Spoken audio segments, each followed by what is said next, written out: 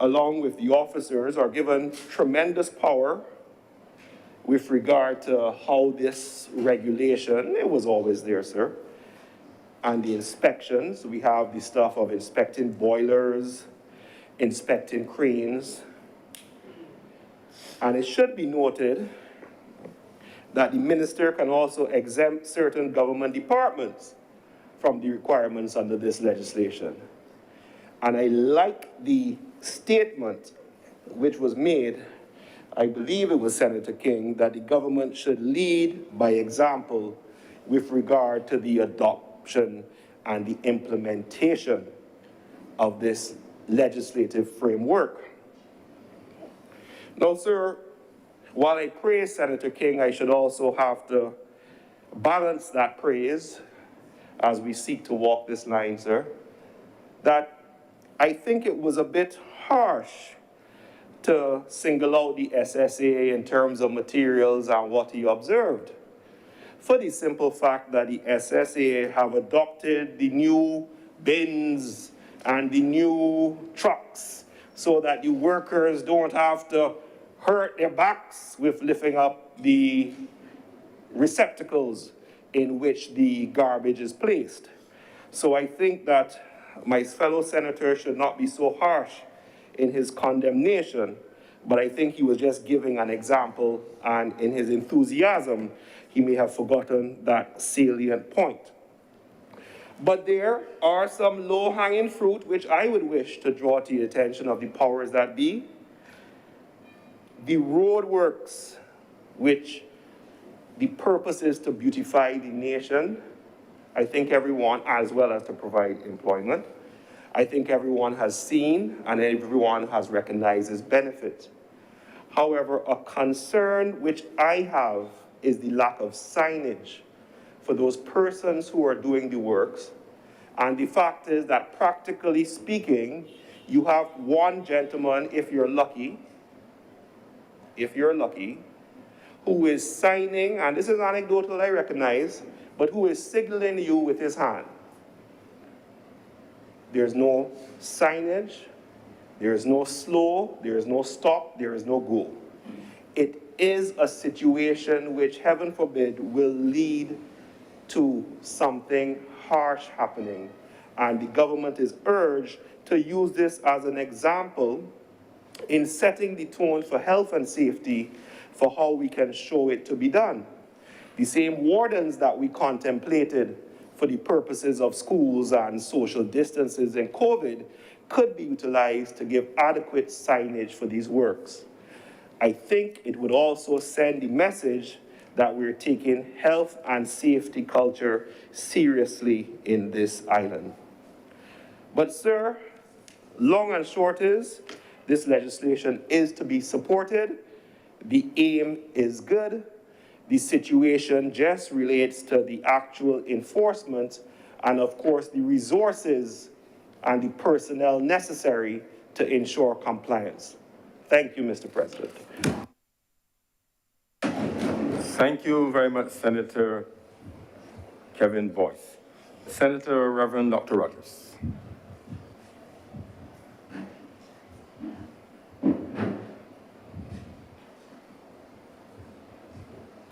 Thank you very much, Mr. President. Good afternoon. I, like the other senators who have spoken before, have every intention to support the bill, the amendment that is before us, and to commend the government for bringing this to the table. I believe we've heard a lot of things that can be added today, but one of the things that I was reflecting upon as I listened to some of the speeches is that passage from that great sage in Ecclesiastes 1 and verse 4. A generation comes and a generation goes, but the earth remains the same. And this is a reminder to us that we learn from each other as time goes by. And at times it is only a cataclysmic event that forces us to make drastic changes. And what I've been reflecting upon as I listened to the debate in the other place concerning this particular amendment is that how we can be going about in our daily lives quite oblivious to the challenges that face ordinary people in this country every day in their workplaces. And it is not a matter of blaming anyone. It's just a case that in our minds, we think that there are some things that are in place. And it's only when legislation like this comes to the fore we realize that it's not. As I listened to the debate in the other place, I empathize with Minister Humphrey when he recounted his early days working in a factory, stuffing pillows, he said, 10 cents a pillow. But it's what was happening in that situation where he made the point that if you got late, your pay can be docked by an hour. Even if you're in the line waiting to punch the card, your pay can be docked for an hour. And it really shows the conditions in which some people function in this country. And we think, and we're just going along and we think it's normative, but that is really exploitation. And then I recalled the story of a young man who was employed in a hardware store somewhere near Bridgetown. And he and some others, at the end of the day's work, were transported somewhere into the country to feed the livestock of the owner without any extra time or any extra pay. And these are things that happen, but you need the little work, you need the little pick somebody home depending on it. And so you just bear it. And I think that it is good that this amendment has come to bring some of these things into focus. Likewise, Minister Simmons spoke about a tragedy in this city, not just a few blocks from here, which we all felt as though it was a part of our family. And that came about because the entrance and the exit was one and the same in that building. And strange enough, sir, a few years ago I had that experience. I was asked to bless an establishment not far from here. A young person was setting up a little salon in one of these buildings. And when I walked to where this saloon was, you had to go up some stairs. I didn't even know places like that existed. But when you got there, there was only the one place you came in. And I just thought, what would happen if something happens here? And sadly, a few weeks later, there was a murder not far from that place. And I'm just thinking, what could have happened had it been something else? So these are things that need to be brought into focus. And I'm happy that we have started looking at them at this point in time. Now, it's crop over season, sir.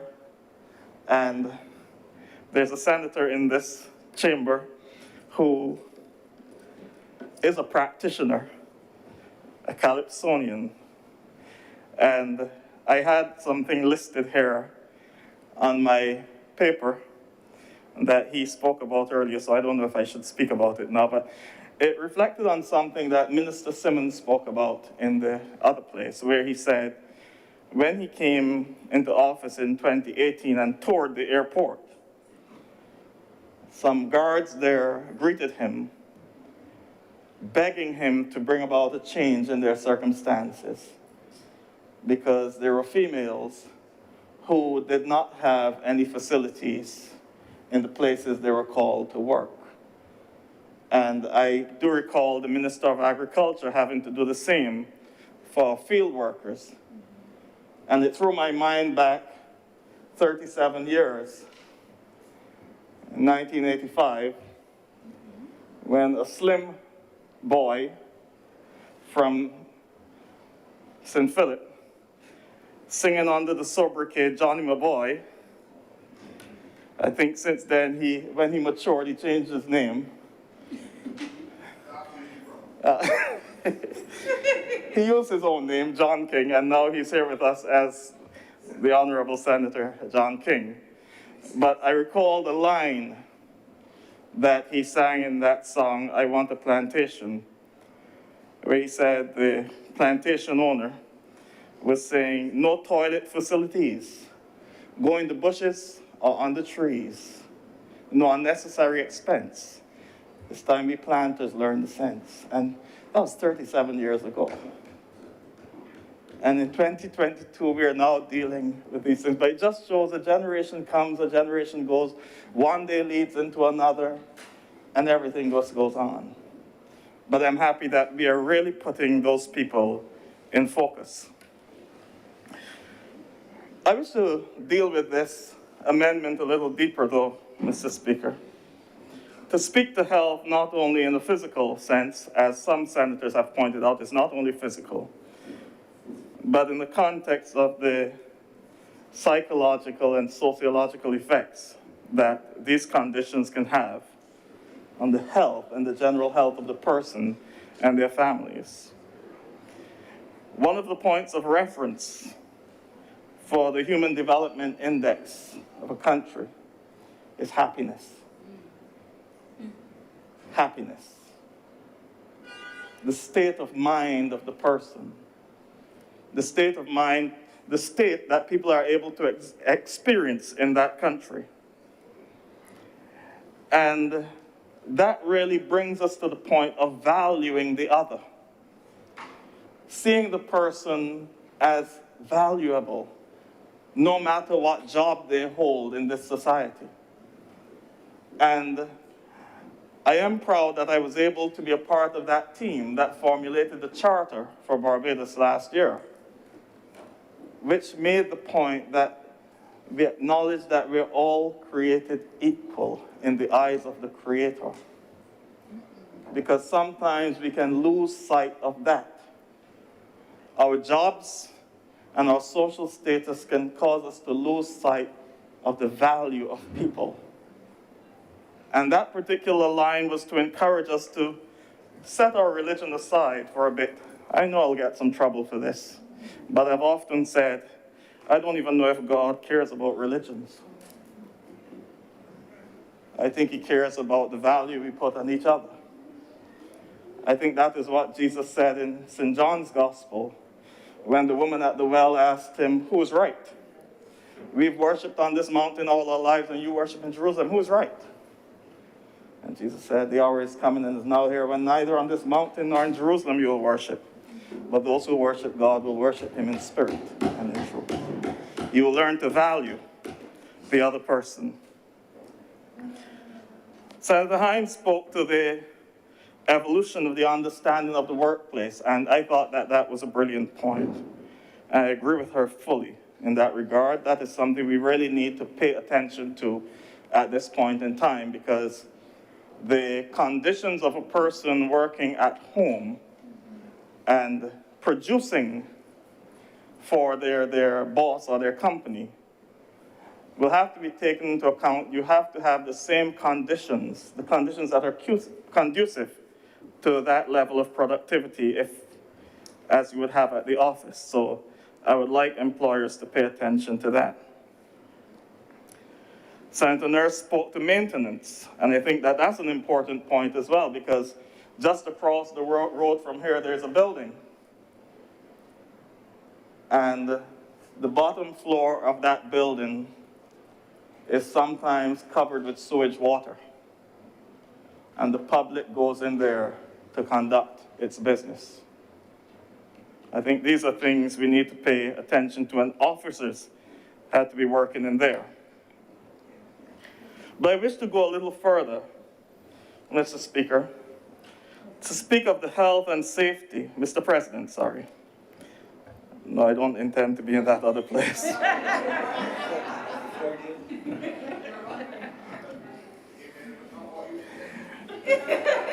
I had the word speak written here, that's why.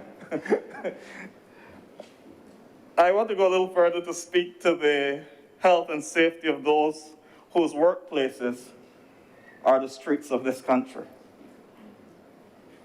Because sometimes we've been thinking of workplace just as a closed space, but there are people whose workplace is the street.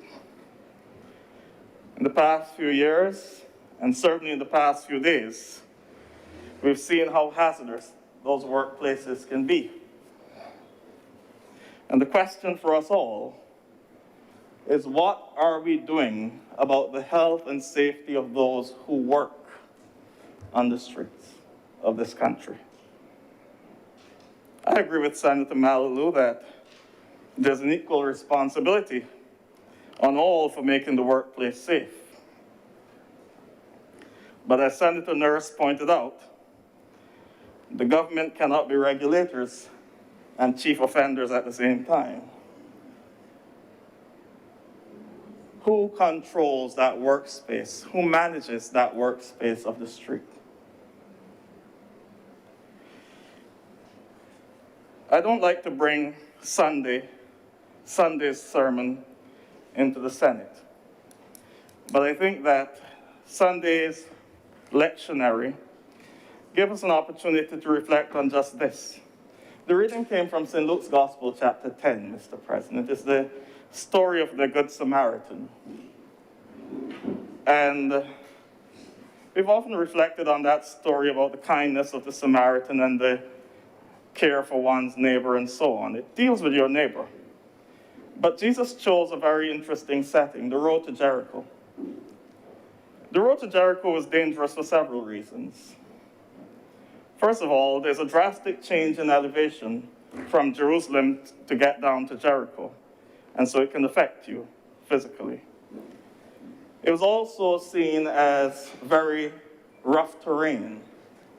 It's a very treacherous road, a place where people can hide, lots of crevices. But in that story, Jesus chose to look at the actions of some Jewish leaders, the priests and the Levite in particular. And the priests there really represented not only the religious class, but the political class, because the priests were part of the Sanhedrin as well. And the Levites would have represented the persons who operate within the temple, the singers and the musicians and the servers and so on. And the point that Jesus was making is that the whole hierarchy of this society passed that man and cared nothing about him. And part of the reason that they cared nothing about him, though he was a fellow Jew, is because they did not consider him to be in their social bracket. And so the road to Jericho was dangerous, not simply because of this drastic change in altitude, nor its rough terrain, but it was dangerous because of the attitudes of the people who traversed it. And I wish to say that our country at this point in time, the streets of our country are very much like the road to Jericho. Because there are some out there who are happy to wait in the crevices and get what they want by whatever means necessary.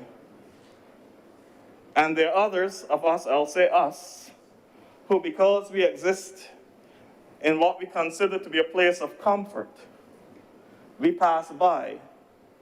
And such persons who are taken advantage of by those bandits are just collateral damage in our society.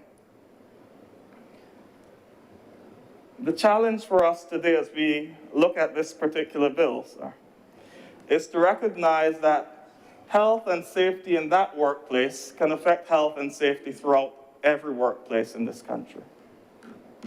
And if we do not seek to fix that, we're going to have a problem in this society. I think we already do. Some will argue, but what can we do? Mr. President, the guns that come into this country, as someone has pointed out, are not manufactured here. Somebody brings them in. They get in via some means. And while we will all like to think that there are clever smugglers in this country who get them in past our authorities, we have to hear the words of Edwin Yearwood in that 1996 Calypso again, Something Greater Than We. He said, the description of drug pushers make them out to look just like we. But can drugs slip into a tight system without any authority? And while small fries like us distributing it and taking life without mercy, take a good look at any system here. Do we look like authority? Change drugs for guns. And so I want to ask the question, I'm just asking questions.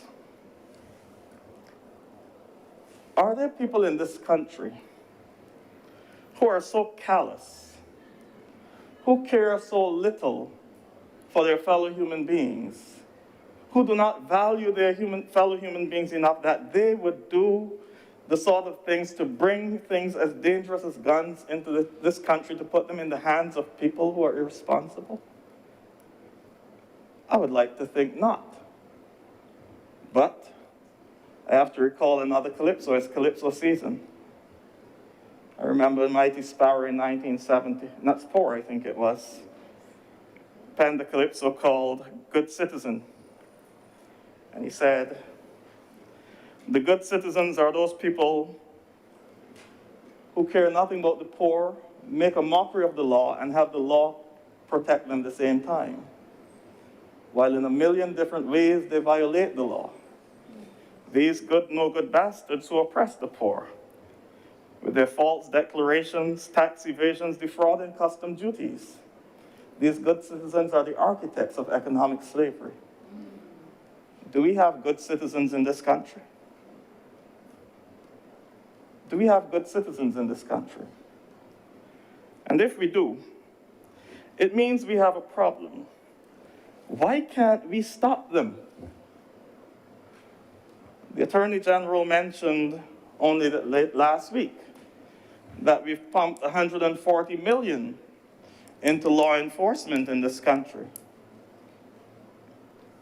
Why can't we stop these good citizens, if there are any? I'm just asking questions, sir. But then again, I have to go back to Calypso. Back to 1985. 1985 was a seminal year for Calypso. There were some very good ones that year. And I can remember another skinny guy from St. Philip standing on the stage of the National Stadium, dressed as a law enforcement officer, with shackles on his hands. And the first line of his song was, "Tell them untie me. I can't take this misery and I'm getting angry. Obviously, if my hands are tied, I cannot hold anybody. I want to be a good example. I don't want to be like the rest.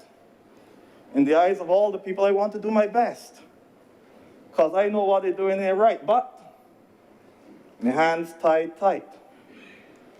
I can't bring anything to light because my hands tied tight. I'm in a high position, but I can't make a decision. Why? My hands tied, my hands tied, my hands tied up." Are there any people in this country whose hands are tied? I'm just asking questions. Because these questions speak to the health and safety of that workplace, of people who ply their trade on the streets of this country. And I'm just using streets loosely, but people in the general public. And if we do not fix that health hazard, it will affect every other workplace in this country. Because we've already heard the appeals from the Tourism Authority, stop the shooting. And we know what happens. We know what happens, even in good times. You only need one travel advisory and everything is done, you know. One travel advisory. So it really says that we have a problem in this society in terms of how we see each other. Because I keep saying, I listen to a lot of reggae like everyone else. I listen to a lot of Calypso. I'm a Calypso connoisseur, sir. But I keep saying, when I listen to the reggae songs from Jamaica, I listen to them conscious that their reality is not ours. This country has invested too heavily in education. This country has invested too heavily in its people for the type of things that are taking place in our streets to be taking place now. And it bothers me that those whom we've invested so heavily in do not see the damage that they can cause to the entire community. It bothers me. And so we have a health hazard right before us now. And it's nothing that really can be legislated. It has to deal with the attitudes of our people.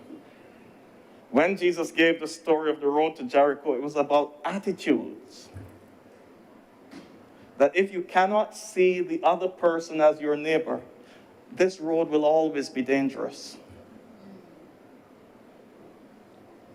If we do not value the other, the streets of this country where people ply their trade will always be dangerous. So a man can't go karaoke at night to clear his head. Had puff of color last Saturday night, so I wasn't going, I was in bed, sir. But I'm just saying, you think of all these mass gatherings and the mindset of people. Those are workplaces too. And we have to pay attention to those workplaces because, as I said, if we do not deal with the hazards there, it will affect every other workplace. And so I encourage us. I support the legislation fully, and I recognize that as time goes by, we will have to add and build as we become more mature as a society. Because, you know, as I said, one generation learns from another, so it just seems as though life moves on, and it's only when something cataclysmic happens or when some generation decides, let's take a step back and look at where we are, that we realize how much needs to be changed. And so I am happy that we have taken this step at this time.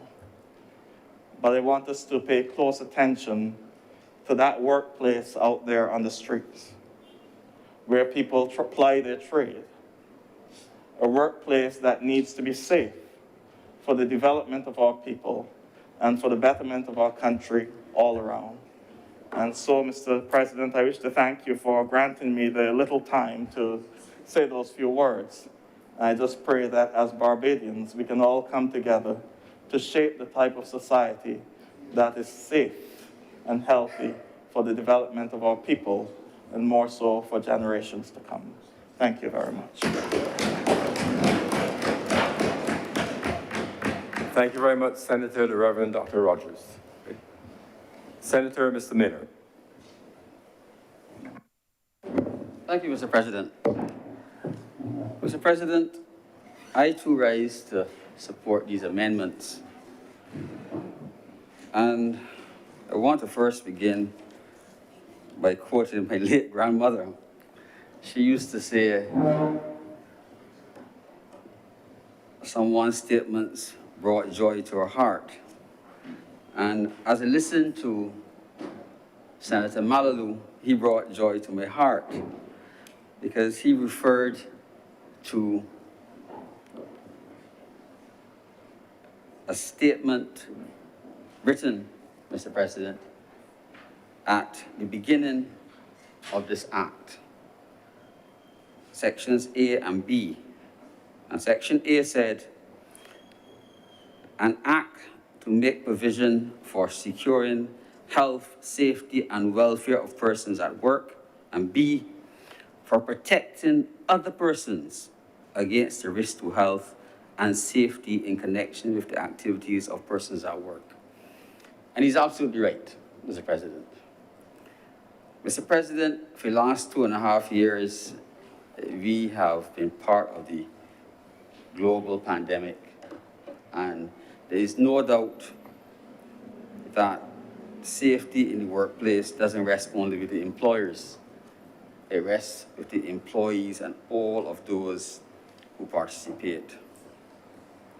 And there is no question, Mr. President, that vaccination, while it will not stop one from catching COVID-19, it certainly, Mr. President, reduces the severity of the disease and the burden on our healthcare system. And those who are listening, those who work in our healthcare institutions who are unvaccinated, who will take the vaccine to travel when it was required should do so to work. Mr. President,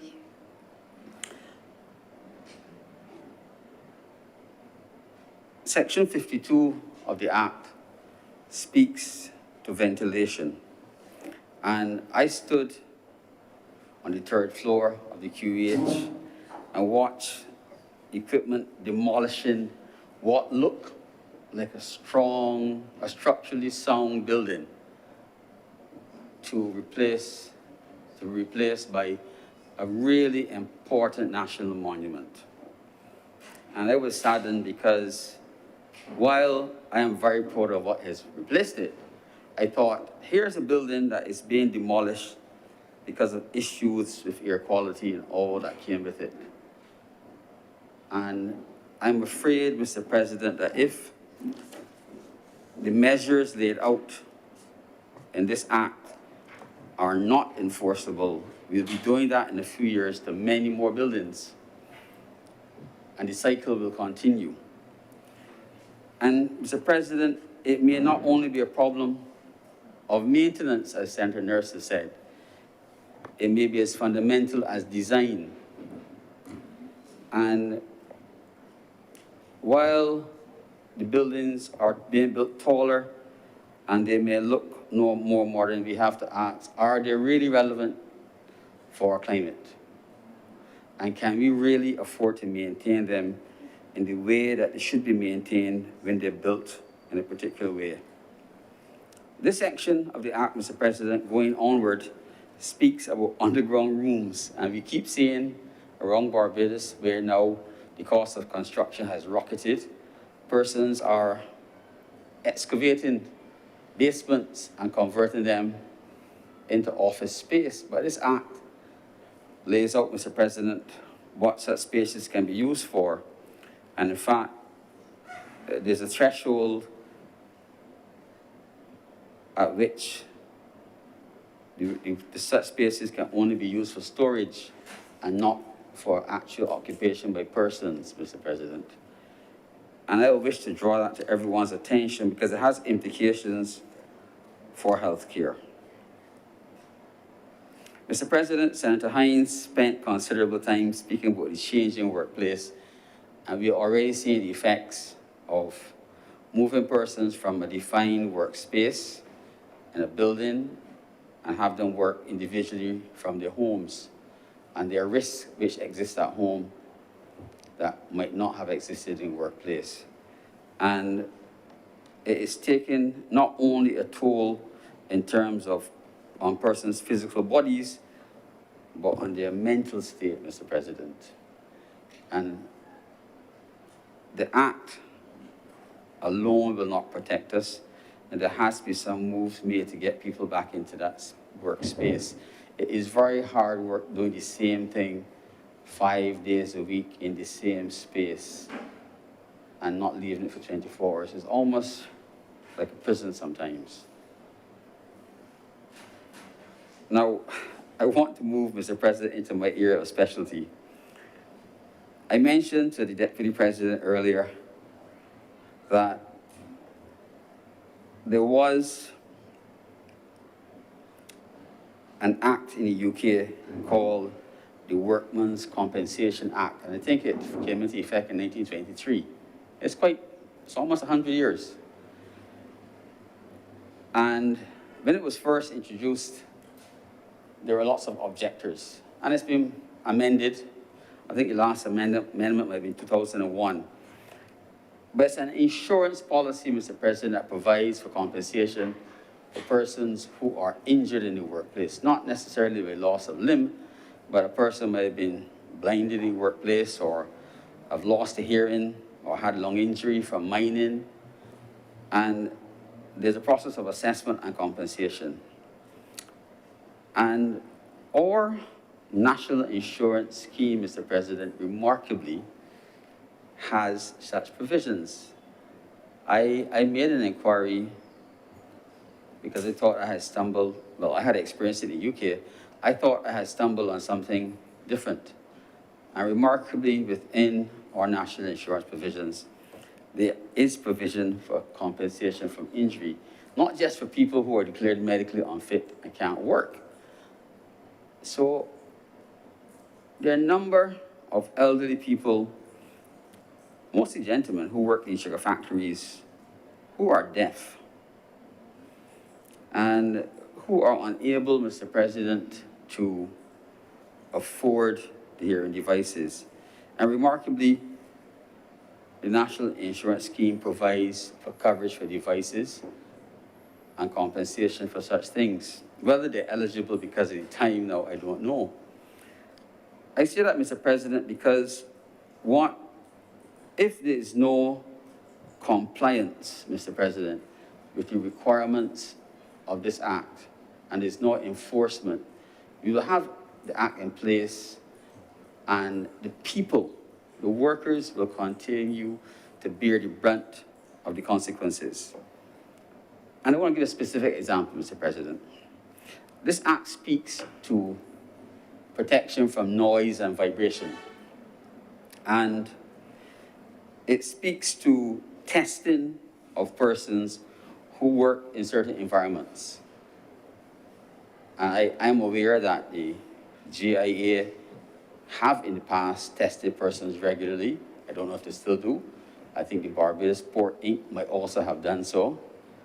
But Mr. President, every policeman in this country is required to qualify.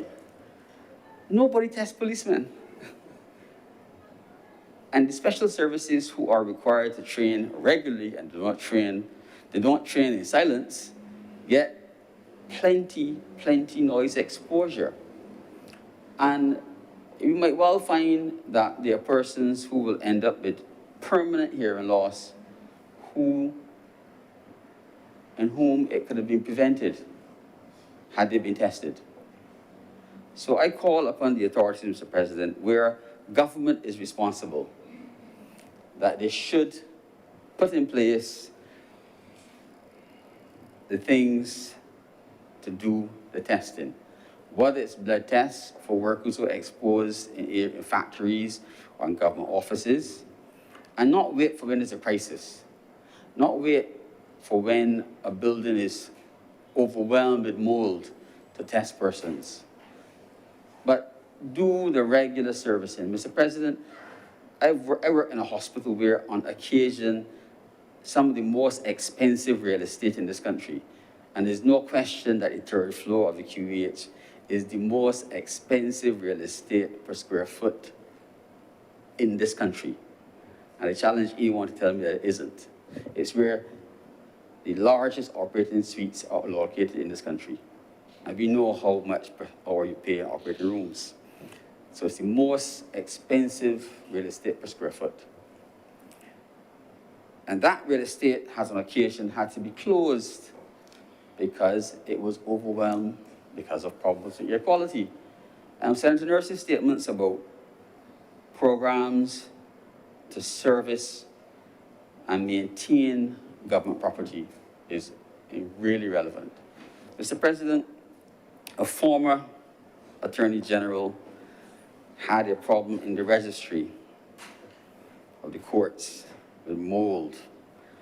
And there was a vote in Parliament, and funding was provided for annual servicing of the air conditioning system. And after a couple of years, it stopped. And the money used to be sent back to the Treasury. And it just says, Mr. President, that even if you put the funding in place, unless there is a system or systems in place that can be checked, and it becomes part of the normal thing, Mr. President, the problems continue. Mr. President, we saw it in the new Supreme Court building. It's as recent as that. New building was built, and just outside the warranty period, there are air quality problems. And the government spent a large sum of money fixing it, hopefully. But unless these things are maintained, Mr. President, and there are schedules for regular maintenance and inspection and air quality, the companies that will grow because of the needs to maintain these places, and to test them will continue to grow, but the workers in the places will continue to suffer. Now, I want to speak very briefly on compliance. I think it was Senator Harewood who spoke of the lack of compliance and seeing people working in tall buildings without the necessary safety equipment. And I was pleased, Mr. President, over the last 3 weeks, while working on the third floor of the QEH, to see that there's a company doing the painting of the QEH, and every worker who is up on that building is attached to a harness. Everyone. Yesterday, I saw a man walking the planks without a harness, and I saw him being called to the side, and he had to put his harness on. And I felt really happy that a company that is working, there's no company that can work close to the A&E than that company, because they're right on the property. They will insist that despite their proximity to the accident emergency department, that the men do the right thing. And that has to be a standard which should be applied across the board, Mr. President. There's no reason why anyone should be working on a tall building in the company, or even for government, that has been in existence for a while and doing the job and not adhere to the health and safety regulations. It only adds to our cost, Mr. President. Mr. President, I'm obliged to you. Thank you very much, Senator. Mr. Millard.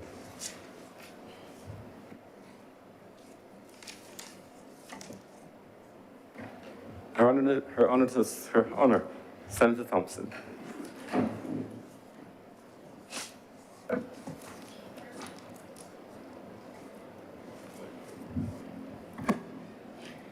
Thank you very much, Mr. President. I rise to support the measure before the chamber and to make some observations in what I think has been a very interesting conversation on an important issue so far.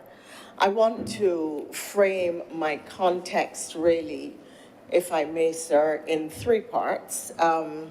To speak to the amendments in the context of the past, to consider the amendments in the context of the future, and then to speak to where we are now. Locating them, sir, in the context of the past, I would wish to congratulate the government for following in strong Labour Party tradition. It is really quite interesting to me as an observer, and I like to think of myself as a peace politician, and certainly a full student of politics, that an administration that has done, or a party that has done so much for the poor and for the working class and for labor in this country is labeled as an anti-working class and an anti-poor man party, when all of the evidence is to the contrary. And therefore, in hearing Senator Monroe speak, and I remember making a speech in similar terms in the other place, and Frondell Stewart, as he then was, he had not yet risen to the heights that he would reach to be number 7, I think he was, as he was fond of reminding us. And he spoke about it. But the point I want to make is this, or to elaborate on, is this, that not only did the Labour Party have its historical grounding and foundation with the trade union movement, that in consequence of it, there was a tremendous framing of what was working class legislation, which emerged even before the trade union movement. And if you go back to the days. And sir, it reminds me today, you know, some of us come to political parties because it is our family tradition. I joined the Barbados Labour Party very deliberately, not just because it was my family tradition, but because having done the research, I was compelled to throw in my lot with a party that had always prioritized the poor. So if you go back to the tradition of the Labour Party, it is grounded in ensuring that workers, that the poor black people, that the working class of this country have improved social, economic, and living conditions, have situations in which they can feel dignity and are placed in positions where there isn't an us and them, but where they feel that they have a stake and a vested interest and are beneficiaries of the social and economic goods in this society and that their own labor generates.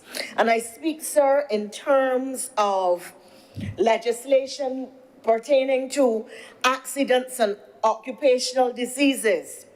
I speak to the early legislation, and my mother told me this is why she joined the Labour Party, or why she became a supporter, because she was never formally, I think, a member, that she was a maid working in Strathclyde. Her children could not come into her because those were the days that you had no access. After a certain time, little black children could not be seen running about on the streets in Strathclyde. And she worked there from sunrise, and some days, depending on what had to be done in the house, almost till sunrise again, without any kind of break, without access to the meals that she prepared for the family, the white family, to eat, without time set for her work, without proper breaks during the day. And when Grantley Adams came and put legislation in place that dealt with domestic workers and sugar workers and shop assistants and people who worked in the small shops all over the city at that time, her living conditions changed immeasurably. Not only was she able to work better hours, but she was able to have a relationship with her children that she could not have before, because she could go home to them. She could supervise them. She could watch what they were doing. She could play with them. She could help with homework. She could help to nurture and raise her children in the way that she wanted. And it was true that in those days she would have had a wider family support and a wider community support, but it allowed her to be engaged in the way she wanted as a mother. Factories legislation, holidays with pay, occupational benefit, the protection of wages, shops and shops assistants, all of this is part of a network of legislation that the Labour Party, various incarnations of the Labour Party under Grantley Herbert Adams, the Labour Party under Tom Adams, the Labour Party under Owen Arthur, and now the Labour Party under Mia Mottley have created, and are continuing to create, so that poor black people in this country who labor can see the benefits of their labor, can labor in conditions of dignity, can labor and earn, can labor and feel a sense of self-worth. One speaker today spoke to it as self-actualization. And therefore I stand today proud of the Labour Party tradition of protecting the working class in this country. And I have not outlined all of the domestic legislation, the labor legislation. I have spoken to it in a narrow context. I am pleased that we are, even as I speak, contemplating making provisions for the improvement of conditions of those who work in gas stations. I'm particularly happy with that one because I wrote that into the Labour Party manifesto of 2018. I am pleased to see that we are discussing even now methods of getting men more involved in the nurture and care of their children by making provision for paternity leave. I am pleased to report to this chamber that already sanitation workers have access to free health care and health insurance provided by this Barbados Labour Party administration. In this iteration, now I believe it used to be done before, but clearly it was stopped, and it is right and appropriate that those who are the most vulnerable, those who work in conditions of risk, those who work to ensure that the rest of us enjoy health, safety, and social well-being at every level are protected. We have to look after them. And this administration is ensuring that it is doing so. So that is, sir, to speak. And of course, it would be remiss of me if I did not also recall and place on the record that it was this administration that has ensured that those who work in agriculture and in the fields have bathrooms and related conveniences for their health and well-being and safety. So I'm locating this legislation. It didn't just drop out of the sky. I believe that it was under this administration that we had the first safety health at work legislation, which came out of previous Labour Party legislation in the Factories Act. So the tradition is strong, the tradition continues, and the tradition is transformational of the lives of those whom it impacts, and we must not underemphasize the benefit. We must not fail to emphasize the benefit which which accrue to workers from this legislation and the amendments here too. It is also empowering because it gives the tools to those in the workplace to understand what their rights are, to speak to them, and for them to say to the employer, well, this isn't exactly right. And that is important, but I will come to that when I speak, frame my comments in the context of the present. Looking then to the future, I have to say to Senator Hines, I am not clear how she did it, but she looked into my head and made part of my speech, and I would thank her therefore for creating the framework then for my wider comments. I see these amendments as the beginning of the change for how we will put legislation in place that deals with the modern workplace. We cannot speak to the workplace unless we understand what changes have taken place, and unless we ask ourselves, what is the future of work? How will it impact workers?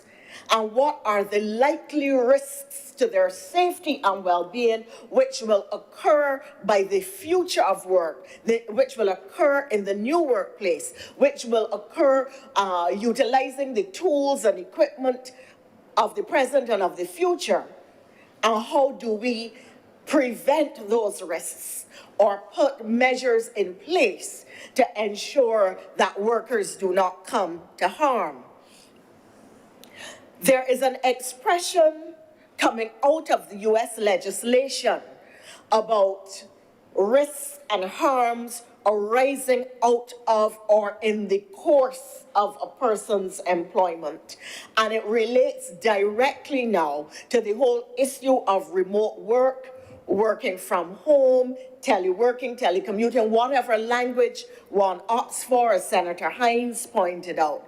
But legislation now has to encompass the home as a workplace, or as an extension of the workplace, as an extension of the place in which the worker does his or her job under the instruction and under the terms specified by the employer. Because when you are in the workplace, albeit that you are in your space, you are still very much under the control. In terms of your terms and conditions of work, you are still very much under the control of your employer. You are still doing their job in the way that they are specifying. And there have been some very interesting cases. Senator Hines spoke about it in a broader context. It has been striking me as somebody who is trained in law and is a former practitioner. I haven't practiced now for some years, but the training still exists. You cannot go through, 3 degrees in legal training and it doesn't stick with you. There are 2 broad areas to which I would want to draw attention. And one of them arises out of the cases, and I'm going to cite some of the cases that I found particularly interesting. There was a case of a man in Europe who got up out of his bed and was going to the place in his house from which he did his work. He's a remote worker, he slept, he gets up, and he is going now to his computer to start work. He trips and falls on the stairs and injures his back. He sues his employer, claiming that he was at work, and wins the case. How do you define the workplace in the context of a person's home when they are on the job? They're supposed to work 8 to 5. It is 8:30. They trip on their stairs and fall, heading into their work office. There is the case of the woman who was the salesperson, lying on the couch talking to the client. She is on her couch talking to the client. Something happens and she jumps up off the couch, trips and falls, and sues her employer. Because as far as she is concerned, she was on the job. She was talking to a client. It was during her work day. That she was prostrate on her couch, alone or with company, is another matter. But the reality is that she, as far as she is concerned, she was in the workplace. I'm not going to speak to the outcomes of these cases. No, but this is the reality. While people are at work, they're doing all kinds of other things because they are in their homes. I have seen a meeting in which I myself have been on a call where I was working, and somebody else in a home in the background came in a state of déshabillé, undressed, sir. The naked, sir, as people say in Barbados. Not being aware that somebody else in the house has a camera on, not being aware of the reach of the camera. And you are in shock when these things happen. But the reality is that with people working from home, they aren't necessarily fully dressed. Some people are wearing only lipstick and a nice top. You can't get up from the computer. And all of these now are creating issues. Theoretically speaking, if you, sir, not me, if you are at your computer conducting a meeting of the Senate or any meeting, and you are wearing a shirt and tie and blazer, but not underwear, and you get up, and persons on the call see you, sir, Now, I will not ask whether this would be a moment of thrill or not, but persons on the call see you. Speaking from a legal perspective, could somebody be sued for sexual harassment or exposure? I mean, these are legal issues which we really now have to start contemplating. And it may appear as if I'm introducing some degree of levity or mischief, but as the work from home becomes entrenched, there are going to be all kinds of nuances in behavior and protocols and rules which are going to have to govern this so as to prevent these realities. I mean, people have been caught on camera doing all kinds of things. There was a mayor in Brazil who lost his job because it was on the news, sir. He was in a meeting, clearly not accustomed to the technology. He did not turn his camera off. A female member, he went to a desk, a conference table in his room, and a female member of the staff of the mayoral office came in and serviced him sexually, and all of it was caught on camera during the course of the meeting. He lost his job. Now, I may be straying a bit, but if you are a remote worker, what level of liability can your employer be exposed to based on behavior which you engage in your home during the course of your workday? I'm going to give some other examples. There was a man who was equipping a home office for work. The equipment came, what do you call them, monitors and so on. And he is walking on the stairs, trips and falls and injures himself and sues his employer because he is doing this in the course of his work. There is the woman who went to her kitchen and tripped over her dog, and she sued the employer. Well, the court said, no, that is going too far. It doesn't matter that this was during your work hours. Good Lord, this is in your kitchen, your dog. We ain't taking that on.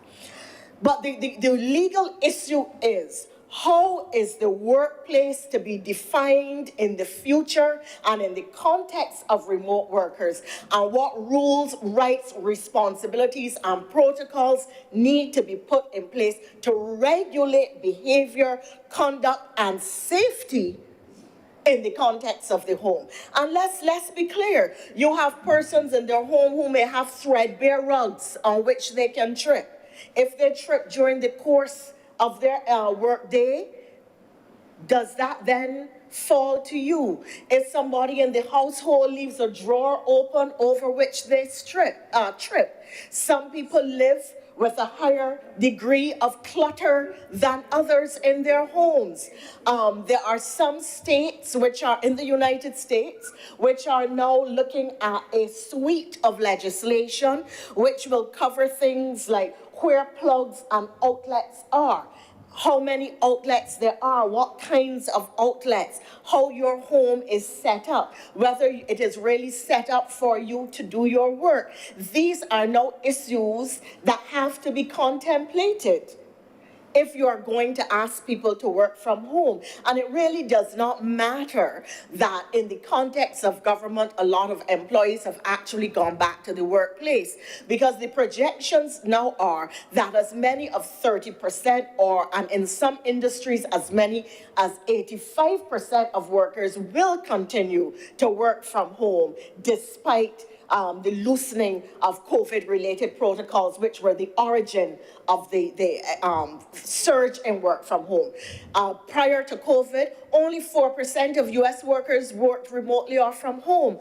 Between 26 and 30% now work from home. That is a tremendous change of the labor market and of the workplace as we understand it, because that 26 to 30% we now have to consider how their homes have become part of the workplace, and therefore what rules relate to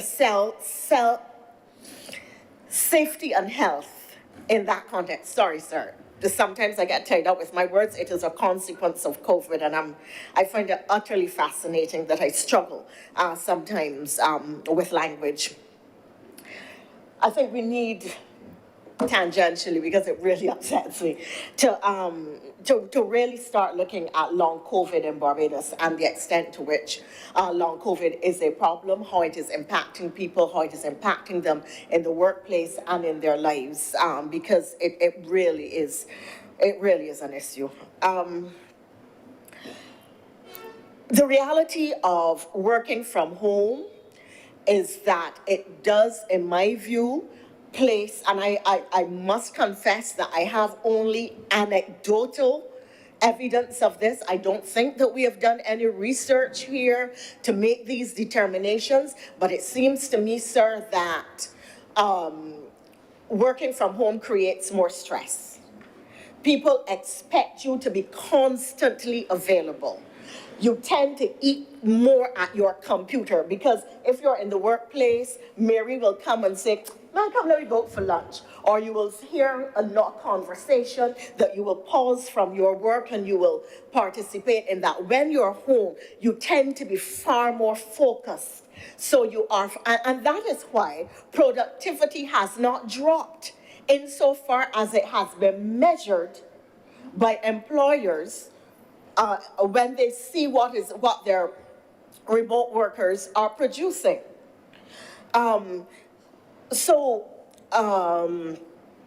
If you are working from home, you're tending to work longer hours, you're probably not eating as well, or not eating well, or not taking appropriate breaks. And I think that also because of the environment, there may be children in the environment, there may be other things that you are juggling and simultaneously managing, rushing to cook for the family, doing other things while still trying to get your work done, meet your quota, do whatever it is you are supposed to do within the context of this day. So there's some sense in which working from home can be more stressful. And therefore, if we're talking about safety and health in the context of the workplace, we have to understand the changes that working from home is creating for the employer and try to address those changes. There is also the issue, and Senator Nurse spoke to this, the issue of equipment. A lot of employers are saying to employees, okay, well, you can work from home, but they're not giving them any additional tools. They're not giving them any stationery. They are not giving them additional laptops or computers or tablets or materials to work from. They're not paying the additional electricity or telephone or water costs. The employee in many instances is being expected to carry that cost out of their own resources. And I could go on talking about the extent to which working from home can impose costs on an employee that really are the employer's costs, but which the employer is managing to avert or avoid by having the employee work from their own home, while being just as productive or more productive. Equally, they are not paying rent, or they're paying rent for smaller office spaces. They're not paying as high, this is the employer, they're not paying as high utilities because they don't have the same number of critical mass on bodies in the physical workplace. All of these things which are now are matters which are now ripe for investigation. And I know that government has established a number of committees, including that on disabilities, which is being chaired by Eddie Hinkson, my cousin, MP Eddie Hinkson, Member of Parliament for St. James North, which is going to look at how persons with physical and mental disabilities are being provided for, not just in the workplace, but the extent to which buildings and workplaces and public spaces are accessible to those who are differently abled and to those who have disabilities. And all of that is now going to inform how we define the workplace in the future and how we address workplace-related issues. So I think senators are mentioning it today, this issue of working from home and its broader implications and the fact that we need to develop legislative and regulatory frameworks which deal with it. But there must be a conversation first with the unions, with the country, with employers and employers' organizations and representatives, as well as with labor, before we can think of amending the legislation, because this is a major cultural change and a major change from that to which we are accustomed, and we have to contemplate it and think very carefully, because it's so new, it's and evolving, that we want to get it right. So while I don't share the view of the senator that at this stage the Shaw Amendment should have provided for that, I don't think that there has been enough mature discussion. I don't think that we have enough of an understanding of what is being put in place globally or in the rest of the region, or indeed what is required and what the cost of it will be. And with that, I turn, sir, to the present. There is a cost to doing business. Every time there is a change of legislation, whether it has to do with putting a minimum wage in place or legislation which requires the employer to ensure the safety of the employee, there is a hue and cry from employers about how you are making it more expensive for them to do business. The reality is, sir, and Senator Monroe Knight spoke to it very articulately.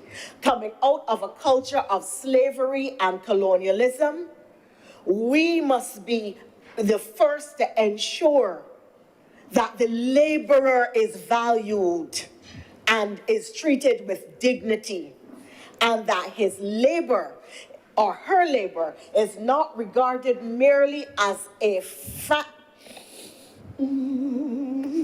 factor of production which makes profit for the employer, but for which the employee is entitled to nothing. There is a cost to doing business, and part of that cost is keeping your employee safe, because that employee allows you to make your profit. Why then would you not want to look after your employee?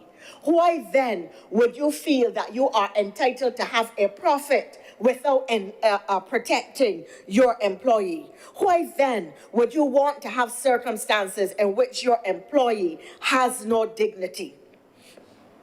There is a cost when an employee is injured. It falls to the state.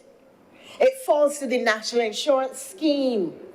And the monies that you pay in for a single employee do not at all come near the level of compensation, the healthcare costs, and the cost of protecting or keeping that employee safe once they're injured. And we know that there are particular kinds of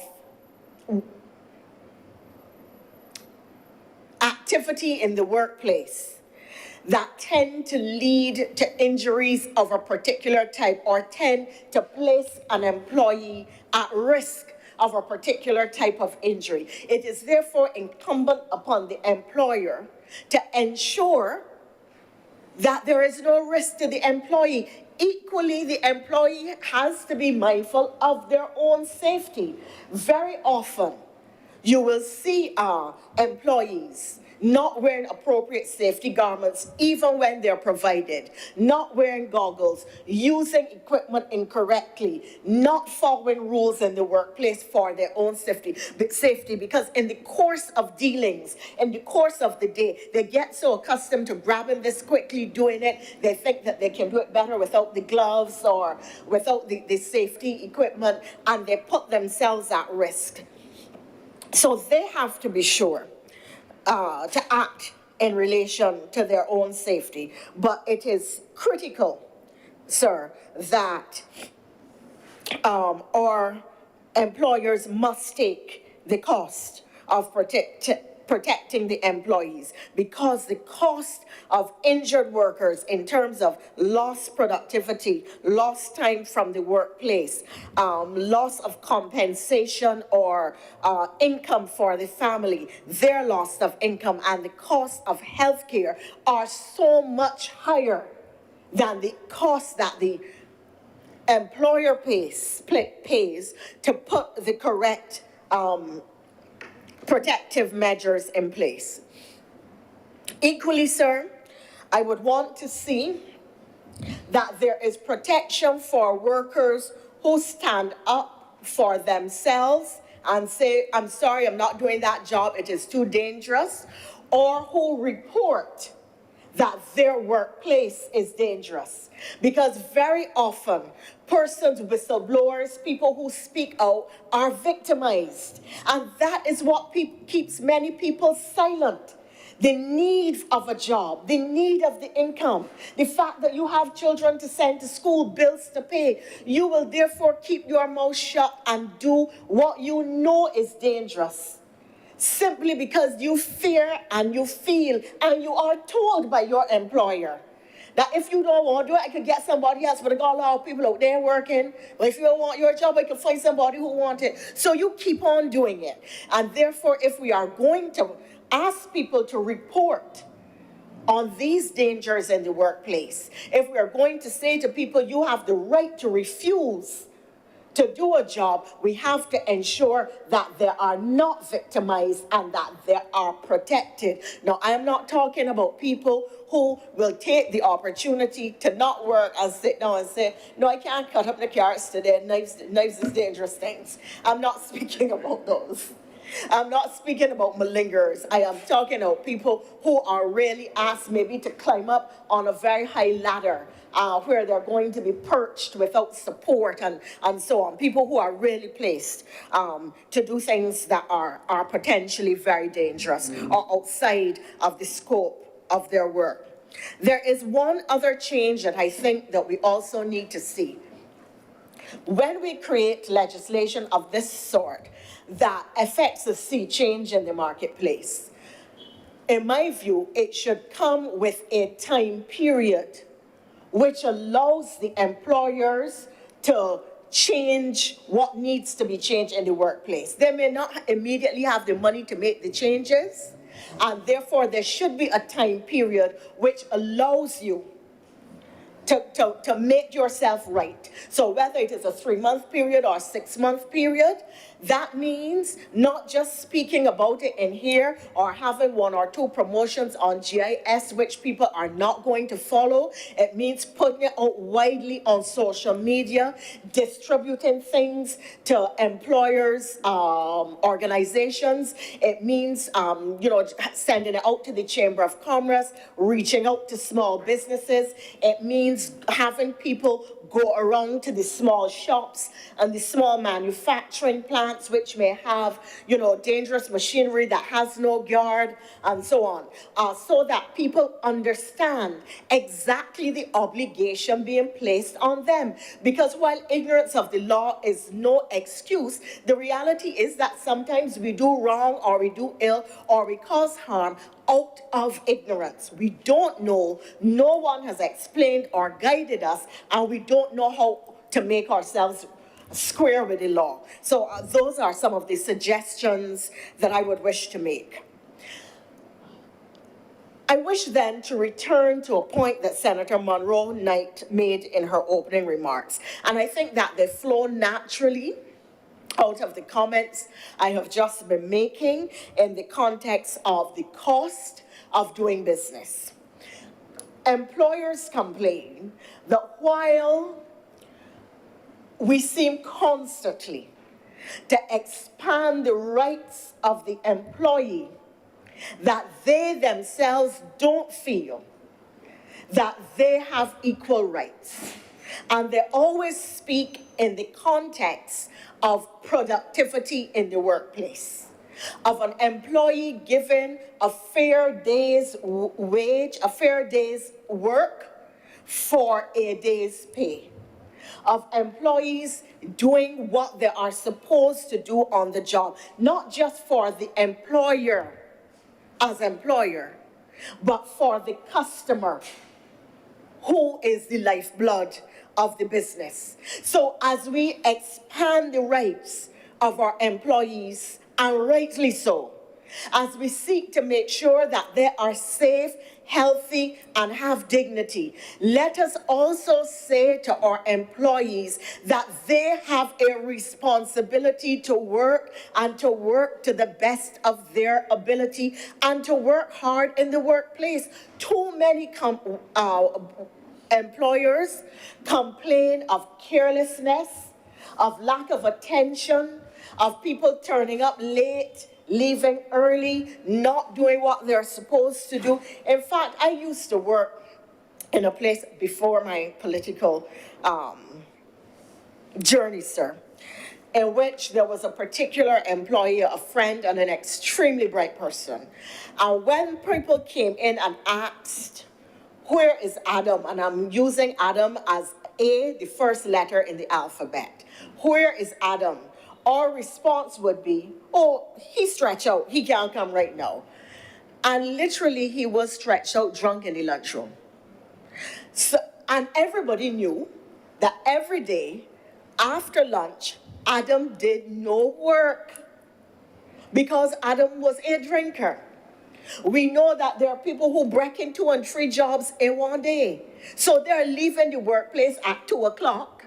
They come in at 8. They have lunch 12 to 1:30.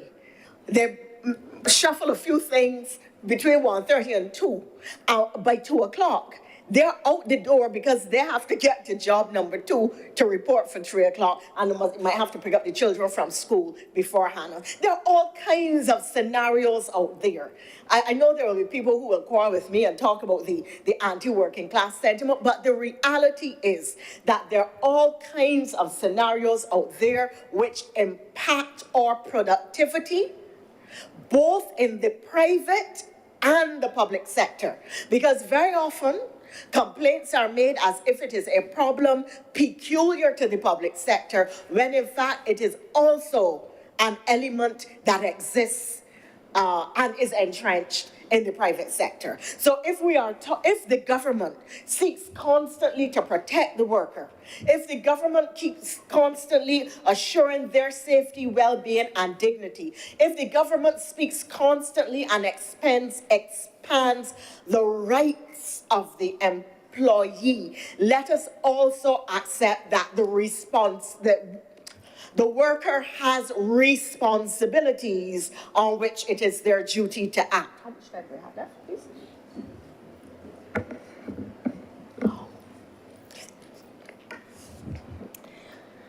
So, sir, I made the point earlier that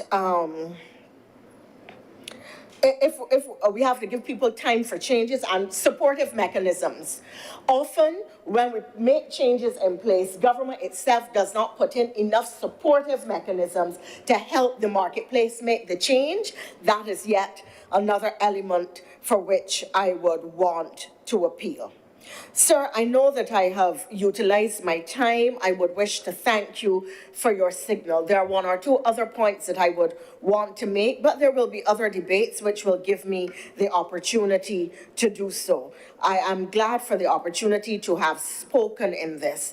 I think there's one last element, and that it is a question of safety with technology for the worker and the workers' families. Very often there are persons or there are workplaces that have highly confidential material relating people's personal, and when the worker is working from home, you have to, where computers may be shared amongst family members, you really are going to have to protect the customer and those whose material is going to now be on the computer in the family home as part of the whole environment of safety. But strictly speaking, that does not fall within the safety of the employee, but it does fall within the context of the safety in the workplace and the safety of the customer. So I felt that it was important to make that point at this time. The culture of work, the place of work, the role of the worker, the nature of work, as we understood it, is in evolution right before our eyes. I'm glad to have lived, to have seen these changes, and I wonder where they are taking us. It will be interesting, therefore, as a government in this time, for us to recognize that thinking out of the box and looking to the future and creating new environments, new regulations, new rules, new rights, new responsibilities that protect our workers and reshape our marketplace into the modern world so that we are competitive, so that we are effective, and so that we are successful as a country is part of the very important work that this administration is being called on to do. I am glad to see, sir, that this party is embracing its history and its tradition of the protection of the poor working class in this country and the elevation of the worker to a position of dignity. And it is in that context, sir, acknowledging that Sir John is a frustrated Calypsonian, that I give my support, and that Senator John, I give my support to this measure, sir.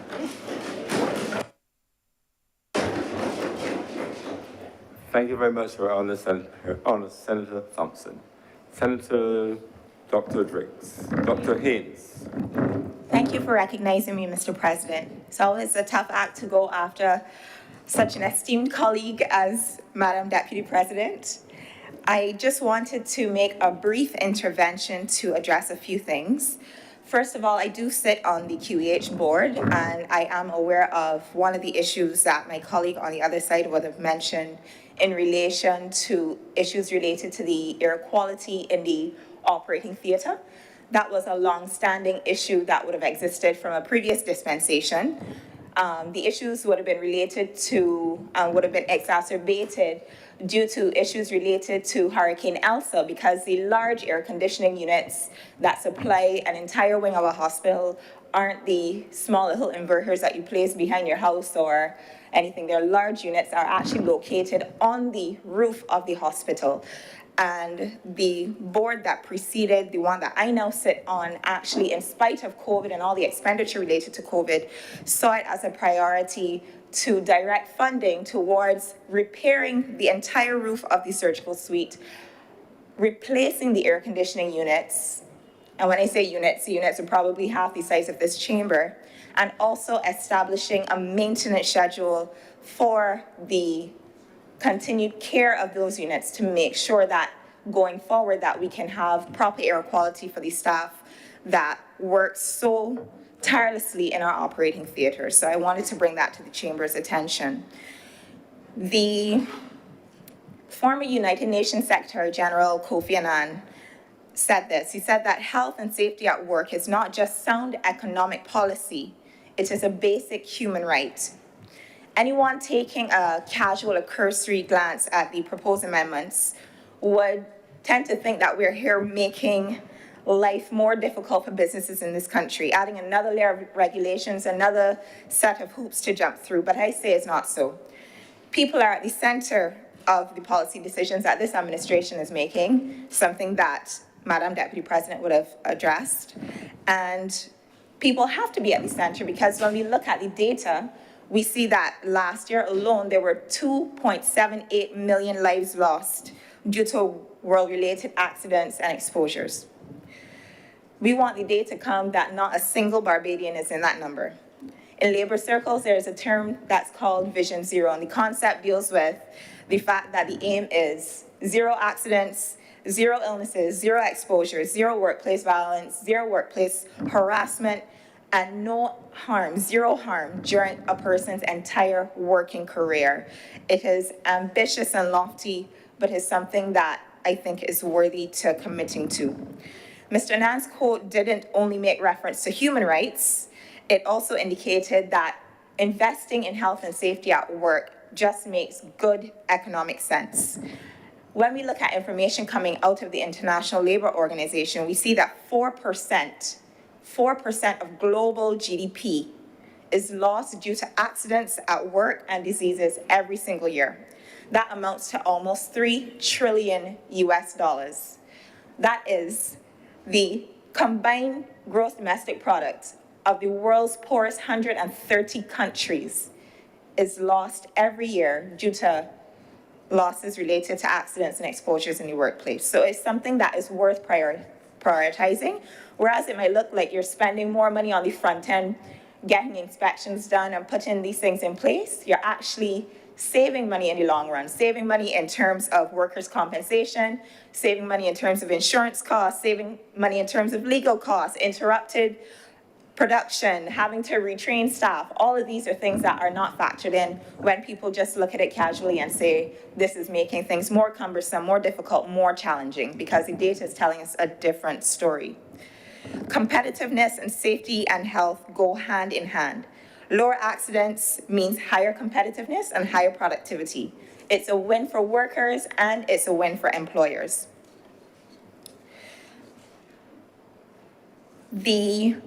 In 2005, a previous Barbados Labour Party administration, as we already heard, would have come to this chamber to pass the original Safety and Health at Work Act. And we are here in this dispensation to make amendments and regulations that will follow subsequently, that will be gazetted, to suit our current context.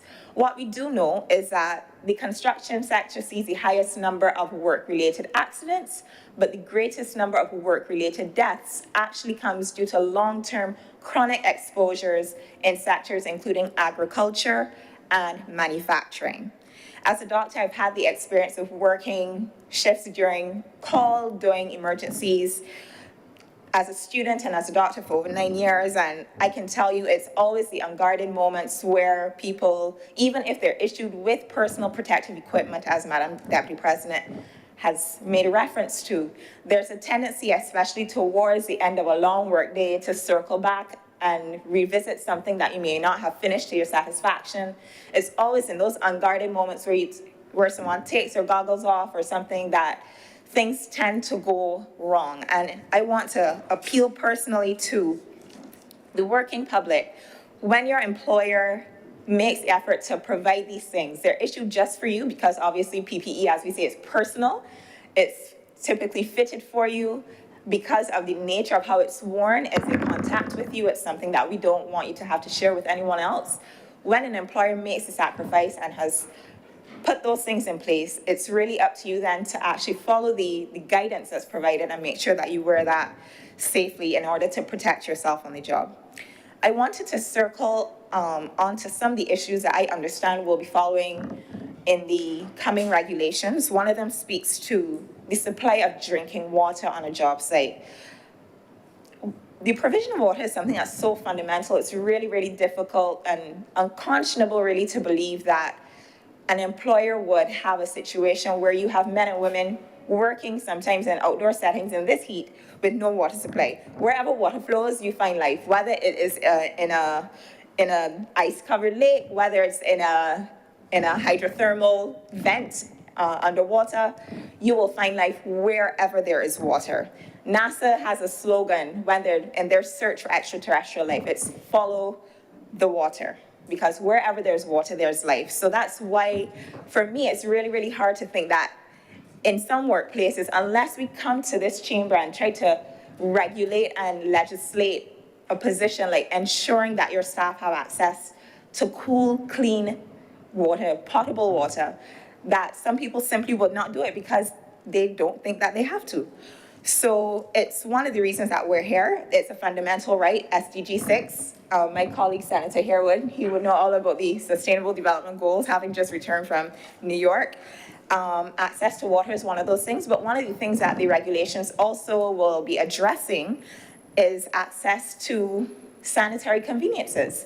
That is just a really fancy way of saying access to lavatory, access to having even waste disposal. And on top of having the actual physical bins or a physical toilet, toilet breaks are also important. And it's one of the things, you know, I think back even to primary school where you had to ask permission to go to the bathroom and that kind of thing. You know, we take for granted as people who might largely work in the corporate sector that whenever we feel like taking a break, we can. For some person who's in a field or factory setting, we want to make sure that we actually have it put in place that employers don't encroach on people's right to access sanitary, clean bathrooms, have soap and water to wash their hands, have access to toilet paper, and all of these things have to be provided at no cost to the worker. Managing menstruation. Now, this is something that I am heavily invested in another part of my life, but it's an overlooked issue in the workplace as well. Like I said, we tend to take it for granted. Many of us will come out of a corporate background and we wouldn't tend to pause to think about what other people have to live with. But we want to remove the barriers, the social barriers, the environmental barriers to women and girls being able to access the sanitary things that they need to manage themselves with dignity. Because the reality is, if a woman, let's say a field laborer, doesn't believe that when she's on her cycle that she will be able to manage herself properly if she has to go under a chair or something, she might simply skip work. So this, once again, may look like you as the employer spending more money on the front end, having to install plumbing and having to get Rent-A-Killer Initial to put bins in place. But at the end of the day, when you consider 800 million women menstruate every single day, all right? 1 in 4 women will be menstruating at any given day.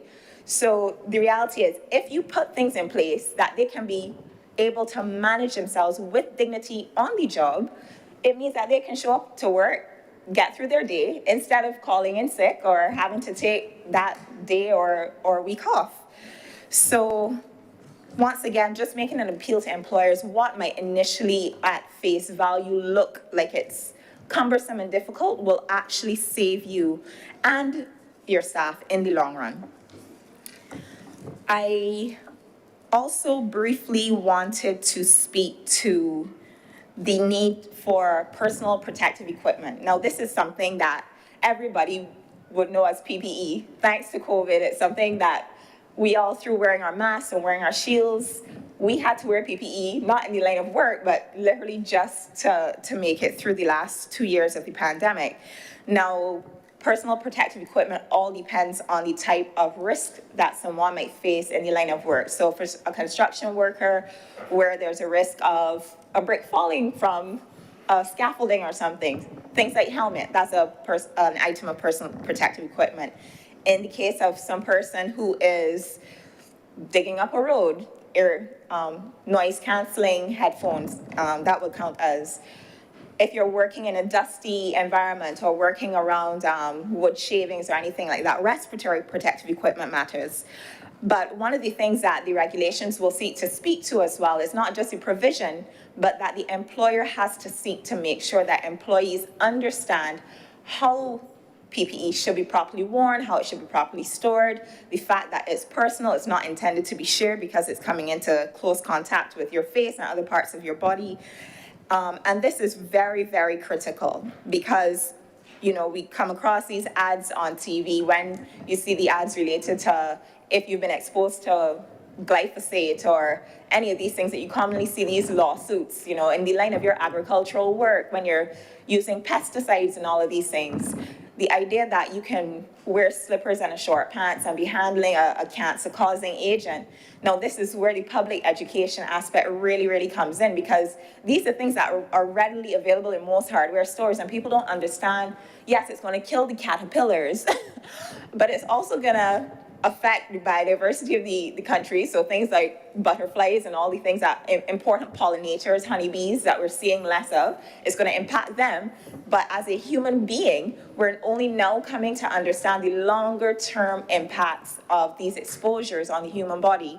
So I just want to appeal to people not to take it for granted. And, you know, if you're self-employed, if you're a small farm or something like that, it's also incumbent upon you to do your own research and to protect yourself, because that's one of the things we've actually laid out in the regulations. It's on the employer to do that research, and if they're not in a position to do that research, to hire someone who can give them the appropriate guidance so that their team will know how to protect themselves, because they don't want that somebody circles back in 5 years and 10 years and says, I have a lymphoma, I want to get paid, all right? So the bill has been extensively debated. I've enjoyed the contributions this afternoon, and I won't delay the House any longer. Thank you for your time, Mr. President.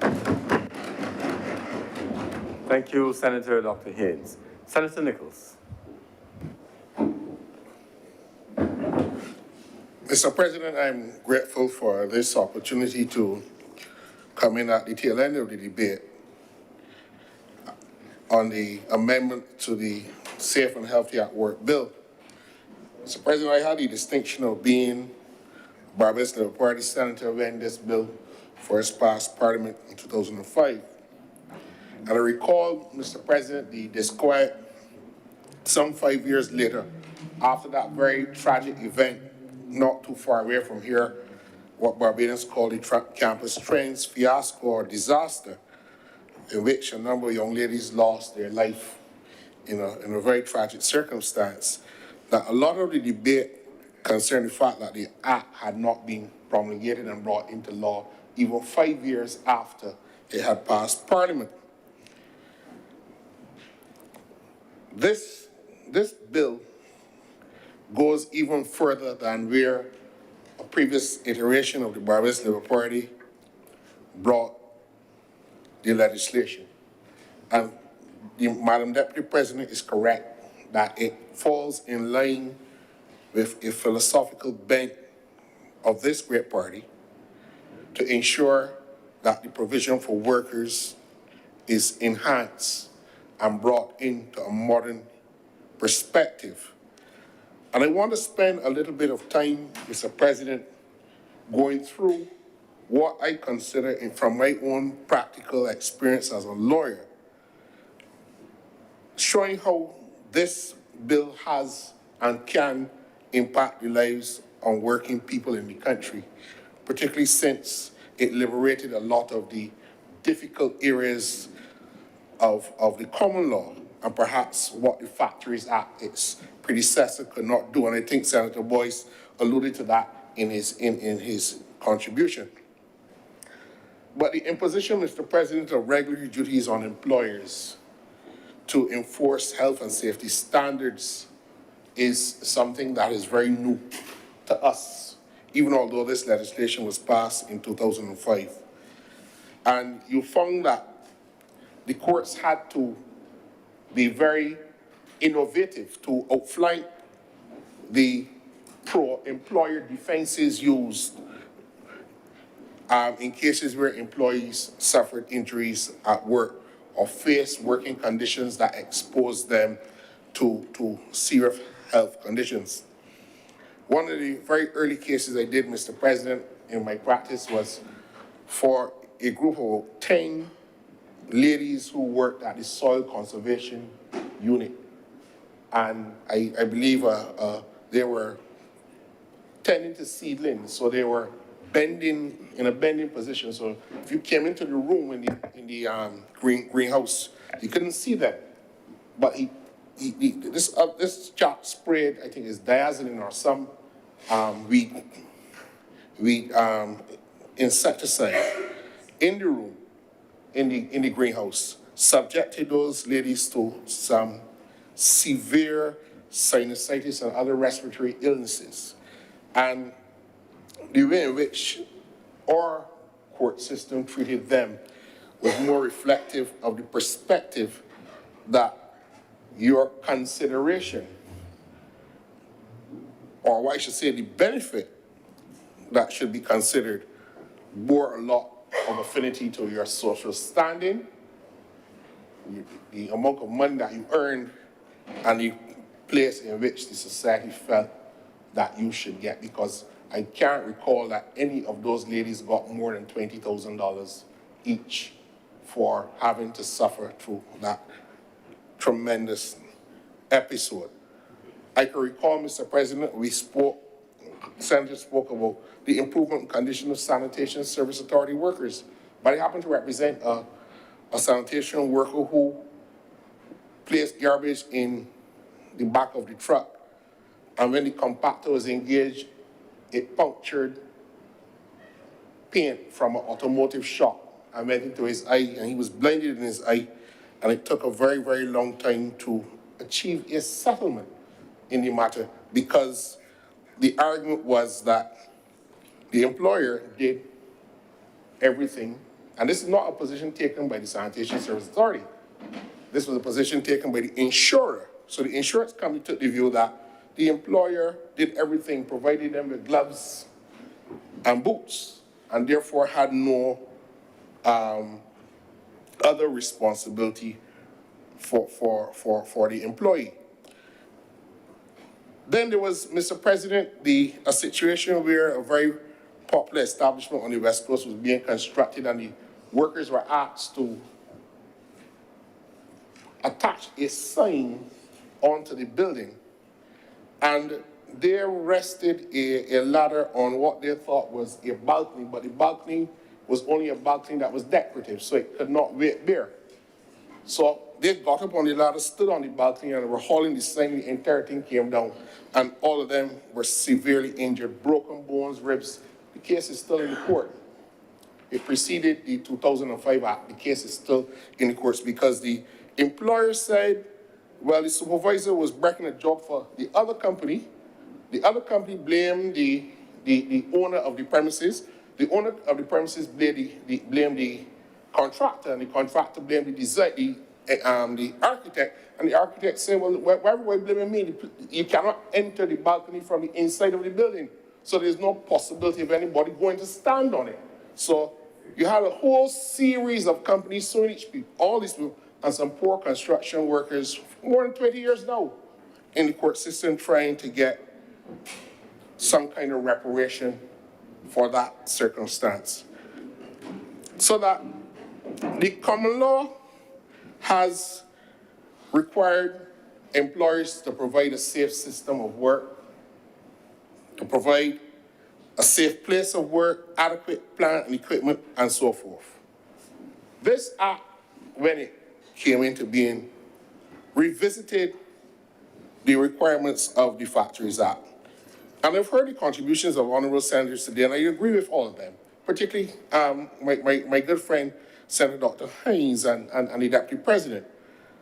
But to my mind, this piece of legislation bears too much familiarity with its origins, in that a lot of the provisions of the Factories Act still remain in this legislation. And when we speak about modernizing the regulation of workplaces in Barbados, I think it is time that we have to come back to this legislation, revisit it, because I know the purpose of the amendment today is in effect to give support to Barbados's commitment to the International Labour Organization decision in June of this year to import a whole new framework, regulatory framework for the workplace. And it should find its place in the Act. But when we go back to the Act, the language of the Act and its origins, to my mind, are still troublesome. You still see, despite that we have abolished the Factories Act, there's still references to machinery. And large provisions of the Act speak to machinery and the provision of fencing and guards on those machineries, chains and ropes, like in Section 20, cranes and lifting and hoists and steam boilers, and things of that nature. Now, I'm not saying there are not persons and people in Barbados who are not employed in a factory today or employed in a situation where there are steam boilers. But certainly, these provisions, when they were first brought into law, found themselves because it was necessary.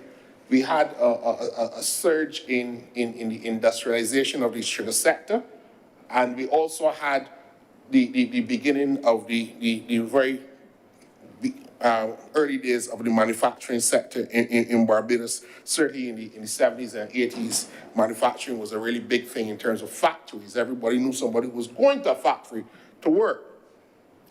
And the Act still speaks, Mr. President, to the designation of a factory doctor in Section 75, so that the tenor of the legislation still speaks in a large way as if we took the provisions for health and safety, dumped them into the Factories Act, and call it the Safety and Health at Work Act.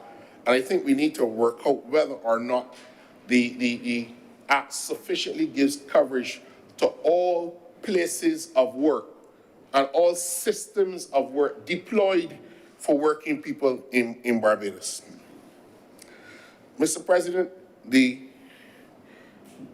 fire safety requirements in the current legislation also contemplate that we're dealing with a factory, because Section 34 still defines the requirements of the Chief Fire Officer to issue a certificate of fire safety to a factory or such other class or description of the workplace. So that, again, the predominance of the factory type consideration prevails through the Act. Mr. President, I have a concern that we are giving the policymaker, the chief technical officer responsible for the creation of policy, which is the chief labor officer, too much of a regulatory focus as well. I'm not saying that the office of the Labor Department or the officers of the Labor Department are not equipped to do so, but sir, I'm mindful that the chief labor officer is mentioned as the person to administer a number of pieces of legislation, some of them of recent and more recent vintage. The chief labor officer is the first person who the Employment Rights Act requires a dismissed employee to complain to. The discrimination in employment legislation presents that case as one that has to start before the chief labor officer. The sexual harassment legislation, and again, this gives a whole suite of regulatory responsibilities, administrative responsibilities to the office of the chief labor officer. They can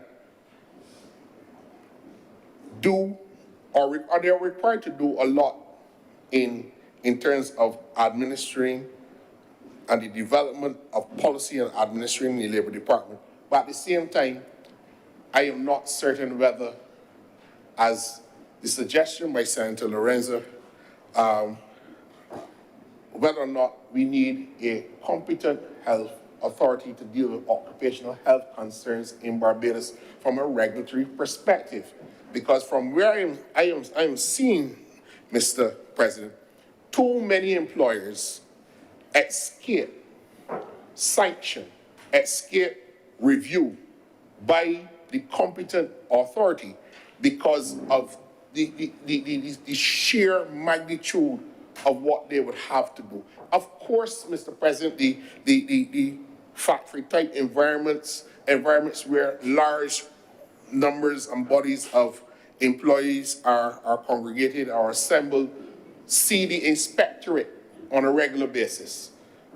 And we know what those types of industries are, but there are workers, Mr. President, who suffer. And I heard mention today of the construction workers in the sector. And this government, Mr. President, and I will say this because a manager of a construction company called me shortly after my return speech when it came back to the Senate in March, when I made the reference about things about the Employment Rights Act. And he thanked me because apparently the Labor Department had started to make inroads into requiring tenders for construction projects, the construction companies who submit tenders to do work for government, to commit to a number of checks to ensure that the labor clauses, Public Contracts Act provisions were being applied. And I'm not saying that it was as a result of my contribution to an earlier debate, but certainly there has been a long concern that a number of companies in Barbados have been able to underbid and procure work from government on the basis that they can pay and treat the workers as they like because there is little maneuver for them, room to maneuver for them in terms of mitigating the conditions on which they find themselves. So that when I see things like the provision of sanitary conditions and drinking water prescribed in regulations, these are things that normal people in Barbados, Mr. President, have to endure the indignity of going to work and not being afforded these conditions. And I'm happy that the Chief Labor Officer and her department, I believe that meeting was sometime in April that it was convened after I spoke. So my colleague, my schoolmate who runs a construction company was able to locate the actions of government based on what he perceived that I had said. I can't speak to you, Mr. President, in the way he spoke to me because the language would not be permitted in the chamber. But certainly it was startling to know the list of things that they had to deal with in terms of trying to match the low cost of bids really taking advantage of working people in the country. Mr. President, so therefore I want to make the call that we have as a people to revisit the situation of labor in the country and to take into consideration all of the valuable points made by senators today. But I certainly do not believe, Mr. President, that the administrative and the policy-making capacity of the Labor Department should be added to by way of the regulatory work that has to be done to ensure that workers are protected in this country. While I consider a lot of the work being done by the Labor Department to be of yeoman service to the people of the country, I believe it is time to liberate them and to give the inspectorate in the Labor Department its own, more resources to ensure that all of the workers in Barbados are protected. These regulations that we speak to, Mr. President, there are regulations that speak to fuel stations in Barbados. Now, this requires, these fuel station regulations refer to what we popularly and commonly call gas station attendants.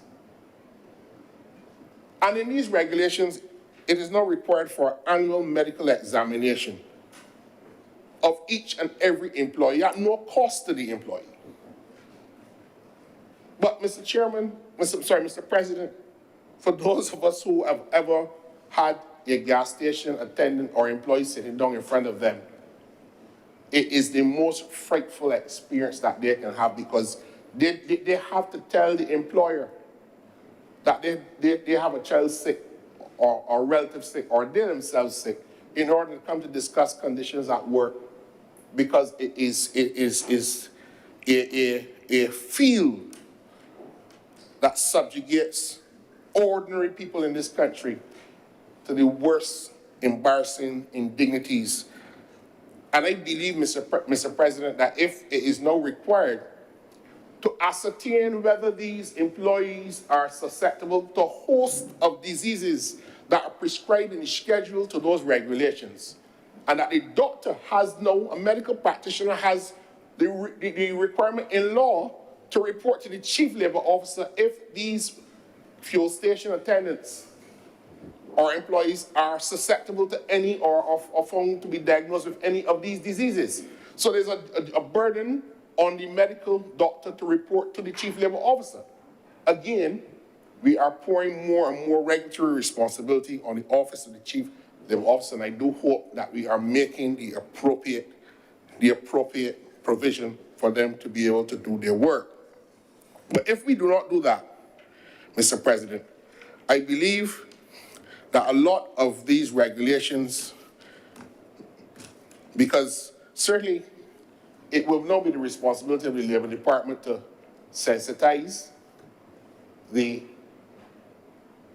employment, the employers through the Employment Confederation, through the social partnership, through the work of the Public Information Department as to these regulations and how they will change really the character and nature of work in Barbados. But the Chief Labor Officer has a lot of work to do to ensure that the employees themselves understand the regulatory framework in which they are required to exercise their daily functions and the rights that are pertinent to their conditions of service and the rights that they are entitled to as employees.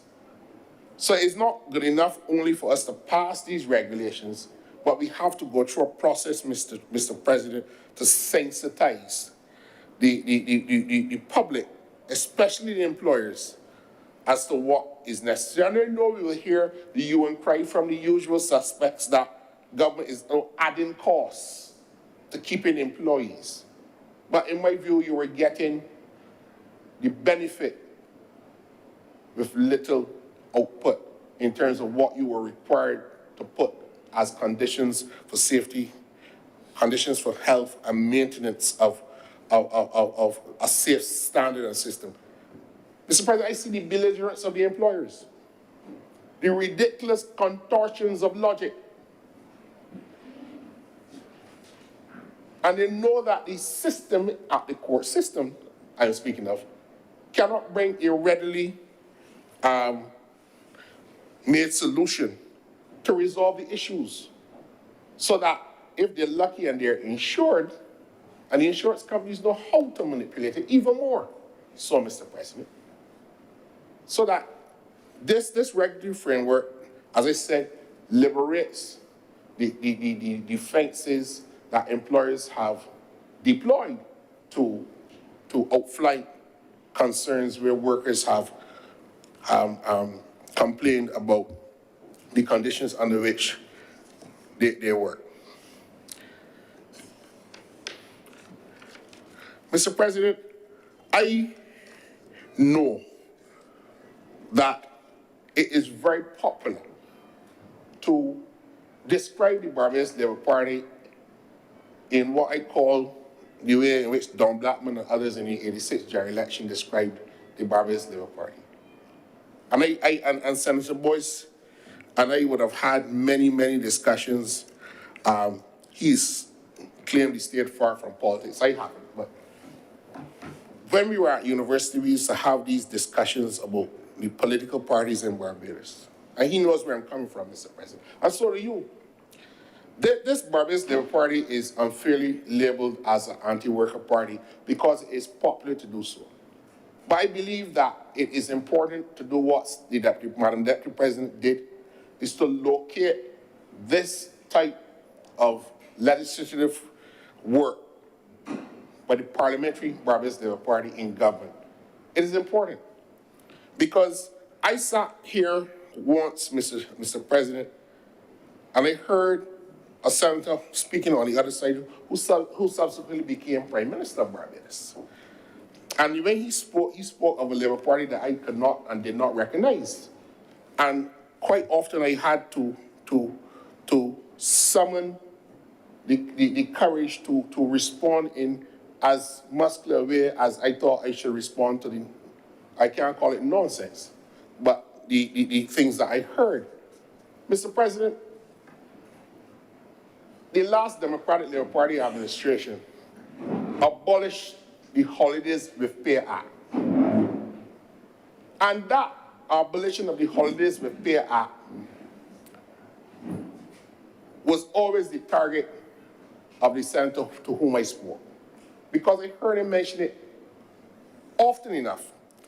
And when I looked at the abolition of the Holidays with Pay Act under the last Democratic Labour Party administration, every single provision of the Holidays with Pay Act that was passed by Grantley Adams administration was left intact by the new Holidays with Pay Act, save and except the schedule for calculating the payment of the holidays with pay.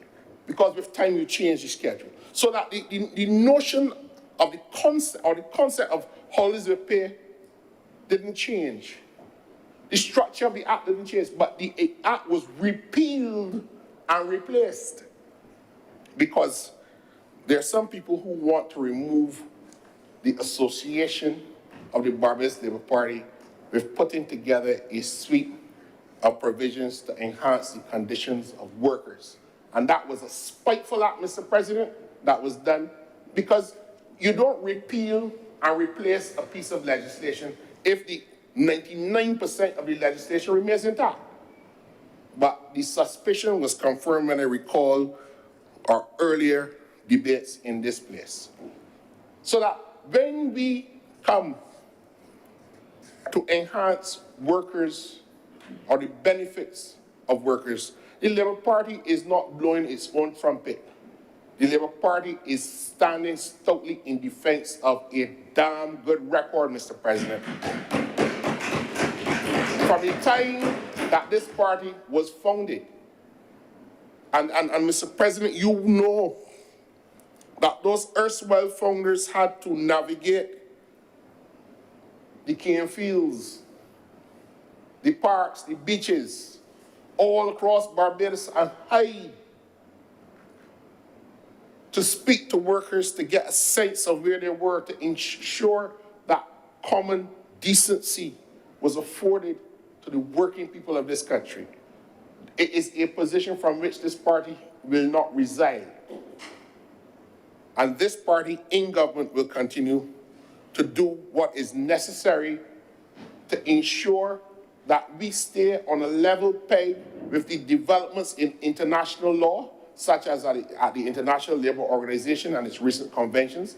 And indeed, the minister and his team should be complimented for moving with such alacrity that a decision that was passed to elevate safe and healthy as a fundamental right of a worker.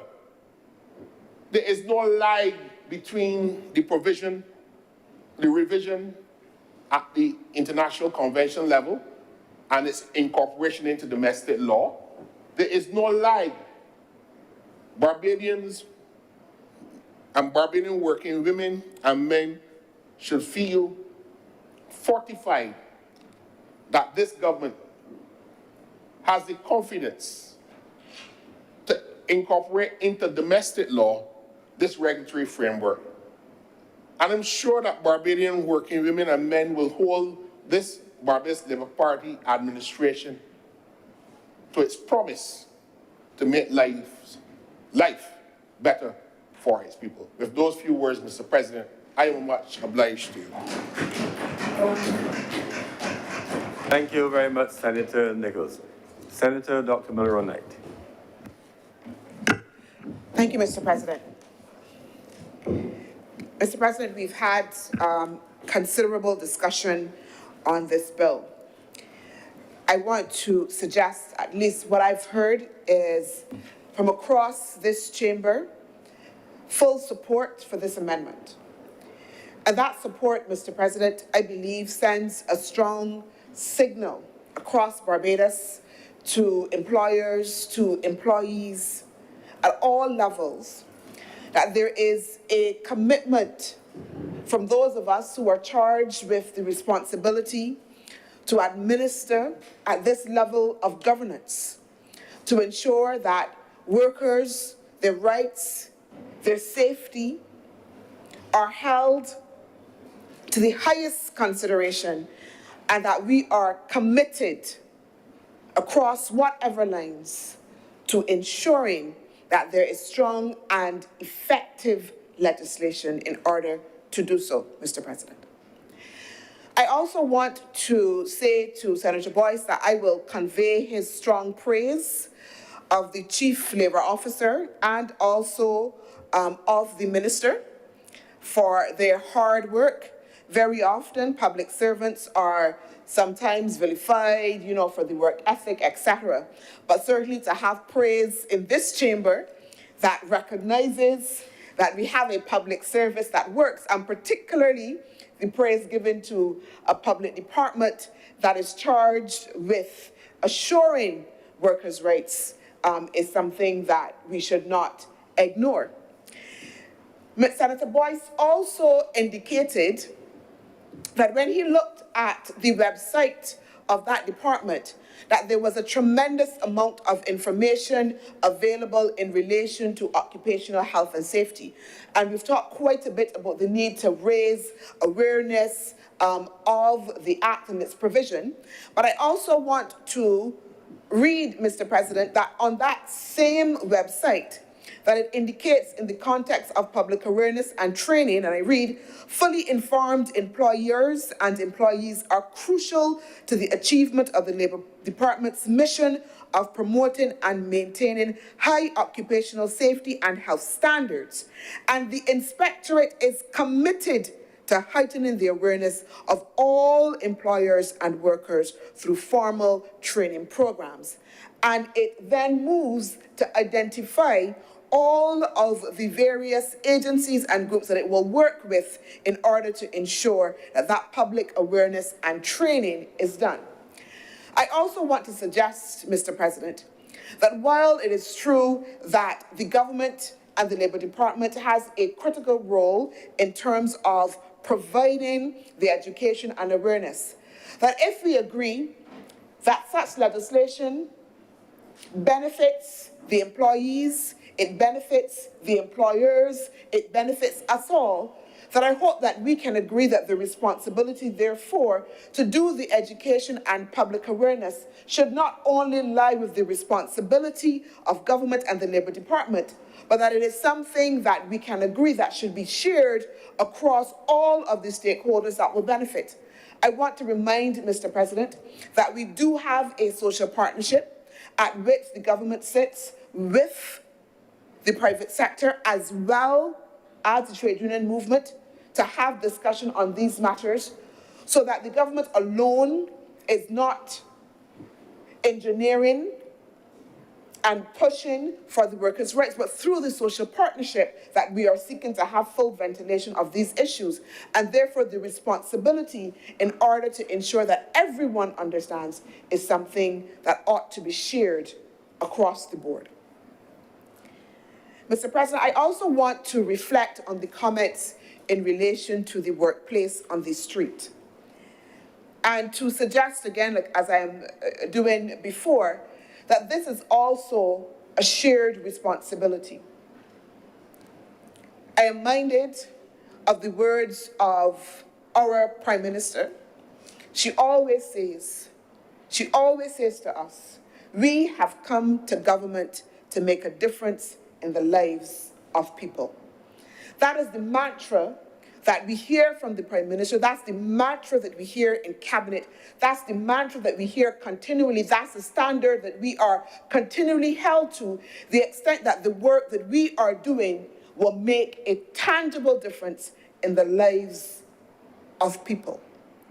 The government, through legislation, through regulation, through policy, can create the vehicle to do so. But we need all of Barbados to come along with us.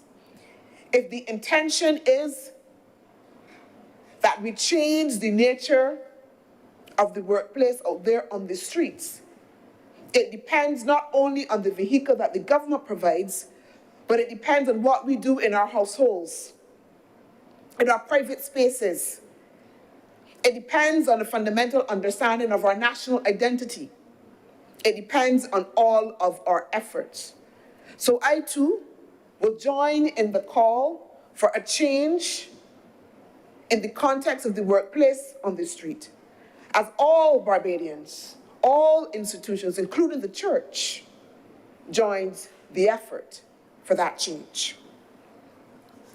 Mr. President, I don't believe that there's anything much I need to say in the context of the discussion that we've had in relation to remote work. I believe that that has been fully ventilated, and that there's an appreciation that certainly that environment is evolving. So again, while the ILO has provided guidance, there are very few countries globally, very few, and I say very few, even though we have not been able to identify any yet, that has concrete legislation to date that is comprehensive in terms of the remote working environment. That there is an understanding, as was said, that there are many issues that need to be taken into consideration, whether it's measurement, whether it's a legal issue. And the establishment of the Subcommittee on Future Work here in Barbados puts us at a curve at which we are starting the discussion in order to be able to look at the issues. So yes, while we have not done so here in the context of these amendments, it is not something that we are not thinking about, not taking into consideration, but certainly it is something that we are intending to be at the forefront as we look at continually ensuring, as this government has done, Mr. President, in order to ensure that we have the necessary environment for the upliftment of the workers of Barbados. Mr. President, I also want to speak to some of the comments that have come up during the discussion in relation to the extent that government has to set an example, that government has to be at the forefront of ensuring that it gets its house in order, that there are issues of maintenance, etc., that the government needs to be able to deal with. Mr. President, I want to remind, again, as we've said and we've heard, that this legislation was a Barbados Labour Party legislation. From 2005, we are here in 2022, Mr. President. There have been an intervening administration who did not seek to amend this act, who did not seek to amend this act to improve. It is this administration, again, in its tradition, in its legacy of protection of workers' rights, that has once again come back to its own legislation and said, I will improve it. And more than that, Mr. President, if we look at the amendments, insertion of a new section 136A, which says, the Principal Act is amended by inserting the following new section immediately after the section 136. The Act binds the state. So we who have initiated the Act have come back at it and placed, Mr. President, a responsibility that is explicit that the Act will bind the state, meaning that we are intending to put our own feet to the fire to ensure that we are also in adherence. It is a clear recognition, Mr. President, that yes, we also need to be able to get our house in order, that there are things that we need to be able to fix. But the intent in making it very explicit that this act shall bind the state is that we will not run away from being accountable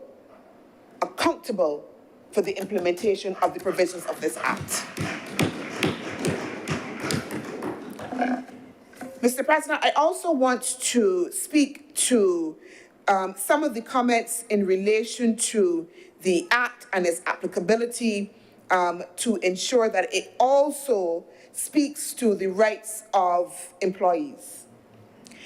And I think, again, that we have to be sometimes, let me put it another way. I think sometimes when we speak to things, you know, we're doing something that's very specific here. We're looking at the amendments to this act.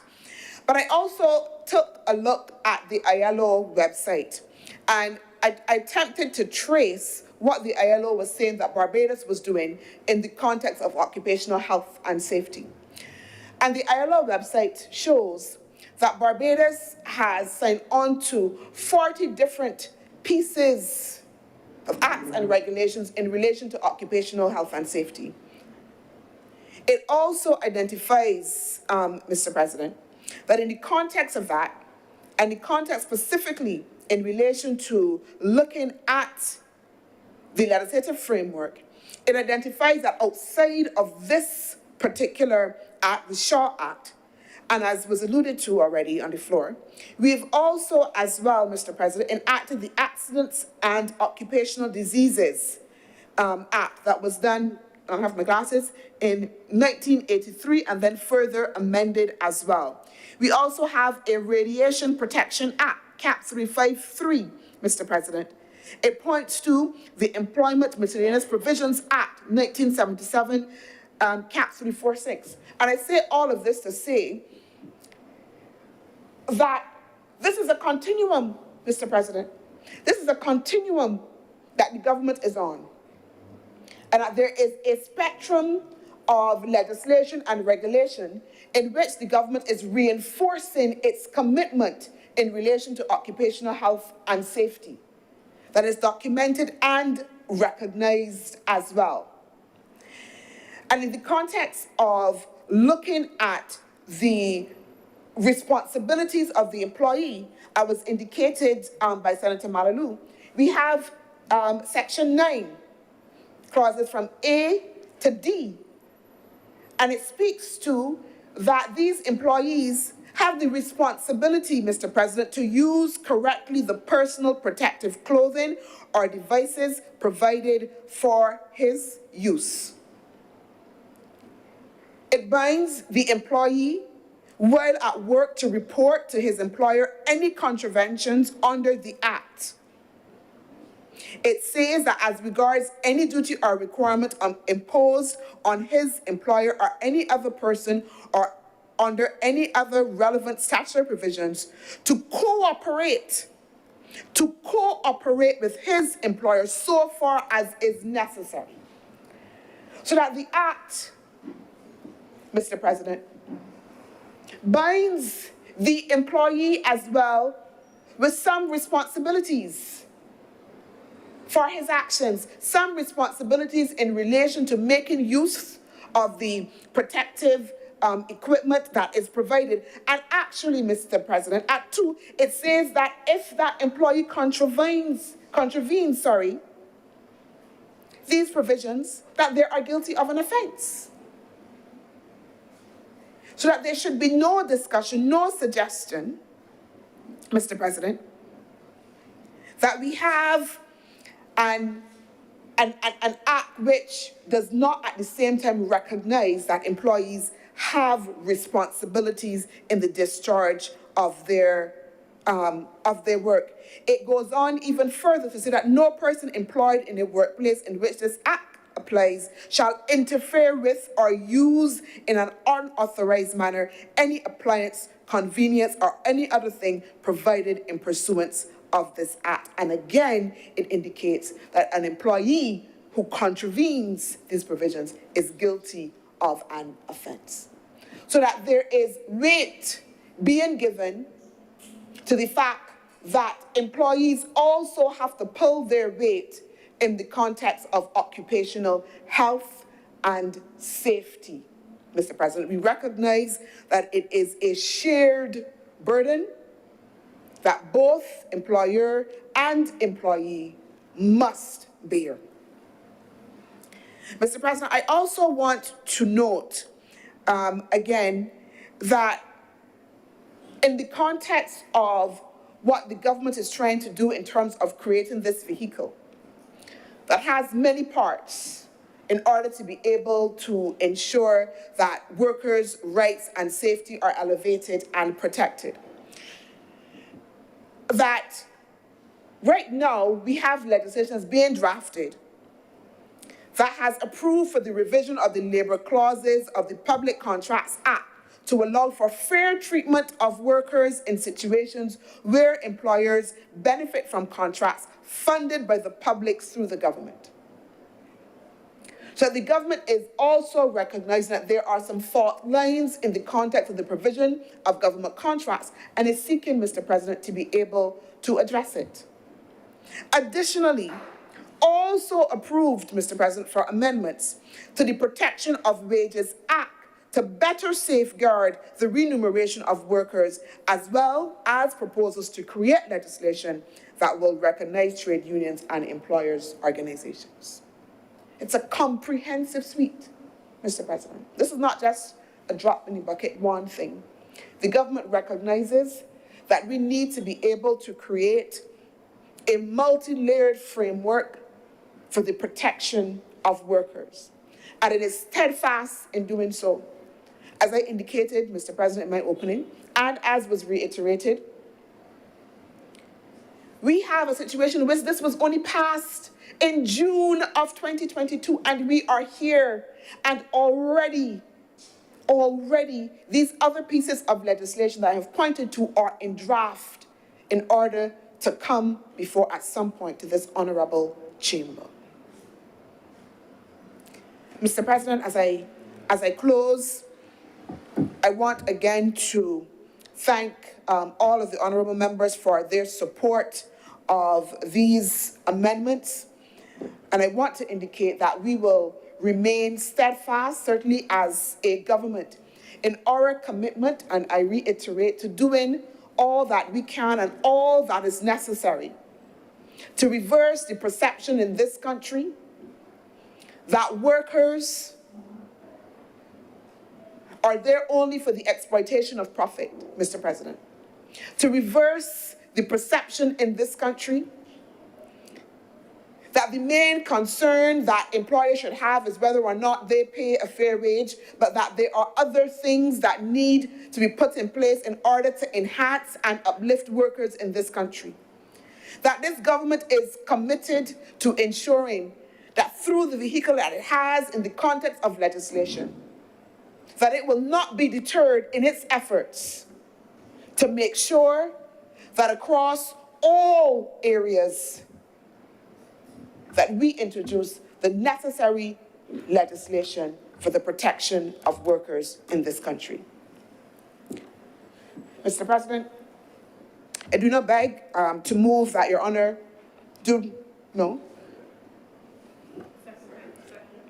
I do not beg that this bill be read a second time. The question is that this bill be read a second time. Honourable senators in favour, please say aye. Aye. Those against, please say no. Methinks the ayes have it. Mr. President, I beg to move that Your Honor do now leave the chair and the Senate resolve itself into committee for further consideration of the bill. The question is that I do now leave the chair and the Honourable Senate resolve itself in the committee for further consideration of this bill. Honourable senators in favour, please say aye. Aye. Those against, please say no. Methinks the ayes have it.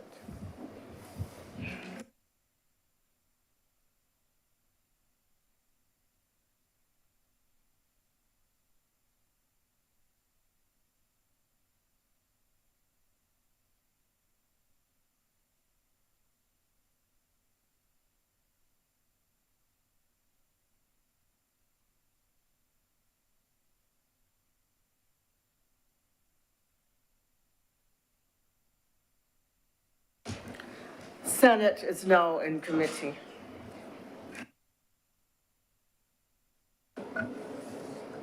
Madam Chair, may we take the bill in two parts, two bites? Clauses 1 to 8.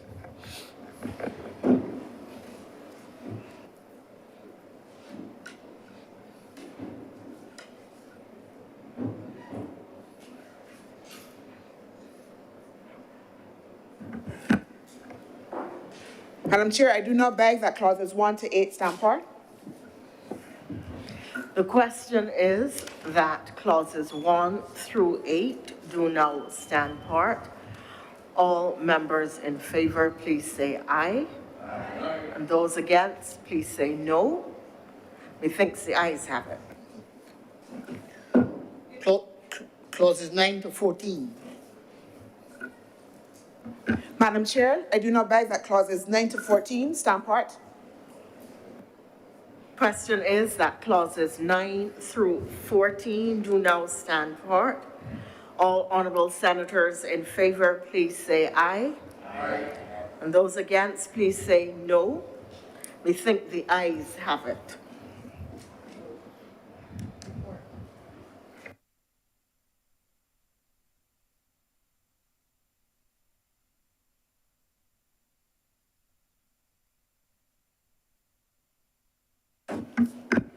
Madam Chair, I beg to move that you do not report to His Honor the President the passing of one bill in committee. The question is that I do now report to His Honor the President the passing of one bill in committee. All honorable senators in favor, please say aye. Aye. Those against, please say no. We think the ayes have it.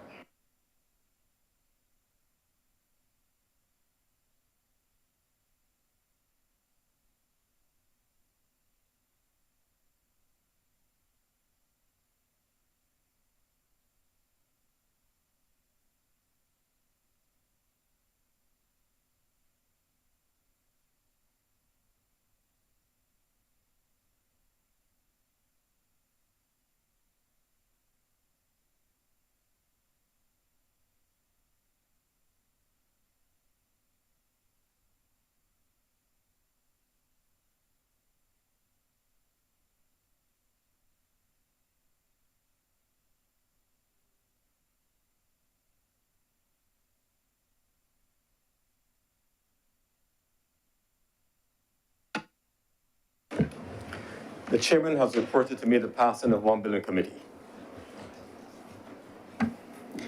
Mr. President, I beg to move that this bill now be read a third time. The question is that this bill be read a third time. Honorable senators in favor, please say aye. Aye. Those against, please say no. Methinks the ayes have it.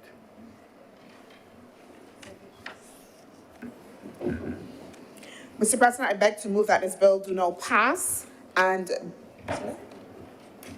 be cited as the,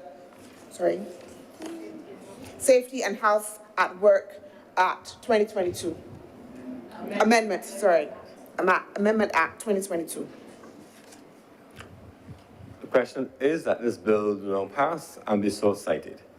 Honorable senators in favor, please say aye. Aye. Those against, please say no. Methinks the ayes have it. This bill is now passed. So passed and cited.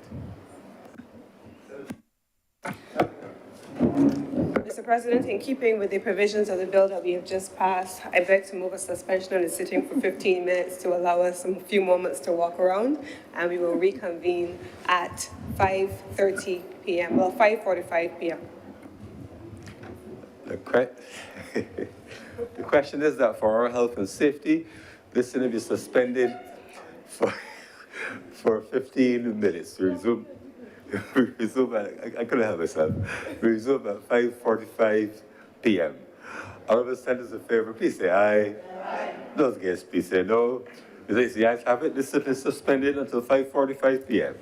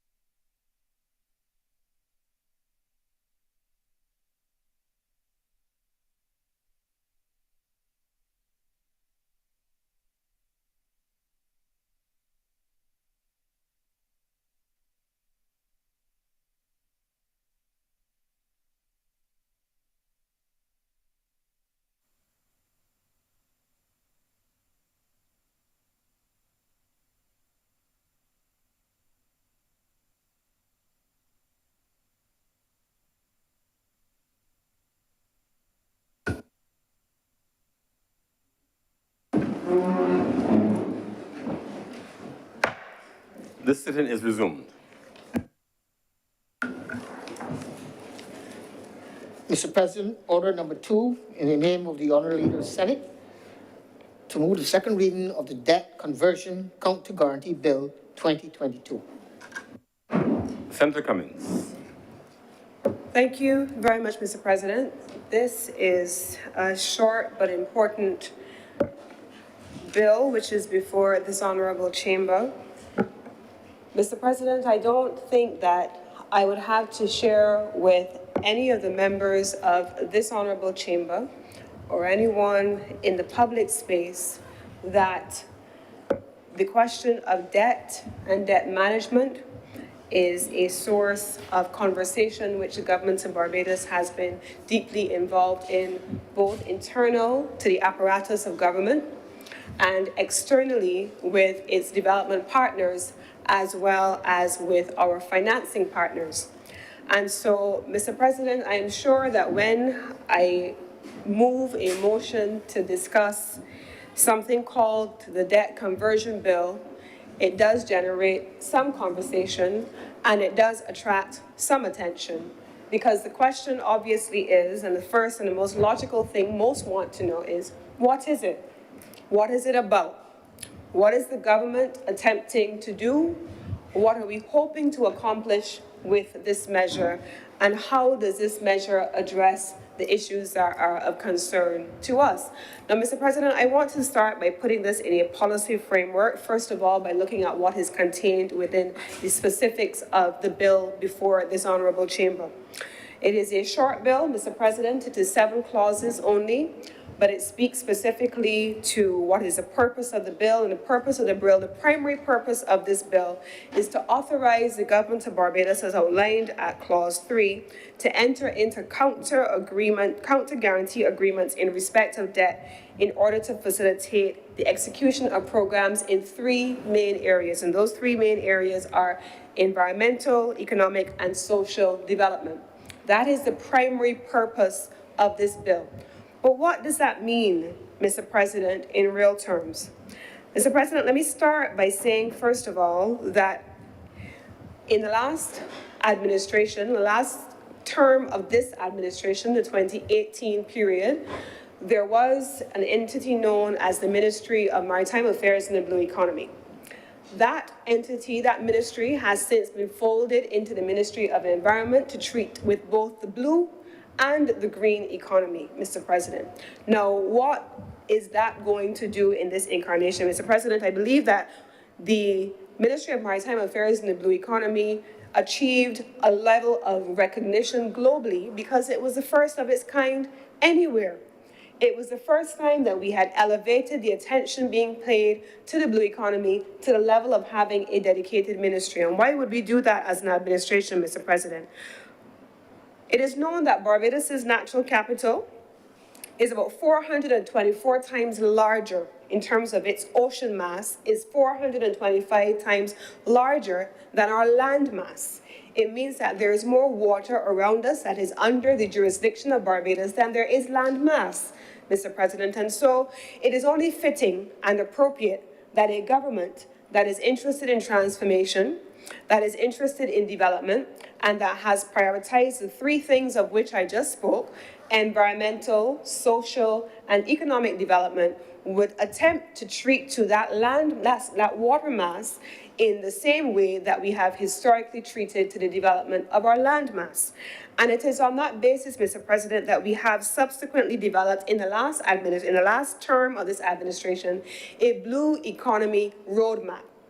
That roadmap, Mr. President, outlines how Barbados as a country is going to develop a national marine spatial plan, how we are going to allow for sustainable utilization of resources, how we are going to increase the total area that is available for marine protected areas. And I believe that the minister at the time for Maritime Affairs would have outlined what some of those areas would be, and how we will allow for the expansion of institutionalized support for ecosystem-based fisheries management. And on that basis, Mr. President, the government of Barbados, and I believe that I have just laid earlier today for, as documents of this House, the National Biodiversity Strategy and Action Plan, and this is a direct correlation, Mr. President, to the work being done in this particular bill. And so we have here that there are a number of elements included in the plan for the blue economy, and they include three main areas. One, I just mentioned, the National Biodiversity Strategy and Action Plan, how we go about sensitizing key stakeholders to the plan, to the process, and then thirdly, how we increase the areas under sustainable use and management for the benefit of all. So, Mr. President, these are the contextual frameworks within this particular work is being done. And so how does this then lend itself to Barbados developing a framework that is going to be called something like a debt conversion guarantee bill? How is this all connected, Mr. President? Mr. President, right now, around the world, there are approximately 40 countries who have developed what we call conservation funds. They have developed conservation funds, Mr. President, because they recognize that there is a responsibility to preserve, to conserve, and to develop in sustainable mechanisms, using sustainable mechanisms. And Barbados now is going to be among those countries, 40 countries in the world, over a 30-year period. Barbados is going to now be, proposed to be, among those countries of the world that establishes a fund and a mechanism that allows us to invest in the sustainable management of our resources. Now, this is not work that has just started. This is work that has begun and has been underway over the period of December 2021 into 2022 until May. There have been meetings with all of the stakeholders, all of the partners, all of the development agencies have had an opportunity to weigh into this, Mr. President. And on that basis, a draft framework has been developed. Now, there's also a level of what this is going to be capitalized at, and I think it is a mark of confidence, Mr. President, that initially it was earmarked that the government of Barbados would look for the guarantee for operational and technical cooperation in partnership with the Inter-American Development Bank and the Nature Conservancy, TNC, we will call it later on, for approximately $100 million. That sum has since, Mr. President, been increased to $150 million, with the Inter-American Development Bank guaranteeing $100 million and with the TNC guaranteeing $50 million, Mr. President. And so that is, I believe, a vote of confidence in the government of Barbados and in this particular initiative. Now, what is the initiative? There are two specific objectives of this initiative. One, strengthening the institutional framework to support sustainable finance and adequate natural resource management. And secondly, improving debt management capacity with a focus on environmental and financial sustainability. And there are three components within the program.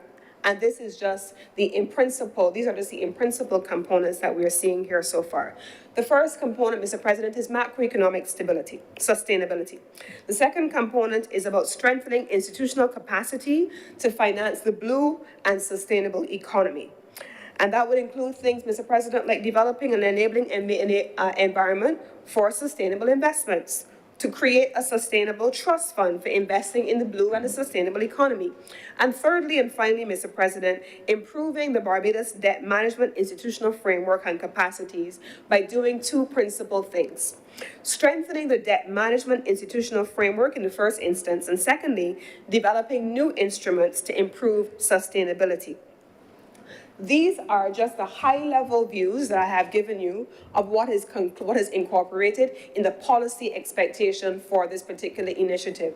But there is the expectation that a full matrix will be developed in collaboration with the partners, the government of Barbados, the Ministry of Environment, including the blue and the green economy, the Inter-American Development Bank, the Nature Conservancy, and all of the other partners who have done this globally, who have expressed an interest in working with Barbados to develop these mechanisms, Mr. President, that we will have the development of a full, what we call verification matrix to ensure that that which is designed is used for that specific purpose.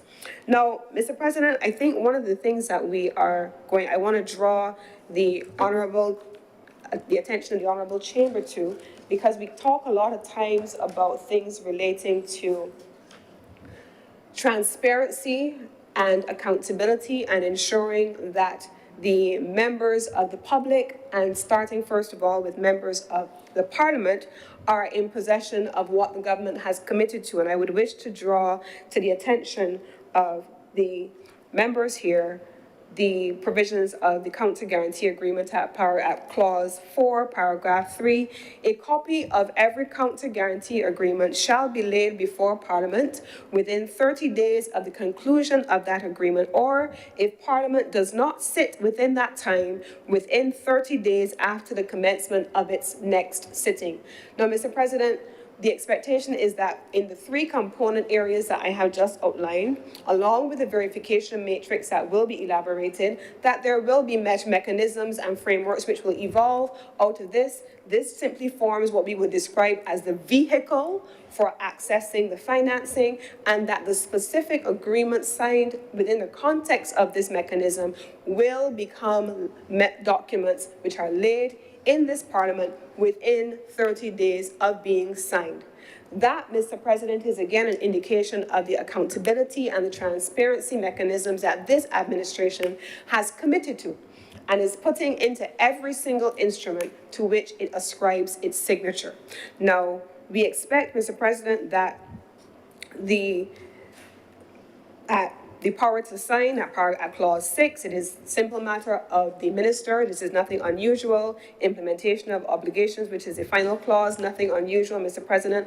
But I think that the key and the most important thing that we would want to make sure that the Honourable Chamber is cognizant of is that this is an administration, Mr. President, that had a decline in GDP over the course of COVID as a result of the cessation in travel in the international tourism market. And so, Mr. President, it's an interesting thing that, just yesterday, we heard news coming out of the UK, one of our major source markets, for example, about the issues of congestion at Heathrow International Airport, for example, and Heathrow International Airport asking airlines to stop selling seats over the summer months through September. We have a scenario, Mr. President, where we also have had one of the major airline carriers that is used to bringing travel to Barbados also canceling over 10,000 flights to globally, Mr. President. That is happening with every single carrier globally as they face staff shortages, as they face challenges with crewing up, as they face challenges, Mr. President, with taking on new equipment and changing out their fleet. Mr. President, we are in unprecedented times where our traditional sectors are under threat in ways that we have not seen before. Mr. President, there are things that we always talk about in economic terms, external factors or exogenous factors. If there was ever a time, Mr. President, where there were exogenous factors affecting the development of a nation, it is this time, Mr. President. And so here we are, a government making a decision, as we have done on previous items of legislation, Mr. President. A few weeks ago, we made the decision that we would still be proceeding with roadworks for people in the rural areas because it is still important. Here we are, Mr. President, we're making provisions in terms of the labor environment within which we operate because those things are still important. We are still investing, Mr. President, in healthcare because those things are still important. We're still committed to education, and so we're expanding the safety net. Those things are still important. We're still ensuring that we maintain, keep up with the rest of the world, and that we are bridging the digital divide, and so we're still investing in digitalization. And we are a nation that has a long history of leading the way on sustainability, sustainable development, small island developing states, and our Prime Minister has been walking the length and the breadth of the global community, speaking in very strident terms about the importance of countries paying attention to the climate crisis. And so this is an administration that is now treating to innovative measures of managing debt by looking at new ways and new mechanisms to ensure that we as a country can still continue to invest in the things that are important to us and are important to our people, and in this instance, in the area of the blue economy and in the area of sustainability. Mr. President, I am very proud to be a member of an administration that even under difficult circumstances, even under dire external and global circumstances, we still find a way to ensure that the things that form a part of who we are and our core principles, that we still ensure that we put mechanisms in place to lend themselves towards future transformation of a Barbados in which we can all be proud. I am not going to spend a long time on this introduction of the bill, Mr. President, because there are those who are here who have a depth and a wealth of knowledge on matters relating to environmental sustainability, and who have been actively involved in much of the work getting us to this point. And so I want to be able to give them an opportunity to take the floor and to share some of the substantive work that has brought us to this point, and I will have an opportunity to respond and to share any further information a little later in the debate as I close. So with these few words, Mr. President, I now beg to move that this bill be read a second time. Thank you, Senator Cummins. Senator Drix.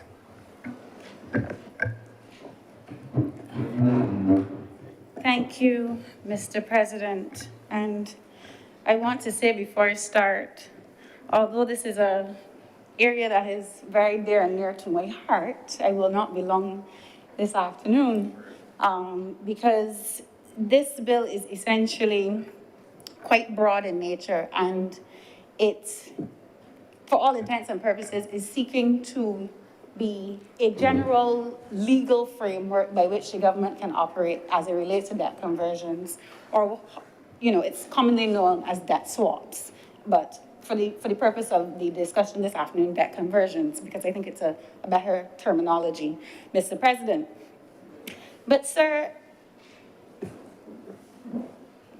we essentially have a bill that, as I said, authorizes the government to enter into counter agreements with other agencies for various purposes, specific purposes, as it relates to a broad framework of sustainable development.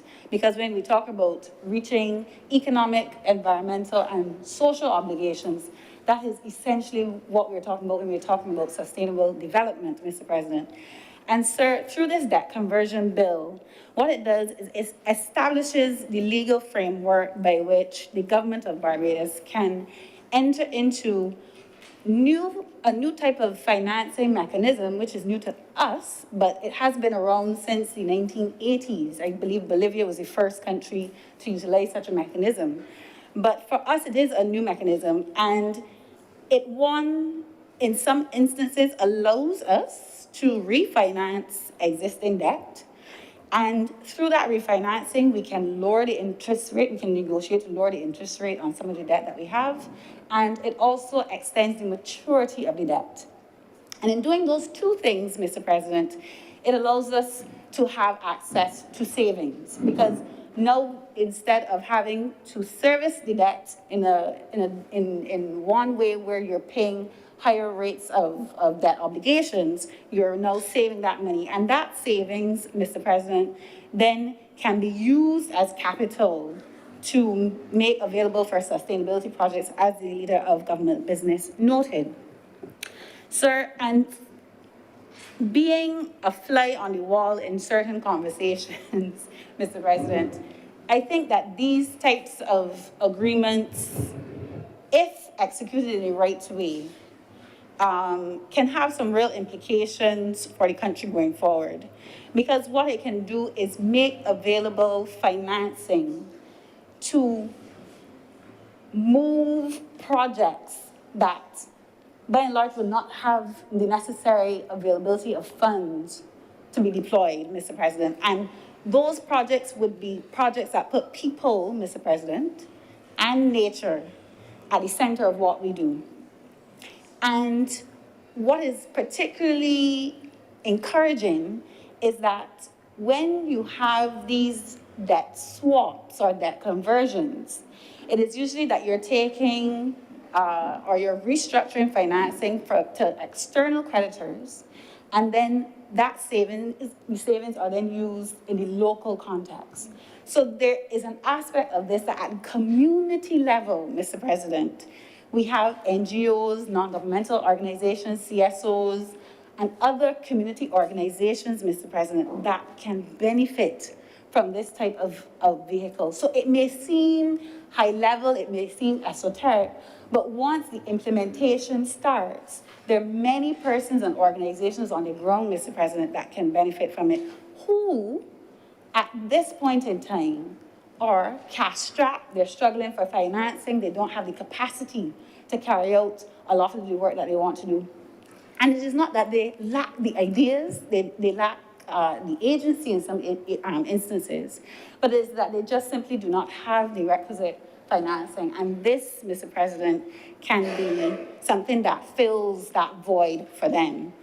So, Mr. President, it can be a catalyst for creating an enabling environment for what we would essentially know as the traditional means of environmental activism or social activism.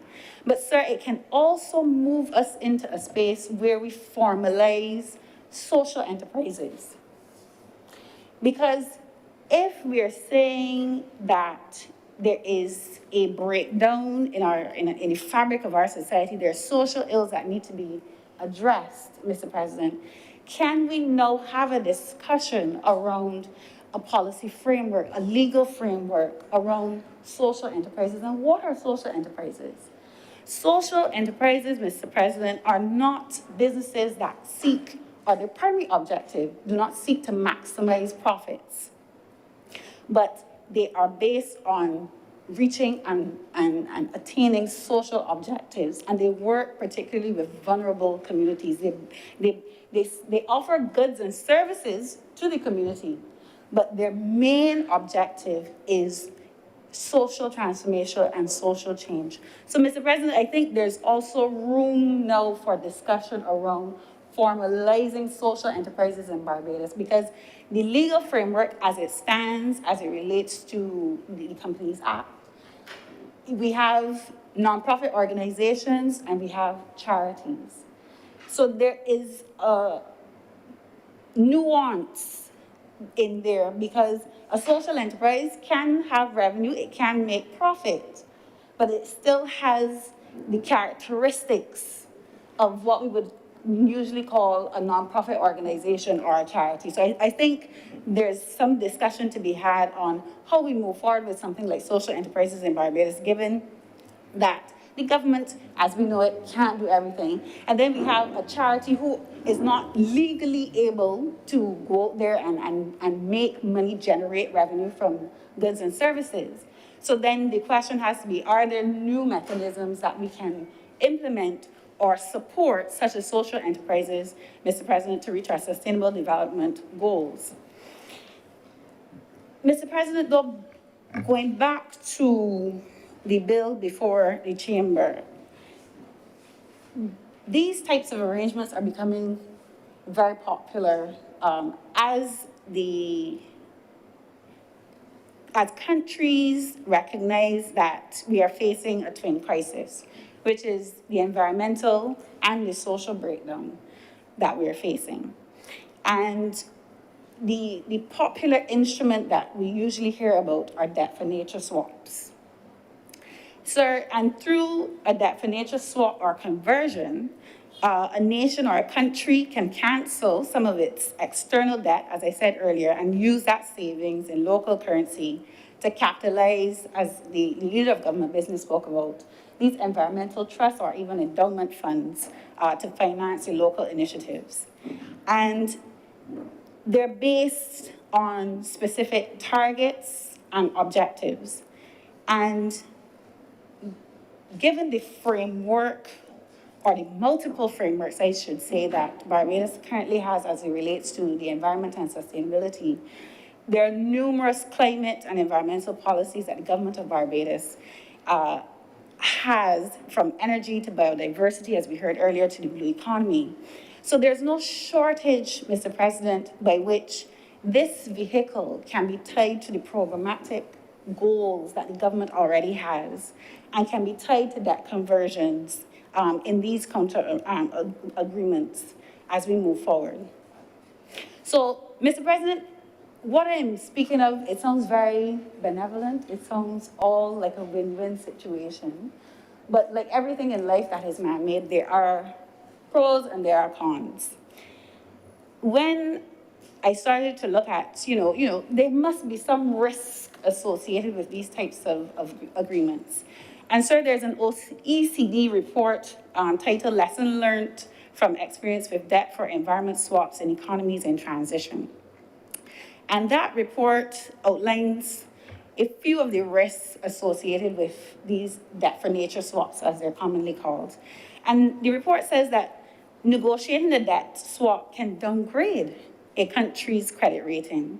And it can also distort more favorable debt treatment operations like debt relief and restructuring, because the debt for nature swaps are long-term commitments and are sensitive to the macroeconomic and political instability. I don't think, Mr. President, based on our history, we would have to worry about something like instability, but we are in unprecedented times. But, Mr. President, I table that and I leave it there, yes. The deterioration, Mr. President, also of the fiscal situation can also affect a debt swap and can undermine the capacity of the debtor country to meet its obligations. But the last risk, Mr. President, is one that I want to highlight and to speak to, where the OECD report states that there is a risk that the revenues generated from a debt for nature swap could be mismanaged and that the environmental objectives may not be met. Mr. President, I raise that and highlight that point because we're living in an environment where we recently had the latest Auditor General's report.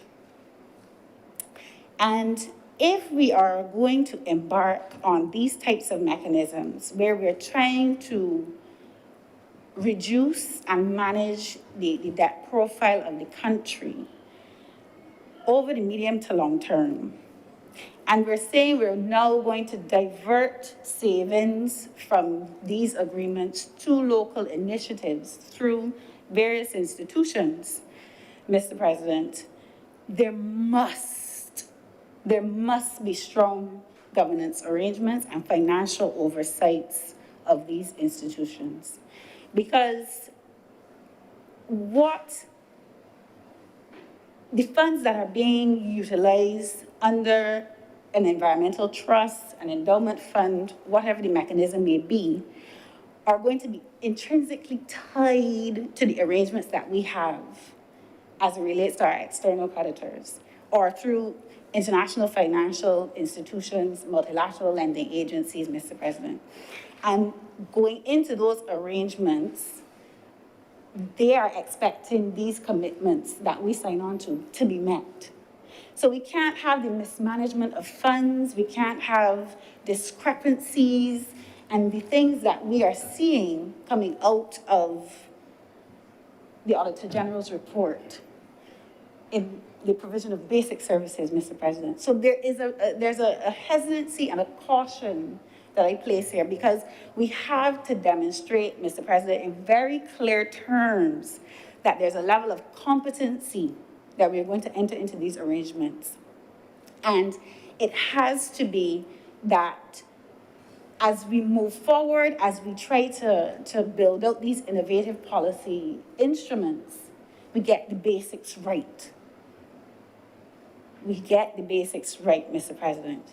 And despite all that is said or is contained in the latest Auditor General report, which I'm sure that the Chamber at some point may have an opportunity to speak to, I want, Mr. President, to stand here and to commend the work of the technocrats in the Ministry of Environment. Mr. President, the depth and breadth of work that some of those technocrats in the ministry are responsible for, it is absolutely astounding.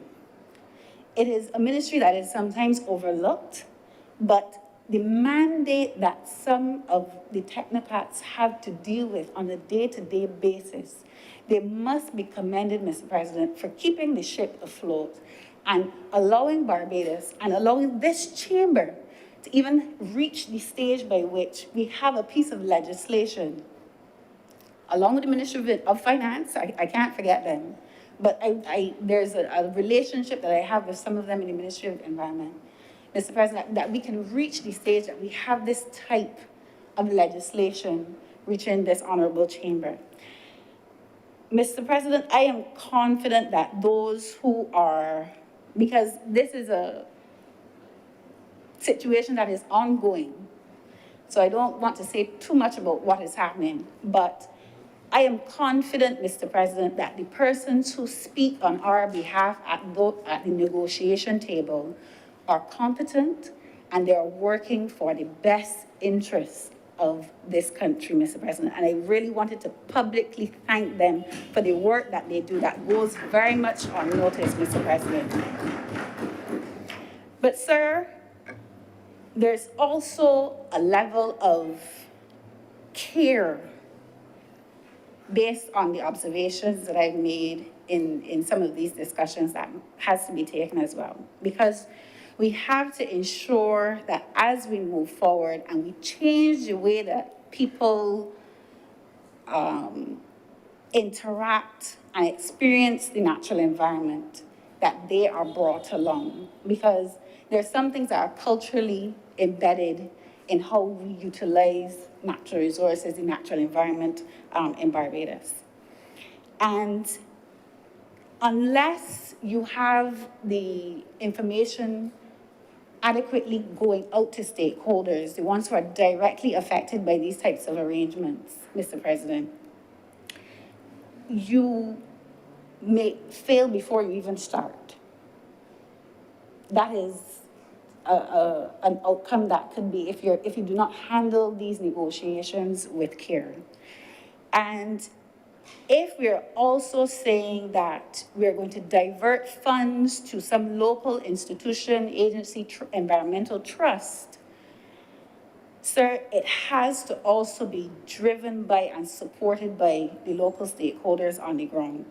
Because people have to feel, they must feel that they are part of the process and that they benefit in some way. Because if you have a situation where stakeholders feel as though they're being blindsided, they're being ostracized, their concerns are not being listened to, then that then creates a vacuum, Mr. President, where you're trying to attain targets, goals, and commitments, but there's a level of apathy, Mr. President, that you then have no action happening on the ground. So you need the support, Mr. President, of those who are working day to day in these environments to have a successful debt conversion, environmental trust, endowment fund type of arrangement going forward. Mr. President, I also want to raise in terms of consultation, and I'm at the consultation phase of this because that's where we're at the moment. I do not believe anything has been finalized. So we're still very much in the consultation phase of it. And I respect that there's a level of sensitivity as well of where we are in this process. But we have to also recognize that as well-meaning as we may be, we have to all operate, those at the table, in good faith. And I say that because there's a balancing act when it comes to environmental preservation, conservation, and livelihoods, because people use the natural environment to create value, sell goods, services, and products. So they're using the resources that someone is now telling them, Mr. President, that no, you may not be able to fish here. No, you may not be able to do this particular activity here. And that in and of itself, Mr. President, creates conflict. And a really good example of this, Mr. President, has been playing out in the news, the international news recently. Mr. President, in the last few days, the Dutch government has committed to reducing the emissions of nitrogen oxide and ammonia from livestock farming. And they have some very laudable targets, but what we've seen from afar is that has not been met with open arms by Dutch farmers. There are massive protests happening because effectively what it is that the farmers are feeling is that the government is trying to take away their livelihoods. And that is why I say we have to all operate in good faith, Mr. President, for these things to work. And it appears even from, afar that the farmers were not included in those negotiations as it relates to those climate targets. Because clearly then the roadmap by which you implement some of the policies would have been different. There would have been buy-in from the farmers, and you would have been able to have a more smooth transition, a just transition as we call it technically, Mr. President. So if Barbados is to look around the globe as, yes, we move forward and we have to attend to the climate crisis, the environmental degradation, the unsustainable use of resources, it has to be in a way that stakeholders are on board and we provide a just transition, Mr. President, because if people are excluded and it seems as a heavy-handed approach, you're telling people what to do, when to do it, and how to do it, and it feels as though they're being robbed of their livelihood, Mr. President, that is when you create the social tension and the social unrest that we, Mr. President, that is not what we are about and that is not what we want. And it is something that I felt the need to highlight this evening as we move forward. But Mr. President, although that is a case by which we can look at and see what lessons we can learn, there are other good examples around best practices, as I would call them. Seychelles, in 2018, they were the first small island developing state to undertake a debt for nature swap as it relates to their ocean space. And I think, Mr. President, the model that the Seychelles use is something that we can look at in terms of how it was done and even the implementation in order to leverage some of the assets that we have to move forward in terms of protecting the ocean space, the exclusive economic zone that we have, as the leader of government business spoke about, and expanding the activity that we have in the blue economy. Mr. President, even closer to home, Belize, they have had a very successful debt for nature swap as well recently. And they now have an agreement that seeks to protect their barrier reef. On November 5th, they signed a debt for nature swap with a subsidiary of the Nature Conservancy, which is called TNC, to reduce their country's external debt by 10% of GDP. And Mr. President, what they were able to do is to basically restructure all of their external commercial debt, $553 million, equivalent to 30% of their GDP.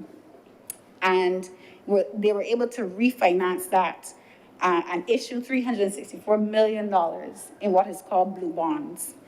And that, as I said, is a best practice that we can use. It's right there in the Caribbean. And as countries start to contextualize the instruments or the new policy framework through these debt conversions, debt for nature swaps, Mr. President, I think that there is a level of technical expertise in Barbados that I am confident that we will arrive at an agreement that works for both people and our natural environment, Mr. President, that is transformative. But, sir, I also still say that we must be vigilant, and I ask the persons who are involved in negotiations to continue to be vigilant, continue to have your voices heard at the table, because it makes a difference when your perspective and your interest is on the table when the negotiations are happening, because it is it is your livelihoods, it is our livelihoods that are at stake. And although many persons may feel like it is an external force that is dictating or driving the process, it is the initiative of the government of Barbados, because it is still very much tied to the economic objectives of sustainable debt management for the country as a whole. And sir, my final comments come to a clause 4 of the bill, which the Leader of Government Business spoke to, part 3. Because I think it is very instructive that this clause was included in this bill. Because many members, even in the chamber, when reading the bill, may not have the full context behind the intent of the bill or what it is tied to. And clause 4, part 3 of the bill states, a copy of every counter guarantee agreement shall be laid before Parliament, as was said earlier, within 30 days of the conclusion of that agreement, or if Parliament does not sit within the time, within 30 days after the commencement of its next sitting. And so I really want to commend the administration for including this clause, because it speaks to, and I'm going to hold the government accountable for this, I personally am saying it on the floor, it speaks to an administration that is willing to share with the Parliament of Barbados and wider stakeholders the details of these types of new mechanisms, these new financing mechanisms, because there is a lot of talk, as we've heard for the last couple of weeks, about where we're going in terms of debt management and the debt profile of Barbados. And what I want to say, Mr. President, is this bill, as broad as it is a first step. It is one of the first steps. There's going to be a suite of legislation that will pass through this House that is related to this bill. And Mr. President, I know that I will have more than enough time when those bills pass through this House to have a more fulsome debate on these issues and the new mechanisms in terms of the debt conversion that the government is seeking to embark on. And Mr. President, with those few words, I'm obliged to you. Thank you very much, Senator Drakes. Senator Dr. Hanks.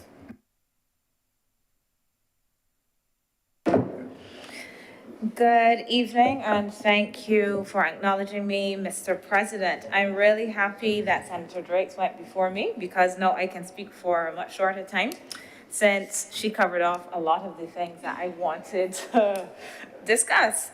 But there is something that I want to discuss that she has left me some space to do so in a little more depth than I might have otherwise done.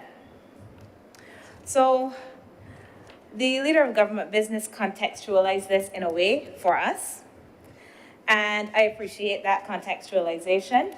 I also appreciate, as both Senator Cummins and Senator Drakes noted, that we will be able to see these agreements. They will come before us, we will be able to scrutinize them, and I think this is a really excellent step.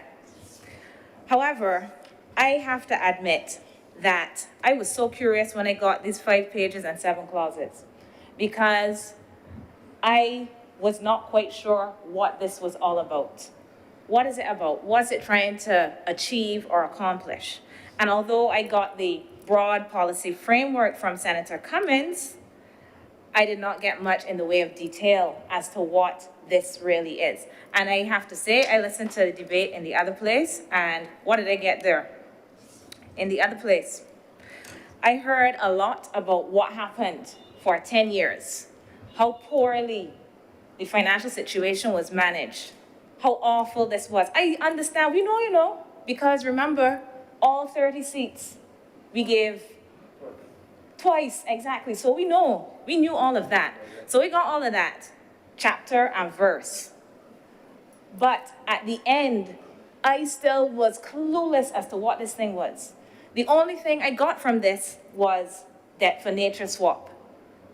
Okay, so there's a debt for nature swap. Now, that's okay, because I know what a debt for nature swap is. So that's all right for me. But imagine the people of Barbados who have all of these questions about the debt that we are taking on. Day in, day out, people are asking about the IMF debt. How much debt is Barbados going to take on? All we could do is borrow, borrow, borrow. And we do not take the time to explain what on earth this thing is, because it would be very useful to explain what it is. Why is it useful to explain it? Because what this essentially facilitates is the conversion of our existing debt to other kinds of productive ways of employing our money for environmental purposes. Yes, debt for nature. But this is not just a debt for nature swap, because as I read, we're looking at environmental, economic, social, and other matters. So this can go even beyond that, which would be amazing if we can find ways to convert our existing debt. What I noted, I take notes all the time. So the last time we were here, we had a different discussion, but we were talking about debt as well. And I wrote down some figures. The debt to GDP ratio for Barbados as of December 2021 was 136%. And the expectation by the end of this year is around 120%. That's still high. And we are trying to get to a level of 60%. So what these kinds of initiatives can do is take some of this debt that we have and convert it into something else that is not debt. How do these things work? We were not told how they work. Why wouldn't the government explain to the people of Barbados who have all of these questions about the debt situation, how these work, and how beneficial they will be? Why did they not make a connection to the climate crisis that we hear about day in and day out? Climate crisis is hurricane season. We're going to have these storms that are getting worse and worse. Why was that connection not made so that people can understand that despite these 5 pages, this could be a mighty piece of legislation that facilitates so much in the country? And this is my source of disappointment. So although there is transparency, there will be transparency because we will be able to see these agreements. There was no transparency in introducing this to the public. And I am really disappointed about this. And when we talk about trust, people trusting the government, these are the kinds of things that lead to distrust, to lack of trust. That instead of telling us what this is about, you're going to campaign. When there's no need to campaign. There's no need. Tell us about our business so that we can understand it properly. So let me just say a little bit about what else I had to say here before I get too hot. Now, Senator Drakes noted that these are not new initiatives. She also noted that the first of these was in 1987. I have this in my notes as well. These are very useful because what these can allow, these debt for nature swaps in particular, is that you can exchange your debt for debt at a lower level. So first of all, there's a write-off. Part of the debt can be written off and then converted to local currency, which is really important too when we think about foreign reserves and the preservation of our reserves. And then after that, the agreement is that this saving you have on your debt, you will use this towards a conservation project or some other kind of environmental project. It could be a climate initiative, it could be something else. Now, these are the older ways of doing this, the bilateral ones which occurred in the 1980s, in particular across Latin America in light of the Latin American debt crisis. The current day iterations can be more complex and can include third parties. They can also include the purchase of countries' debt on secondary markets. So there's some complexity in there. And this requires a level of negotiation and skill, which Senator Drake spoke about. And like her, I am confident that we will do this properly because of how important it is. I'm saying this in actual confidence and also in hope that we will do this properly, because these things need to be implemented appropriately if we are to see the benefits. Senator Drakes also noted the initiative in Belize, which I looked at as well, and I think that this can be a good example, but I can't say that it's a success just yet because this was only November 2021, and like us, we have to see if Belize will implement this properly and ensure that they protect the reef. Developing countries face difficult situations. They have a lot of choices to make about where to expend their resources, how to use their resources. And countries such as ours that seek to provide a wide social safety net, to provide a variety of services to the population, need to find ways to use our resources appropriately. And this is one way that we can do this. We can free up some of the money that we are taking out of every dollar and paying towards debt to use to protect the environment, to deal with climate change, to deal with the many social issues that we face, healthcare, so many things we can use this initiative for. And I hope that the public will be able to appreciate and understand this. It shouldn't be getting this from me, nor Senator Drakes. This should be coming from those with responsibility for introducing this to the public. But I hope that people understand and appreciate that these are good initiatives. I also want to highlight some of the risks because I don't want to sell this as a panacea. There are risks, and Senator Drakes highlighted a few of these very well. There's one in particular, there are two that I want to mention. She noted the negotiations. These can be expensive and lengthy. I don't know the details about what we are negotiating, how far along we are, but they can be expensive and lengthy. There can be some resource use conflicts or challenges as well.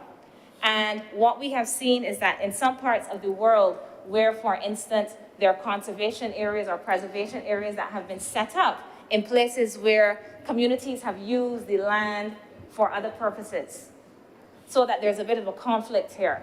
And this particularly pertains to Indigenous people in some contexts.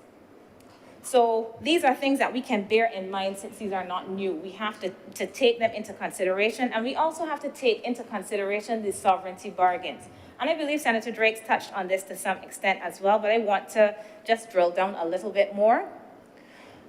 So just as we engage with the International Monetary Fund, and we want to ensure that we carve out programs that are homegrown and that serve us appropriately, we have to ensure that we don't get into situations where we allow some other entity to decide for us how we are dealing with the environment or with healthcare or whatever else it is. We still have to have a level of policy autonomy in making some decisions about how we do this in light of, as Senator King spoke about earlier, cultural context, knowing how we do things, how we use the land, what our particular concerns are based on the expertise that we have. We have it here, not external entities believing that they know so much about Barbados. So this is one thing that we do have to bear in mind so that we don't end up getting locked into some kind of environmental initiative or social initiative, an initiative to deal with crime, for instance, that does not suit us as appropriately as it should. So this is one risk and a caution that I offer. So in the end, I would like to say that this is a very good idea. I hope that it will, again, be implemented properly. But I really am not pleased with the level of obfuscation that came along with this bill, not just with respect to the people of Barbados, but even to this chamber, where I believe we would have benefited from some kind of explanatory note or something to allow us to understand what this was about. It is important for us, for governance, for the same transparency that we talk about, to go beyond the press conference and to explain things to people at the point of introduction, to provide answers, real answers to questions rather than non-answers, half answers, and campaigning. I believe these things are important. And I have some experience with non-answers since I have a question that has not been answered since the 29th of April, but we can leave that for another time. So, I thank you Mr. President, for allowing me to speak on this matter. You obviously have heard that I'm a little bit passionate about it. I hope to see some of the agreements coming before us, and I hope that we will all pay close attention to them so that we can assist in helping to carve out these very useful initiatives for the benefit of Barbados. I hope that we will get further information. Senator Drake talked about this suite of legislation that will be coming soon, and this is a time frame that I am not comfortable with. That's why you're hearing the Olympus, right? This movie is coming soon and a trailer. But I hope that we will get some time, time specific, because this is not the Olympus or the globe. We need to know when this is going to be happening. It may not be exact time, but ballpark, when and how, so that we can really be vigilant, as Senator Cummins said, and scrutinize these agreements to the benefit of the people of Barbados. Mr. President, thank you. I'm obliged to you. Thank you, Senator Dr. Hines. Senator Dr. Brathwaite.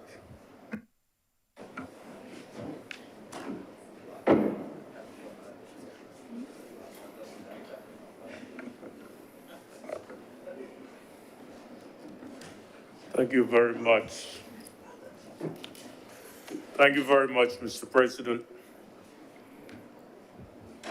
Let me say that the matter under consideration is of great importance for the financial and economic development of our country. Senator Cummins, Senator Drakes, and Senator Hines, in my view, have done an excellent job in outlining the framework and some of the details and the risk that are involved in this kind of arrangement. These kinds of initiatives have been around for some time. In fact, I know of two countries, Costa Rica and Guyana, that have been involved in this kind of work in efforts that have to do with environmental sustainability and have to do with protection of their tropical forests.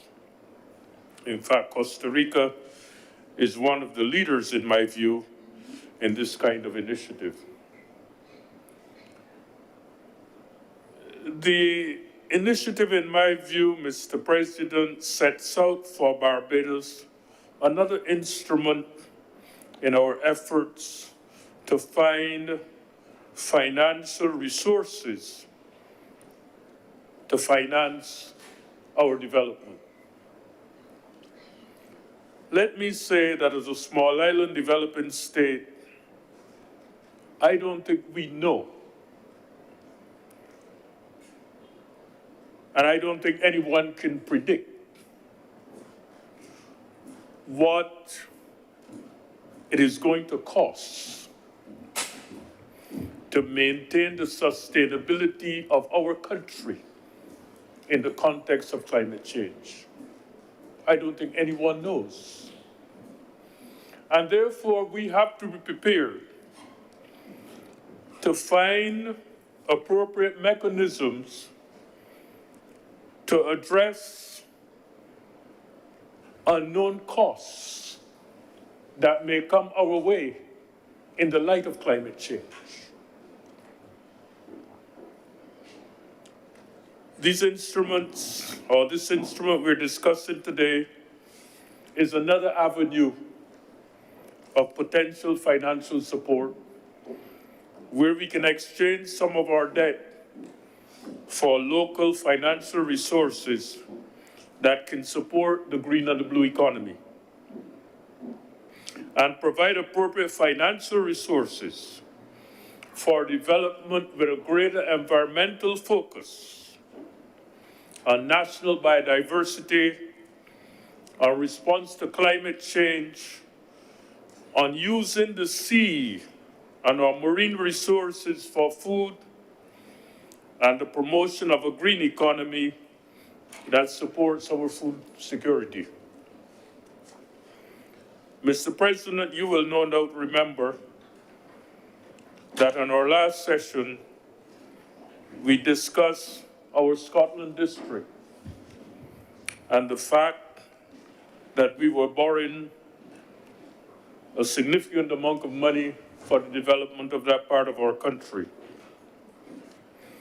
And I mentioned the need to have an agribusiness focus to that development so that we not only promote the conservation, but we promote the potential of that resource for the promotion of jobs, employment opportunity, and the creation of wealth. Mr. President, we need all the resources that we can have because to protect our infrastructure, to protect our coastline, to protect our beaches, to conserve our water going forward, and the potential of devastating climate events could devastate our country and create great havoc. But, Mr. President, as we consider the topic of debt, financial instruments, we must also consider the management of our public affairs and our public finance.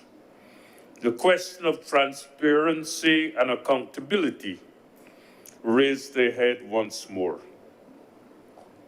In this regard, Mr. President, I seek your indulgence to make a few comments on the most recent report of the Auditor General of Barbados. Let me begin by admitting that this is the first time that I have seen such a report, and consequently, in reading the same, I got many surprises. Mr. President, my first surprise came in section 211, which states the following: the audit of the financial statements of the Government of Barbados for the period ended the 31st of March 2021 revealed a number of material errors and omissions which rendered the financial statements unreliable. Mr. President, this shocked me. During my career,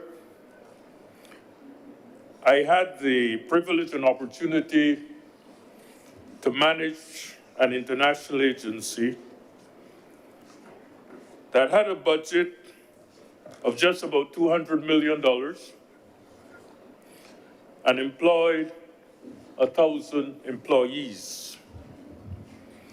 The institution had an internal auditor, a firm of external auditors, and an audit review committee, all designed to ensure that the financial resources of the organization were managed with accountability and transparency. Mr. President, as the Chief Executive Officer of the Institute, when I was the Director General, I could not present to the governors of the institution a report that said that the errors and omissions in the report rendered the statement unreliable. Unless, of course, Mr. President, I was seeking to be relieved of my job or relieved of my responsibilities. To me, the people of Barbados deserve an Auditor General's report that is clear and transparent and that shows how public funds are used for the development of this country. And given the statement that the Auditor General made, I read the report not knowing which portions of the report was reliable and which portions were not. In fact, Mr. President, in section 212, I read the financial statements were presented to the Auditor General on the 31st of July. No, that were supposed to be presented on the 31st of July to the Auditor General were not presented until the 31st of December. The Auditor General's comment is that greater efforts has to be made to ensure that reporting deadlines are met if the reports are to be relevant and impactful for decision making. I believe, Mr. President, that those to whom public funds are entrusted and who are not prepared to report and account for those funds should be relieved of their responsibilities. In section 218 of the report, it is stated that the bank reconciliation statements held by the Treasury were not provided to the auditors. The absence of bank reconciliation statement contravenes Financial Rule 90 and is of concern that such statements have not been prepared for a number of years. The reconciliation process is critical in identifying arrears or unusual transactions in the accounts so that corrective remedial measures can be taken into consideration in a timely manner. In section 238, it is reported that $3.9 million in pension money were paid out in the name of deceased persons. Mr. President, the government has indicated that it will support 1,000 of our needy citizens. Let us use our money for the living and not for the dead. In section 3.9, the report indicates... Senator Dr. Bradford, you're going well. I hate to interrupt you, but I think you're going beyond the latitude in that this is a debate on the debt conversion bill. And according to section Standing Order 35, the debate has to be kept within that. So some segue into, clearly, your first point was substantive, which was if we're going to get into these arrangements, we need to make sure that all of our systems are in place, financial reporting and so on.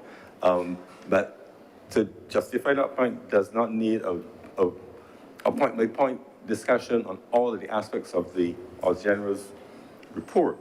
So I think you may want to just tighten it up a bit. We've gotten the point, make one or two more, but I wouldn't want you to use the rest of your time in another matter which demands its own substantive debate. Thank you, Mr. President.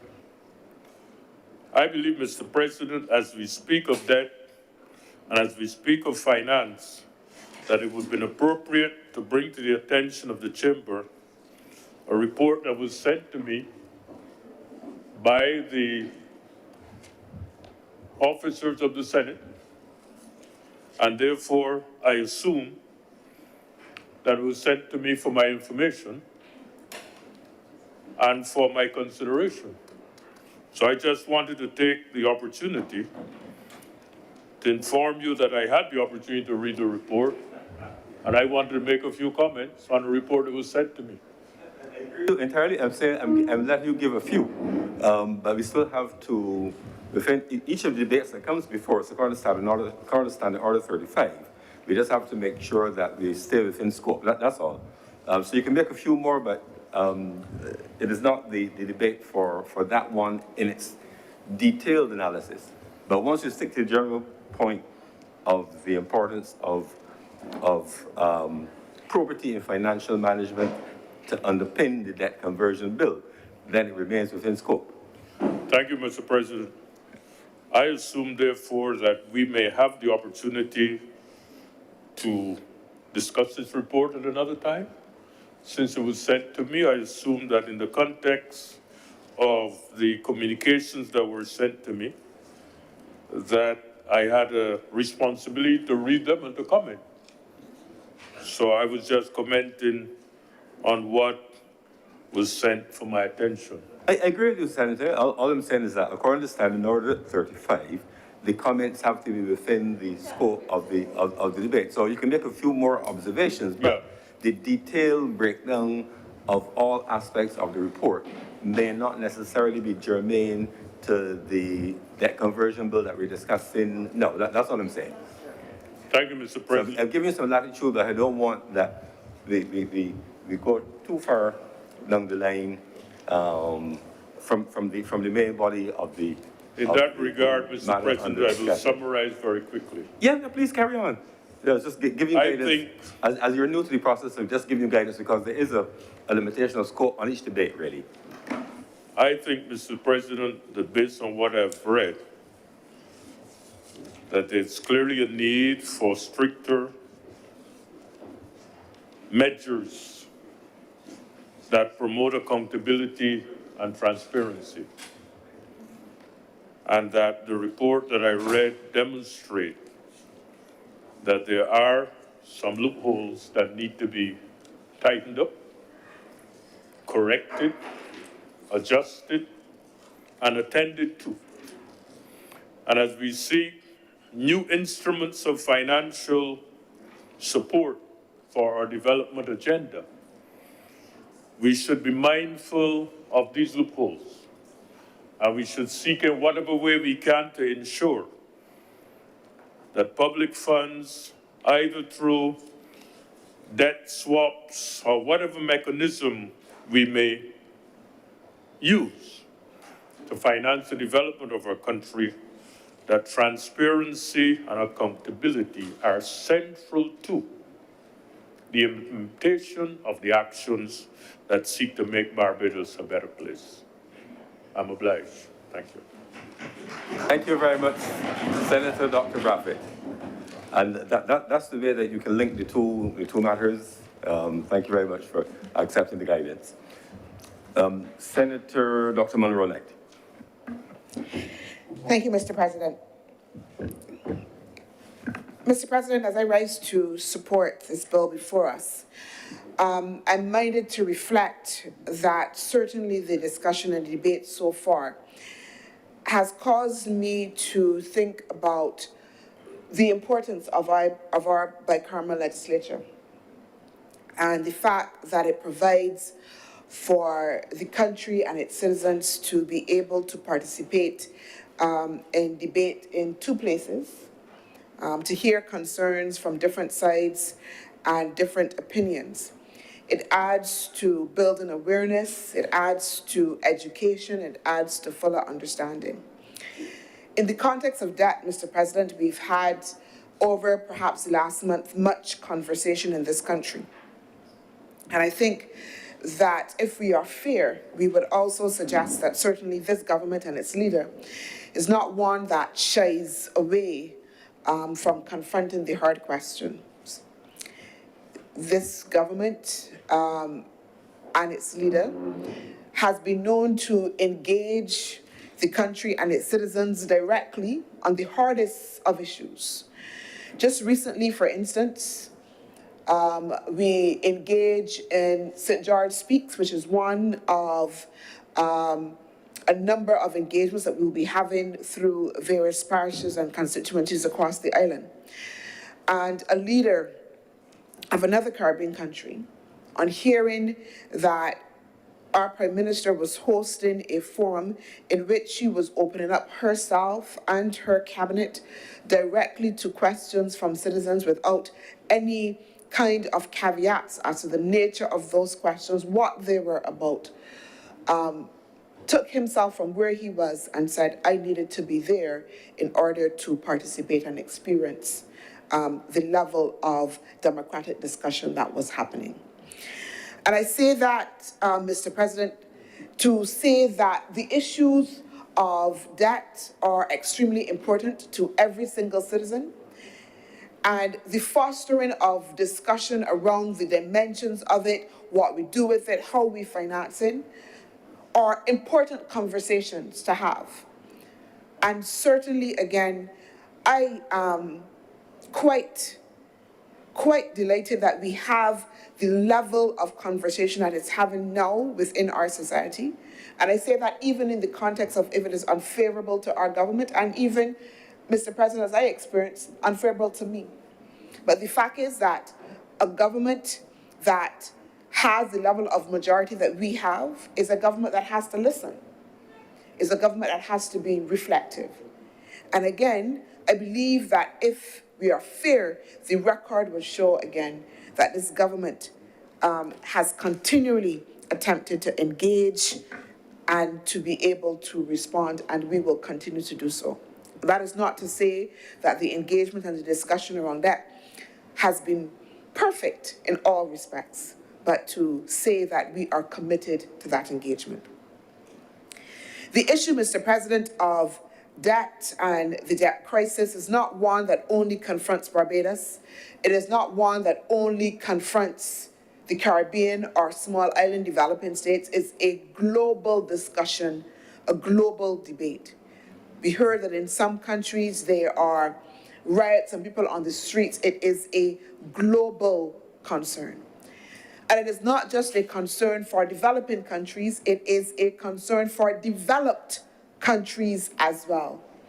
There are several developed countries that right now are contending with the issue of high indebtedness and how they will finance their development, Mr. President.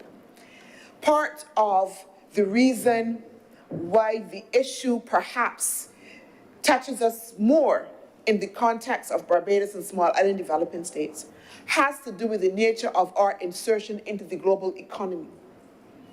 And that insertion in the context even of the 2008 financial crisis has meant that where the crisis starts, not in the context of where we are, but in the context of the global north, that the impact filters down to us. It is about how we are inserted into the global economy. In the context of the debt crisis, analysts have suggested that we have now what is referred to as a perfect storm, Mr. President. We have high food and energy prices. We have global economic uncertainty in the context of the war in Ukraine as well, and also rising interest rates.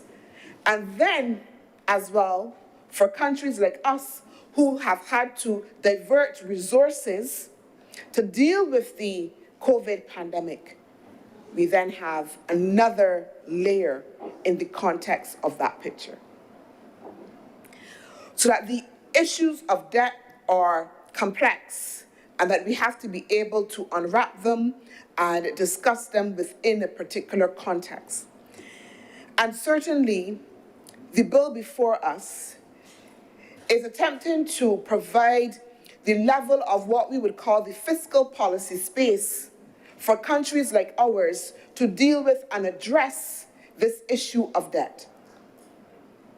Certainly, Mr. President, there are a number of lessons that have been learned, not only in the context of the COVID environment, but just generally as we attempt to navigate this issue of debt and how developing countries and small island developing states are able to respond in the current context. There are a number of lessons, like I said, Mr. President, that we've all recognized, and when I say we've all, the global debate in relation to these issues of debt. One, there's a recognition that traditional mechanisms of debt is not working for developing countries. It is that recognition that is fueling reform in the context of international financial institutions like the International Monetary Fund and the World Bank, who are revamping their financial mechanisms because there is acknowledgement that in many cases, the strategies and policies that they are prescribing for developing countries in the context of addressing issues of debt are not working.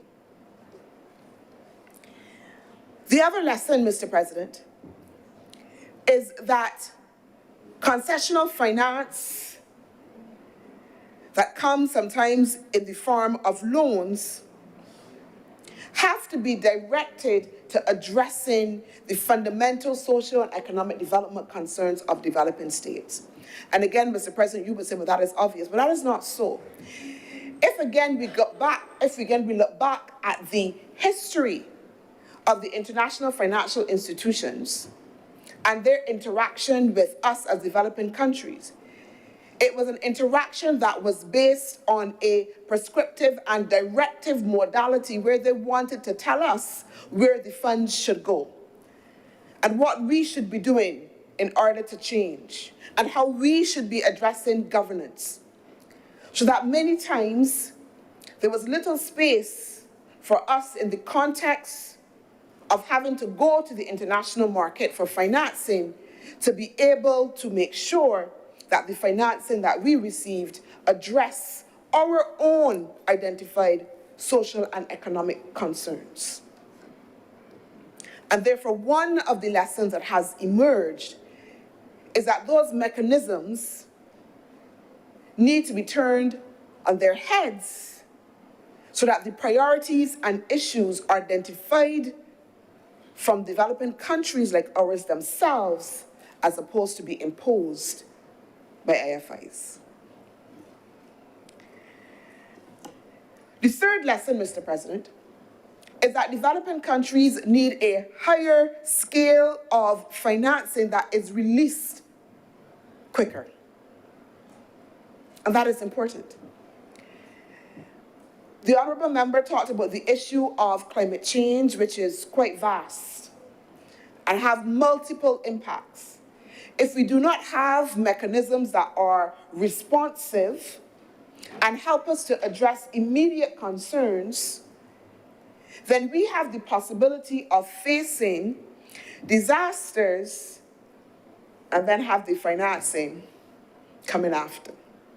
What is the use of financing that does not help us, as we talk about in the context of climate, to deal with issues of adaptation, Mr. President? And the fourth lesson, Mr. President, has to do with how do we build back better? And how do we build back better is speaking to how do we not just build back in the same context, but become more resilient. So then fundamentally, what is the nature of the financing packages?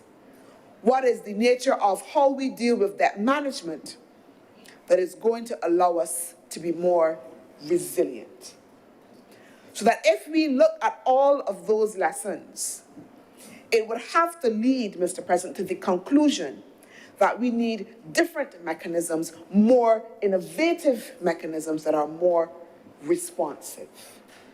And therefore, this bill, Mr. President, is an attempt by the government of Barbados in order to ensure, as I said before, that we have that policy space, that fiscal wiggle room that allows us to be able to maneuver in the context of debt management.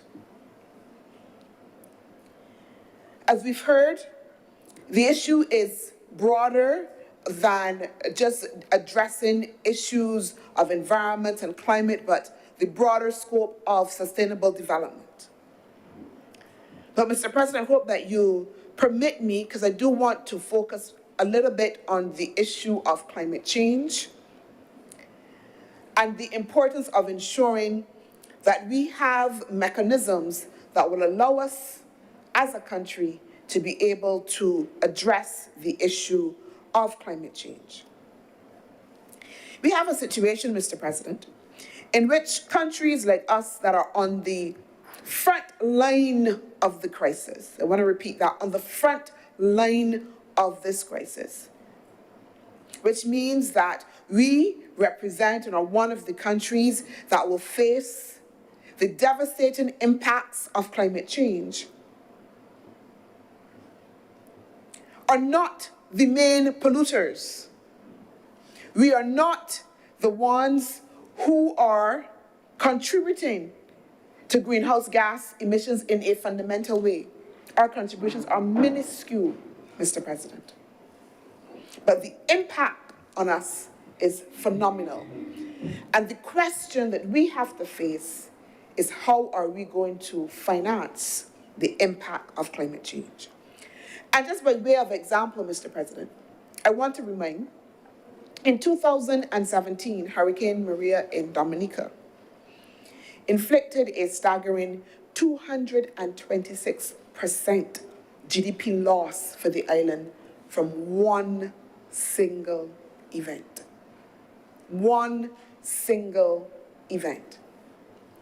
Estimates in the context of climate change suggest that we will see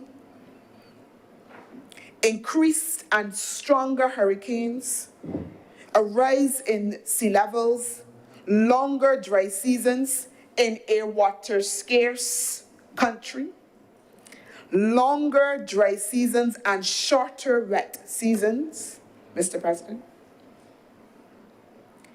I saw a report recently that said that in the UK, that some 200,000 homes on the coast, some coast in the UK, was in danger of climate change, again by sea level rise. In the UK, 200,000 homes. We are all coast, Mr. President. We are all coast. Imagine that in the context of Barbados, in the context of climate change that I've described. Imagine Barbados facing a Category 5 hurricane. I was at a recent panel discussion, and one of the panelists, who was an academic from UWI, in discussing the whole issue of climate change and its impact, said very frankly that we are in danger, Barbados is in danger, if we don't address the issue of climate, of possibly becoming climate refugees. Of becoming climate refugees. And I'm not so sure, Mr. President, that we understood the very reality that Barbados, as we know it, could be faced. Barbados who love this rock. Barbados who believe that this is the best thing next to sliced bread and navel string berry here, that we could be faced because of a climatic event to become refugees. That we would have to leave our country and seek refuge other places. And this is because, Mr. President, that we have to understand that the impact of climate is, again, and you know, I hope that we will have another debate where we can have a fuller discussion in terms of looking at the issues of climate change, which I will not do fully right now because we want to stay on topic. But the impact of climate change is multifold. It will impact food security. It will impact infrastructure. It will impact health. It will impact all areas of our lives. And therefore, we have to face a fundamental question of how will we finance that impact? How will we finance building resilience that is needed across all of the sectoral areas where this will become fundamental? A Cat 5 hurricane that will devastate tourism. Mr. President, what will that mean for this country? How will we bounce back? How will we rebuild? And it is the search for answering that question that has led us here in terms of looking for mechanisms, again, that are innovative and are not the traditional mechanisms that will have us just paying back loans at high interest rates as well. I want to point out, Mr. President, that currently 15% of the financing to deal with issues of climate, even in the context of loans, that only 15%, rather, sorry, Mr. President, of the finance for addressing issues of climate are coming to countries on the front line of the crisis, while 75% of the poor live in middle-income countries that have been graduated from accessing concessional finance. And this is critical as well, Mr. President.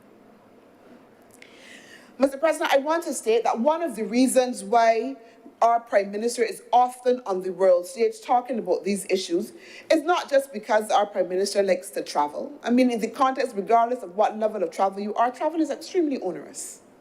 Yeah, it's not a pleasant activity. We again, on a plane, just to go see another country. It is because in order to be able to unlock these discussions, in order to be able to make a case for innovative financing mechanisms, we have to be in the spaces where the global debate is. And our Prime Minister is giving leadership to this because she understands very much, intimately so, that for us, unless we are able to unlock these mechanisms, we stand the risk of not being able to have, as I keep saying, that necessary wiggle room, that necessary policy space that is so critical in terms of us being able to address this question of financing and being able to manage our debt responsibly, Mr. President. I believe that is what the citizens of Barbados is asking us to do, and we are responding, Mr. President.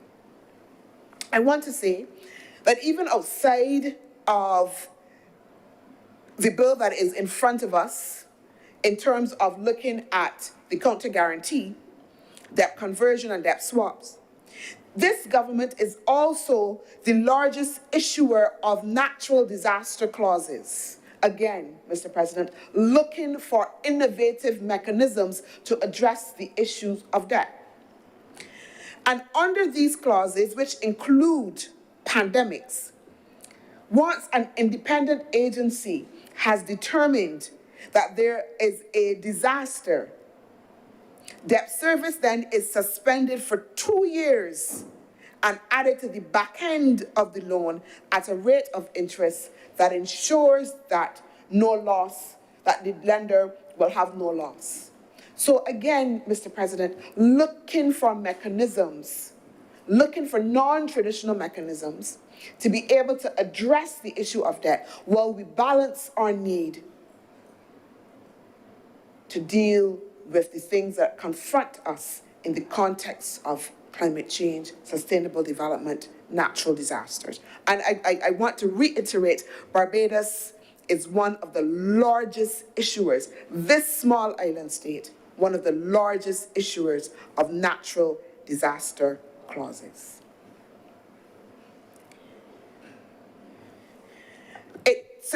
The analysis suggests, Mr. President, in the context of the pandemic, that if we were able to have greater consensus, and even if that developing countries had these clauses integrated into their loan facilities, that it would have released $1 trillion for developing countries to address the COVID-19 pandemic, tripling the size of their fiscal response to the pandemic. Mr. President, I also want to remind the Honourable Chamber that just a couple of weeks ago, and forgive me if I don't quote that correctly, time is moving so fast, we had the visit here of the Managing Director of the International Monetary Fund. And she came to Barbados not by accident, not because she was looking for some place to go. She came to Barbados because, as she indicated, that our Prime Minister has been a champion, again, for innovative financing mechanisms that the International Monetary Fund itself was responding to in the context of its Resilience and Sustainability Trust. to provide concessional financing that would be given, particularly, this is extremely important, that we made available to middle-income countries that previously would have been considered as graduating out from that access to those concessional funds, to be able now, in the context of the Resilience and Sustainability Trust, to again have access to that financing, which will be repaid over 20 years. And the IMF Managing Director indicated that this is the longest time that they have given in the context of IMF facilities for loans to be repaid, with a 10.5-year grace period for repayment, Mr. President. And she gave kudos to our Prime Minister for championing that initiative. One of the other things, Mr. President, that we have been doing as a government on the global scale is arguing for the recognition of vulnerability that goes beyond an analysis of our GDP as the framework. So that we have argued that vulnerability should be measured by the fact that a country can have the strong likelihood of experiencing a climate event that will impact 5% or more of GDP in one event. And again, that is something that we have been speaking to not only for Barbados, but for other small island developing states as well. Because if we can get the international community to be able to recognize and agree to that notion of vulnerability, again, it can help us unlock concessional financing. My final point, Mr. President, is that we not only have to ensure that we have the mechanisms and the innovative mechanisms that are there, because you can have a framework, and that's fine. But we have to be sure that those frameworks that are developed allows us, as I said before, to be able to access the financing without having to jump through too many hoops and quickly. Recently, and again a couple of months ago, I was in Copenhagen at a meeting looking at implementation for COP27.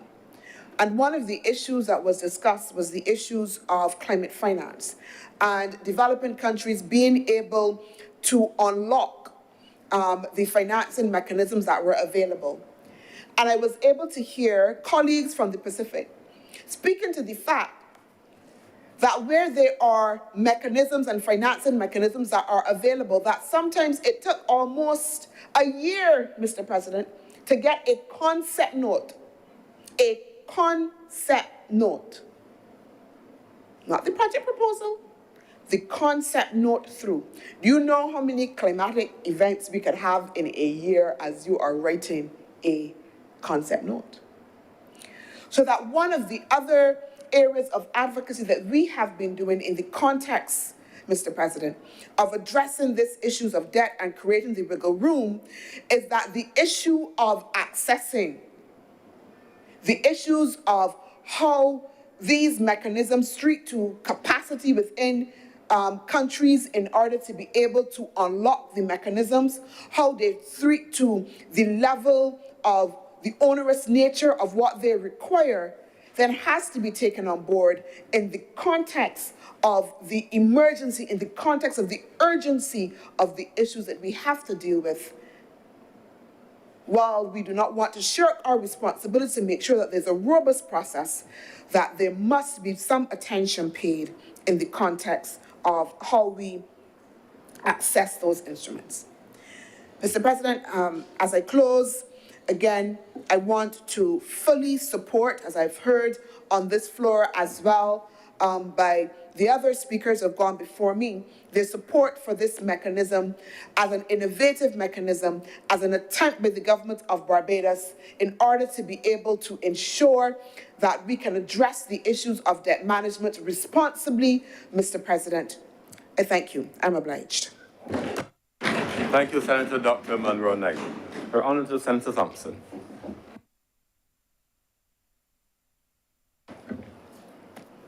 Thank you very much, Mr. President. I think that many of the presentations which have been made so far sort of wind their way naturally into some of the comments that I propose to make. I want to start with congratulations, as I did in my first intervention today, and this time for the transparency with which the government treated to the issue of laying in Parliament within 30 days any counter agreement so that the Parliament can have full oversight of the terms, and by extension, the public is aware of what the government is committing the taxpayers to. That is important because we have lived through myriad kinds of loans and loans agreements and rumors of loans and loans agreements and uncertainty about loans and loans agreements and fear of loans and loans agreements, particularly because we had reached a stage where we had a debt to GDP ratio of about 178% or so up to 2018, and then we saw it go down to 123% by 2019, and then rise again with COVID, where it is about 130, 132%. So the public has a fear, and I think that we are a risk-averse society. And therefore, we have a fear of debt. Perhaps there has been a lot of entrepreneurship, but the reality is that a majority of Barbadians don't like debt. We fear it. But there is a nexus, when properly managed, between debt and development. That is so whether at the personal level or at the national level. For a majority of Black Barbadians, and perhaps for a significant number of Barbadians of other races, except within the Muslim community, where they tend to have arrangements for the sharing of capital and for co-financing and co-support for financing and investment, one would not ordinarily have, certainly not the one speaking, the kind of capital that would allow one to buy a property or a motor vehicle cash. You can't. You cannot afford it. Not the children of Black people in this country who are the descendants of slaves. Because when you work, you really, for a vast majority of Barbadians, you are 1 week or 1 month away from loss of job and everything that you have acquired if you lose your job. And therefore, putting yourself in debt, hanging your hat higher than you could reach, as Barbadians like to say, really is something that we fear, because we know poverty. That has been part of the cultural, the social, cultural, and social economic experience. And having known poverty, some of us are 1 or 2 generations away from poverty. You really do not want to return, and therefore you act in a very conservative way. And I want to say to the public that, as I made the point just now, there's a nexus between debt and development. That to develop, you often have to incur debt. That is true of the individual, it is true of the family, it is true of the nation state. The issue is not whether there is debt. The issue is whether you are paying 32 cents per dollar in debt or 68 cents as we were paying under previous administration. So that if your debt repayments are consuming your dollars, then you cannot develop.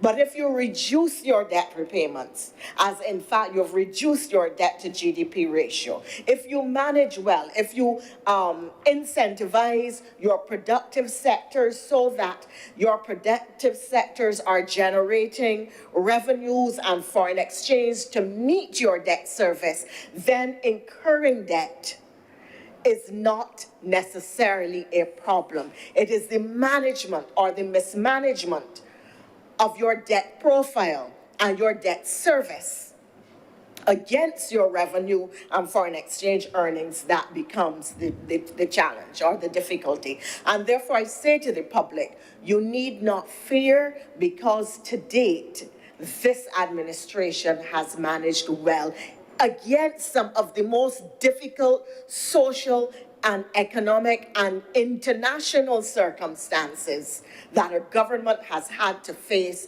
historically. This mechanism before the chamber, and others have spoken to it, is not a loan in the traditional sense of the word. It is really a form of innovative financing and a mechanism by which you sell your debt.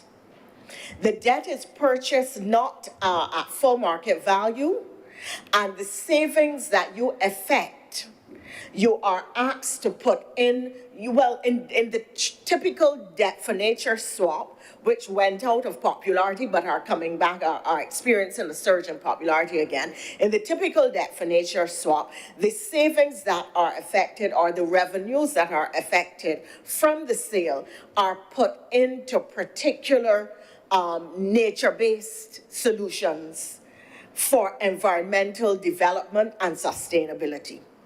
This particular mechanism, at which the government of Barbados is looking on behalf of the people of Barbados, casts the net wider and goes from environmental to social to economic purposes for which these savings can be applied. And Senator Drakes was right when she spoke to the fact that if done properly, these mechanisms or this mechanism will cause investments in projects not only at the macro level but at the micro level in communities, so that small farmers in a community may be able to benefit. A group could get together and decide that they're going to invest in a solar farm. You may be able to do gully exploration and replanting for tourism purposes, so you bring tourists into it. You could have, do something in the nature of sustainable consumption and production by bringing in communities or bringing other people into your community to experience Barbadian culture and food. So you would have Barbadian and entertainers not on stage, as Senator John was telling us today, but performing in the community with aunties and mummies and people cooking food, doing other things.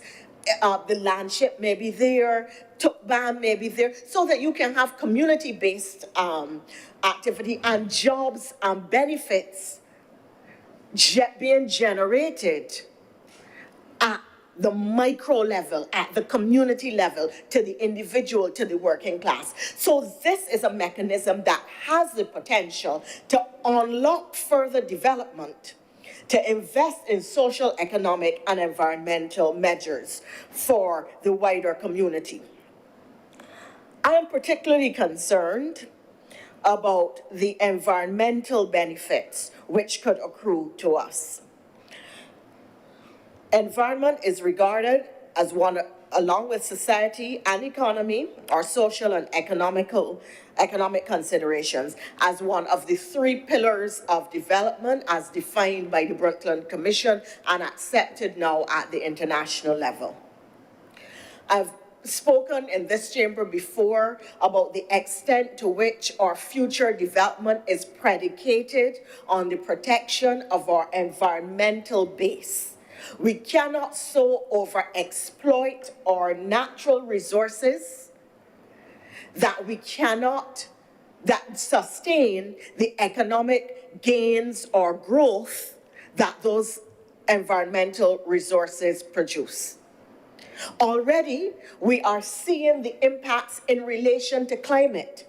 where anthropogenic activity, human activity, whether it is flying, driving, digging up on the soil and not replanting or not putting in nutrients so that the soil catches itself. There are a number of activities that are affecting the level of carbon emissions, which is driving what we are calling the climate crisis.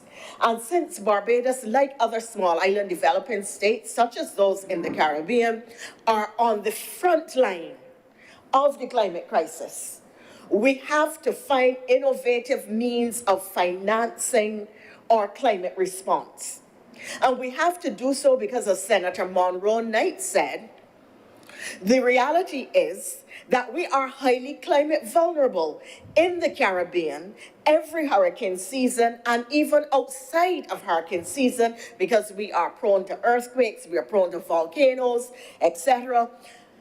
We can experience an event that is cataclysmic, that is a wipeout event, or that impacts 5% of GDP or more. Senator Monroe Knight rightly spoke to the impact that Maria had on Dominica, taking out 225% of its GDP.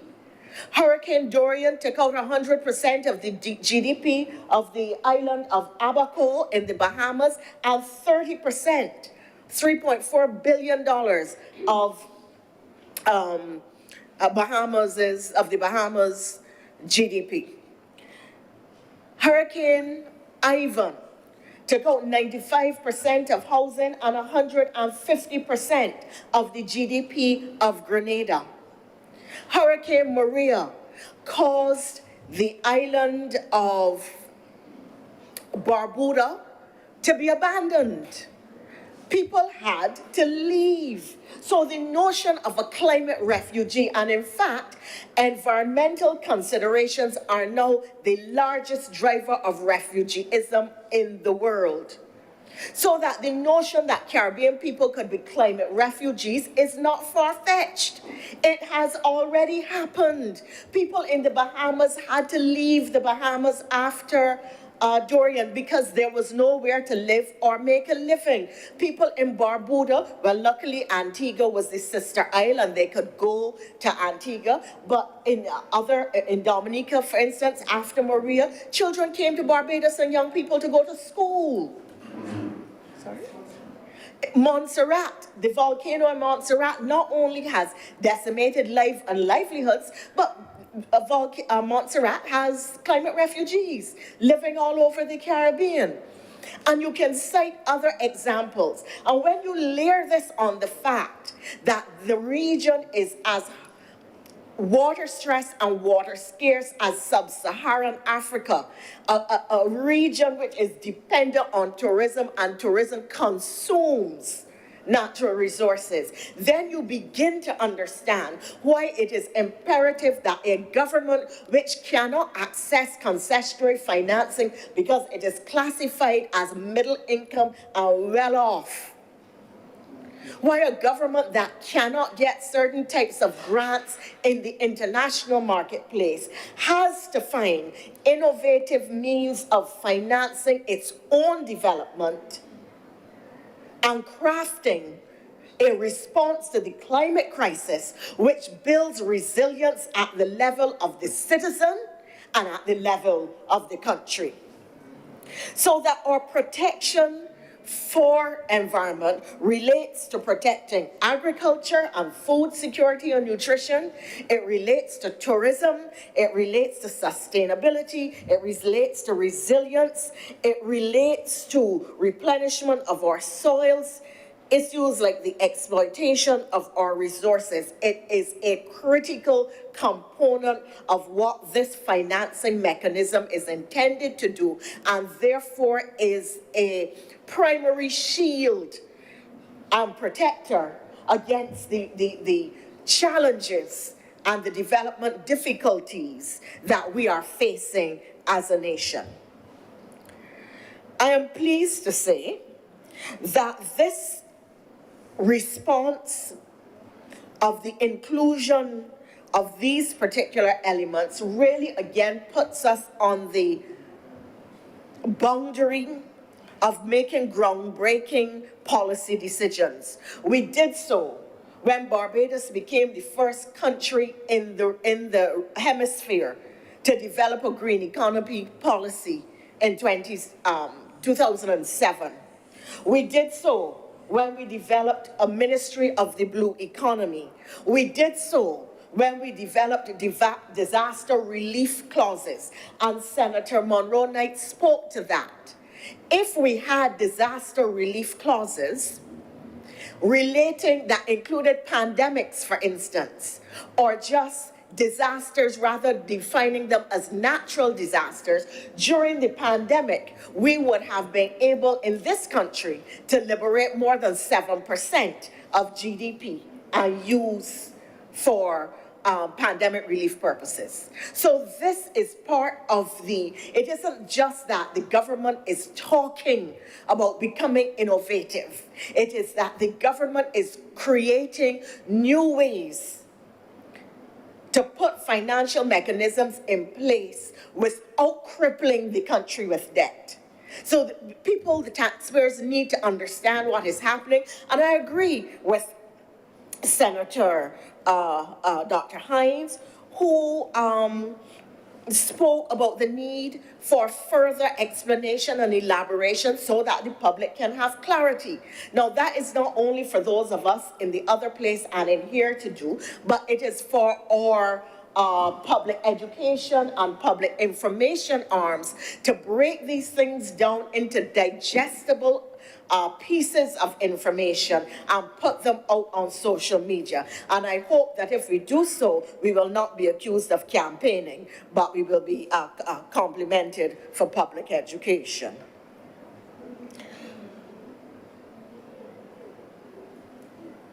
We have to look at the issue of blue and green bonds, because this too is a way of raising capital. People in the diaspora are keen to invest in Barbados. There are people here who have access to capital. The reality is, as I said, I think last week or week before, COVID has made millionaires and multimillionaires and billionaires across the world. I mean, I did some research to see what were the companies, who were the individuals that had been made wealthy as a result of COVID. And it's fascinating. People who make masks and PPE, people who are responsible for Zoom and other communication platforms, people who are responsible for online recreational activity. There are a whole number of people who have really been enriched as a result of the COVID crisis. And Mr. President, sir, as my mother would say, don't doubt God. They got people out here who make a lot of money too. They certainly did. Supplying hotels and tourism facilities with exclusive concierge services for vaccinations. Examining tourists and so in hotels, going to people's homes and giving vaccinations and doing COVID testing, which of course there was a huge market for. In fact, it was, sorry? Hotels. The hotels made, but the interesting about it though, yes, the hotels made money too, because they charged a fee, you paid them, and then they paid some of the doctors and so on. But the doctors were not charging light for all of those in here who are part of the medical profession. The reality is that they were having the testing done, and in the government labs, free of charge. And and applying the tests for hundreds of dollars. I confess that I made use of some of the concierge services myself.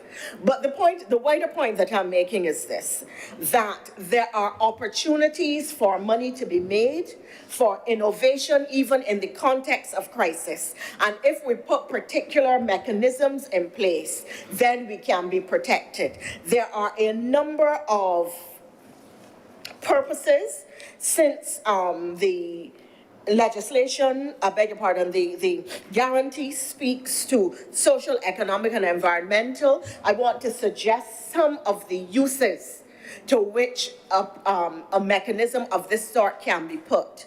First, I would like to suggest that we need to be prepared for the next pandemic, whatever form it comes in. And therefore, I am going to ask government for the establishment of a pandemic trust fund to deal with any upcoming crisis or pandemic in the future, whether it is from out of an antimicrobial challenge, or whether it is a pandemic that comes out of nowhere as COVID, a novel coronavirus did. But money should definitely go into some sort of trust fund for the future. I think too that at the social level, we need to consider, and the member for St. Michael, Trevor Prescott, what, Southeast? No, that's not. East. For St. Michael East is constantly talking about an intervention in relation to men and something that will reduce the level of recidivism and something which addresses the level of violence amongst young men well, not inner cities, but what we call in the Caribbean, ghetto communities in urban Barbados. These are ripe for social intervention, and when we have external resources coming in, if we are affecting savings on debt, we have to look at saving our society, saving our people. That has to be a priority. Equally, violence against women, girls, and children is something that needs to be addressed.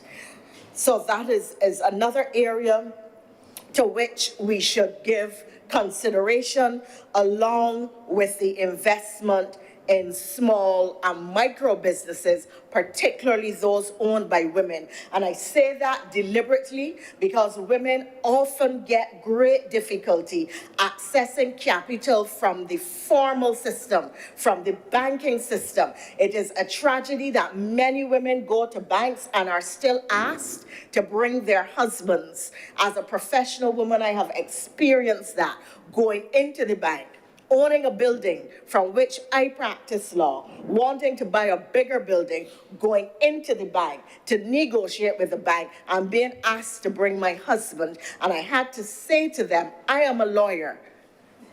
I studied law. I have a legal practice. My husband has never gone into a law book a day in his life. What would I be bringing him in here for? And the officer and I looked at each other. Suffice it is to say, I didn't bring my husband and I didn't get the loan.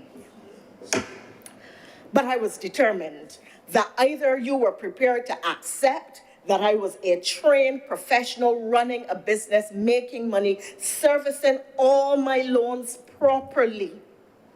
And I didn't have no big lot of loans, sir. So I really think that insofar as micro businesses, as small businesses, and female-owned businesses still have great difficulty getting loans from the banking system, insofar as we want to create opportunities for those who are unbankable in this country, not because they really are, but because the banking system is so rigid, so rules-oriented, and owned outside of Barbados with no sympathy or empathy or understanding of the social cultural conditions of the country. In a country where mortgage default is lower than the rest of the world, you would still get hell trying to get a mortgage in Barbados. So I believe that capital, which is the fuel of the economy, has to be liberated so that black people in this country and working class people and people with aspirations to be more than the circumstances of their birth, people who have an idea that want to develop it, that can do well. This is how Microsoft grew. This is how Google grew. A lot of these big businesses, these macro entities globally, particularly in the technology sector, started in garages, in basements, as micro enterprises. But you have to get the opportunity and you have to get the capital. I found it easier as a black woman in the United States, setting up an account, a personal account and an account for a business, walking into a bank where nobody knows me, to set up a business than to walk into a bank in my own country and to say that I want to set up a business. You're asked to bring all kinds of evidence and certificates, but I don't want, Mr. President, sir, for you to haul me in, as you had to do earlier, but because I don't want to stray outside, I will return to the four parameters, the four lines, sir, of the boundary here, and continue by making the point, going on to another component of the point, which is, I know that this is a form of financing which is new to the public of Barbados, but as Senator Hines and Senators Hines and Drakes indicated, it is not new globally. These have been in vogue since the 70s and 80s. They fell out of fashion, as I said, and then they came back in. Countries which did the debt forgiveness included countries like Switzerland and the United States, Holland and Canada, Belgium, Sweden, France, and some of the beneficiary countries have been Angola, the Solomon Islands, Jamaica has been a substantial beneficiary of this form of financing, of innovative financing. The Maldives, I think, Bolivia, Egypt, Peru. So in Latin America and Africa, in other regions of the world, this is a mechanism which has been widely used, and it has been used effectively in small island developing states. So we don't have to fear, or the public need not fear, that this is some kind of new form of experimentation with the taxpayers' funds. This is an established mechanism for creating financing and bringing it into the economy at not even at cost, because the taxpayers are benefiting, they are not paying. It involves debt forgiveness, and then you take those resources that you would have applied to your debt repayment and you put it into development financing. It really is a very effective tool, and I'm glad to see that this administration is going to employ it. I was pleased to hear the visit of the IMF has been mentioned. I was pleased to hear that the IMF has taken on board the arguments of the Prime Minister and government of Barbados relating to the use of SDRs and special drawing rights, which is like a trust fund. I'm explaining for members of the public who may not be familiar with the language. Special drawing rights is a sort of trust fund that is available at the international level from the international banking system when there are emergency or crisis events. Larger countries have access to larger amounts of money, and what Barbados has been arguing is that, look, since you have SDRs to the developed world, since you have SDRs available to you, which gives you capital that you are not using, why don't you lend it to us for development purposes at concessionary rates over a long period for prescribed functions, not that you will determine the policy, we will determine the policy and what the investment will be in. But you would know, for instance, that the monies could be applied for natural disasters, resilience building, financing, climate change, engineering, to cite some examples. And speaking of climate change engineering, sir, I think that this would be an appropriate place to make the point when we talk about climate change has a cost. We talk all the time about climate change and we think only of it in the context of the increased heat. We don't see it in the context of the increasing habitats of mosquitoes, for instance, and the fact that that has an impact on disease. We don't think of it in the context of expenditure that government would not have to make would it not be for the climate crisis, and the diversion of capital from other development activity into either climate adaptation activity or climate mitigation activity. Barbadians compliment the boardwalks, particularly the one on the South Coast. Many do not realize that the boardwalk was not built for recreation. It was designed for recreation as part of an engineering intervention to stabilize the beach and the coastline, to help with sand nutrition, to protect the coast, and ultimately to help with beach and marine protection.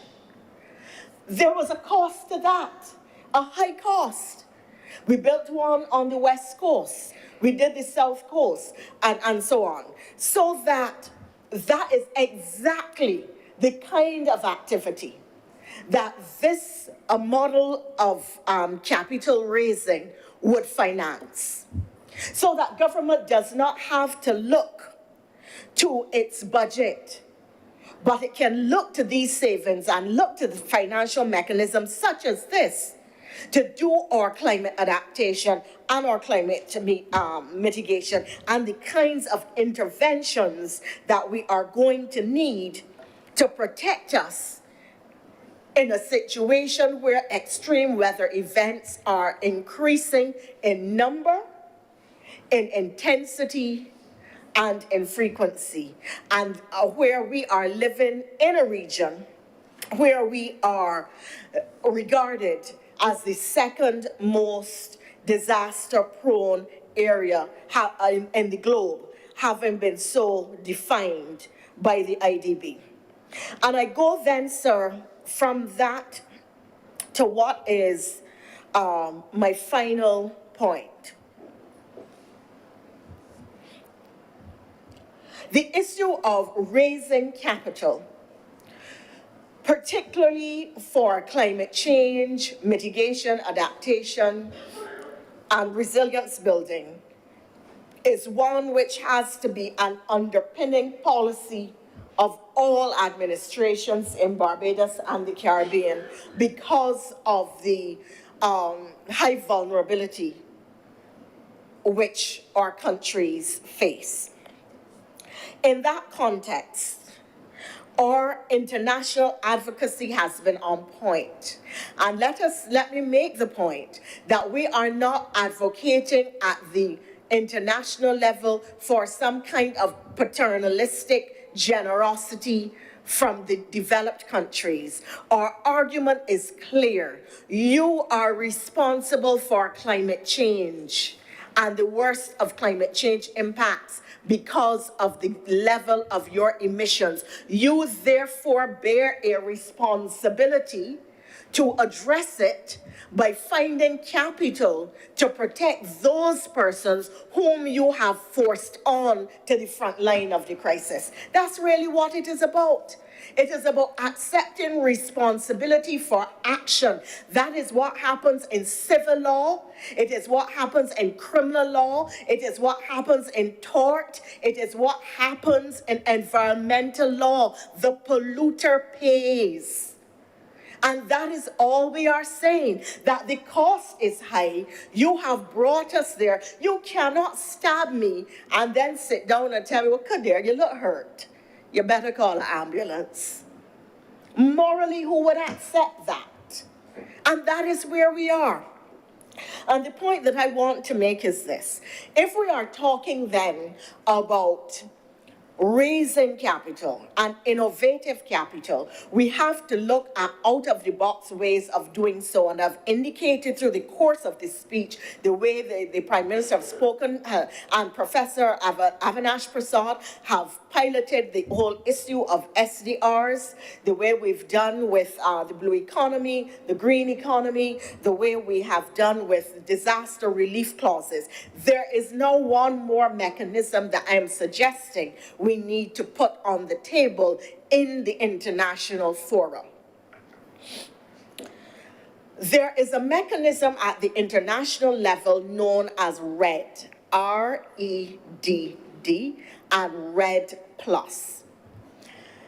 Through it, countries which have heavy forest cover, because the trees sequester carbon, countries with heavy forest cover can access financing through bilateral or multilateral mechanisms and negotiation with countries which are huge carbon emitters.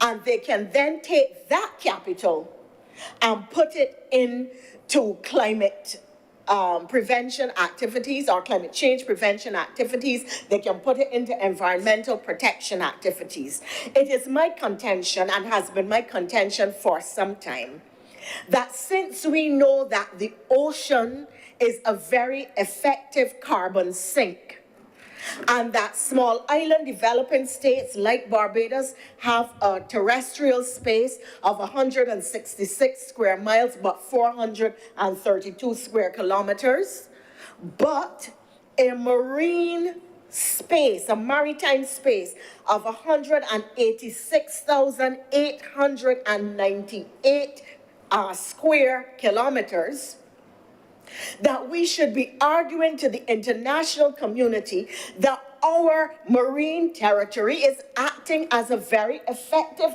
carbon sink, for which we should be compensated and for which we should be able to access a precise and determinable quantum of capital to pursue blue and green economy activities, because we are providing a global environmental service. In the same way that those with heavy forest cover can enter into bilateral and multilateral negotiations and get capital for the work that their trees are doing and for the environmental good which their trees are providing, surely those of us which are big ocean states, not only small island developing states in terms of your terrestrial space, but big ocean space, large marine territory, should we not benefit from the social and environmental good and the economic good and purpose which our ocean territory is serving for our region and for the world? And I believe that it is an argument which we now need to advance so that that too becomes an area of innovative financing for our region and for our country, in an environment where, because we are classified as middle income countries, we cannot get concessionary financing, even though our debt to GDP ratio is high. And even though we live on the cusp of a wipeout event, our GDP is still considered as the only criteria for determining not vulnerability, but GDP, for determining whether we should have access to capital. And Senator Monroe was right. Financing way after the natural disaster comes, when you don't know how much money you will or will not get because you are depending on gifts from people, does not make sense. What we need is clear, determinable financing mechanisms that allow us to plan our development trajectory and protect ourselves from the disasters and from the climate crisis, which is not of our own making. It is in this context, therefore, that I support this measure entirely and give that full support to the government of Barbados. Thank you very much, Your Honor, Senator Thompson. Senator Cummings. Thank you very much, Mr. President. I want, first of all, to thank all of the honorable senators who have spoken. I believe in my introductory speech, I did say that I would introduce the bill, give the context for the bill, outline what the bill aimed to accomplish, but that I was confident that there were those in this honorable chamber for whom this is something that is a lived day-to-day passion. And so I wasn't a prophet, but I expected the kinds of contributions that I heard coming from around the honorable chamber tonight. And I think that we have been, very enriched by the contributions made in the first instance by Senator Hines. I think we take the point that this is, in fact, and I think I said this when I opened, a small bill with a huge impact. And we very much can benefit from the kind of public information that Senator Thompson made a reference to, whether it be by press conferences, social media, digestible bites, or any type of public information which the public asks for. And we provide it willingly and regularly, even though sometimes to do so in response to requests for information is described in different terms. But we have a responsibility to share as much information as often as we have it, and I think this is one of those things that we need to be able to do it on. Senator Dr. Brathwaite, I want to also express appreciation for your comments. I think they also were important, and Senator Monroe Knight and Senator Thompson gave a great detailed elaboration of the importance of the mechanism to the overall sustainability agenda for Barbados. I want to perhaps just close with a little bit of context again, just for the benefit of the Honorable Chamber. Mr. President, in 2020, when COVID struck, as a result of the COVID-19 pandemic, 18% of Barbados's GDP was wiped out. 18%, 1-8. And if we park that number, Mr. President, and use the example of, I believe that Senator Drake, in her contribution, she spoke about the number of countries that have used this mechanism for different purposes. And if we take into consideration the number that I just gave, 18% of GDP in 2020 wiped out from COVID-19. In Belize, Mr. President, one of the examples used by Senator Drake for this particular type of mechanism, it said that under an agreement identical to this, the TNC, the Nature Conservancy, lent funds to Belize to buy back $553 million in a super bond. This represented, Mr. President, a striking 10% of that country's GDP. You understand, Mr. President, therefore, what we're talking about in terms of wiping out debt, contributing to underwriting the environmental agenda of a nation, and then finding alternative mechanisms, as was described by Senator Hines, for converting debt into investment. Mr. President, this is perhaps one of the flagship measures of this administration to be able to treat to the question of sustainability while managing our debt effectively and in a transformational way without kicking that debt down the road to future generations, as has been a consideration as has been a part of the conversation. So, Mr. President, I just wanted to put that further context on the table, and with these few words, I beg to move that this bill now be read a second time.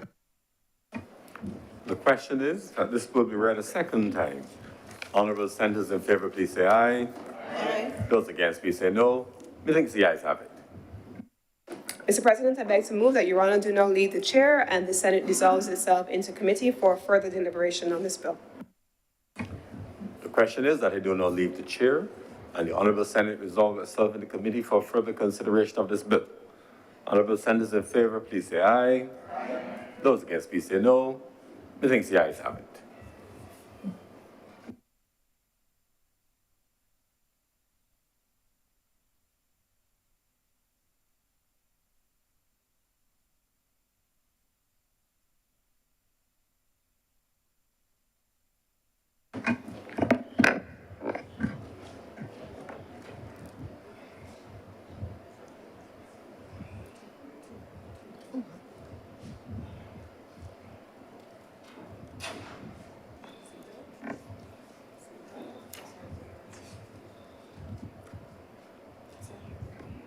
Senate is now in committee. Clause 1, Madam Chairman, I beg to move that clause 1 stand part. Question is that clause 1 do now stand part.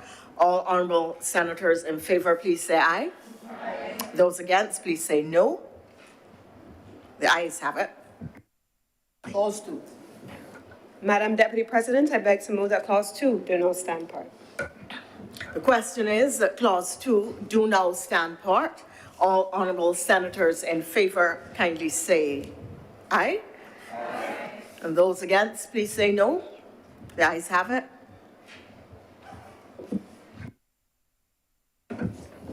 Madam Deputy President, I beg to move that clause 3 stand part. The question is that clause 3 do now stand part. All honorable senators in favor, please say aye. Aye. And those against, please say no. Methinks the ayes have it. clause 4, Madam Deputy President, I beg to move that clause 4 do now stand part. Question is that clause 4 do now stand part. Will all honorable members in favor say aye? Aye. Those against, please say no. Methinks the ayes have it. clause 5, Madam Deputy President, I beg to move that clause 5 stand part. The question is that clause 5 do now stand part. All honorable senators in favor, please say aye. Aye. And those against, please say no. Methinks the ayes have it. clause 6, Madam Deputy President, I beg to move that clause 6 do now stand part. The question is that clause 6 do now stand part. All honorable members in favor, please say aye. Aye. Those against, please say no. The ayes have it. clause 7, Madam Deputy President, I beg to move that the final clause of this bill, clause 7, do now stand part. Question is that clause 7 do now stand part. All honorable senators in favor, please say aye. Aye. Those against, please say no. The ayes have it. report. Madam Deputy President, I beg to move that you do now report to His Honor the President the passing of one bill in committee. The question is that I do now report to His Honor the President the passing of one bill in committee. All honorable members in favor, please say aye. Aye. Those against, please say no. The ayes have it.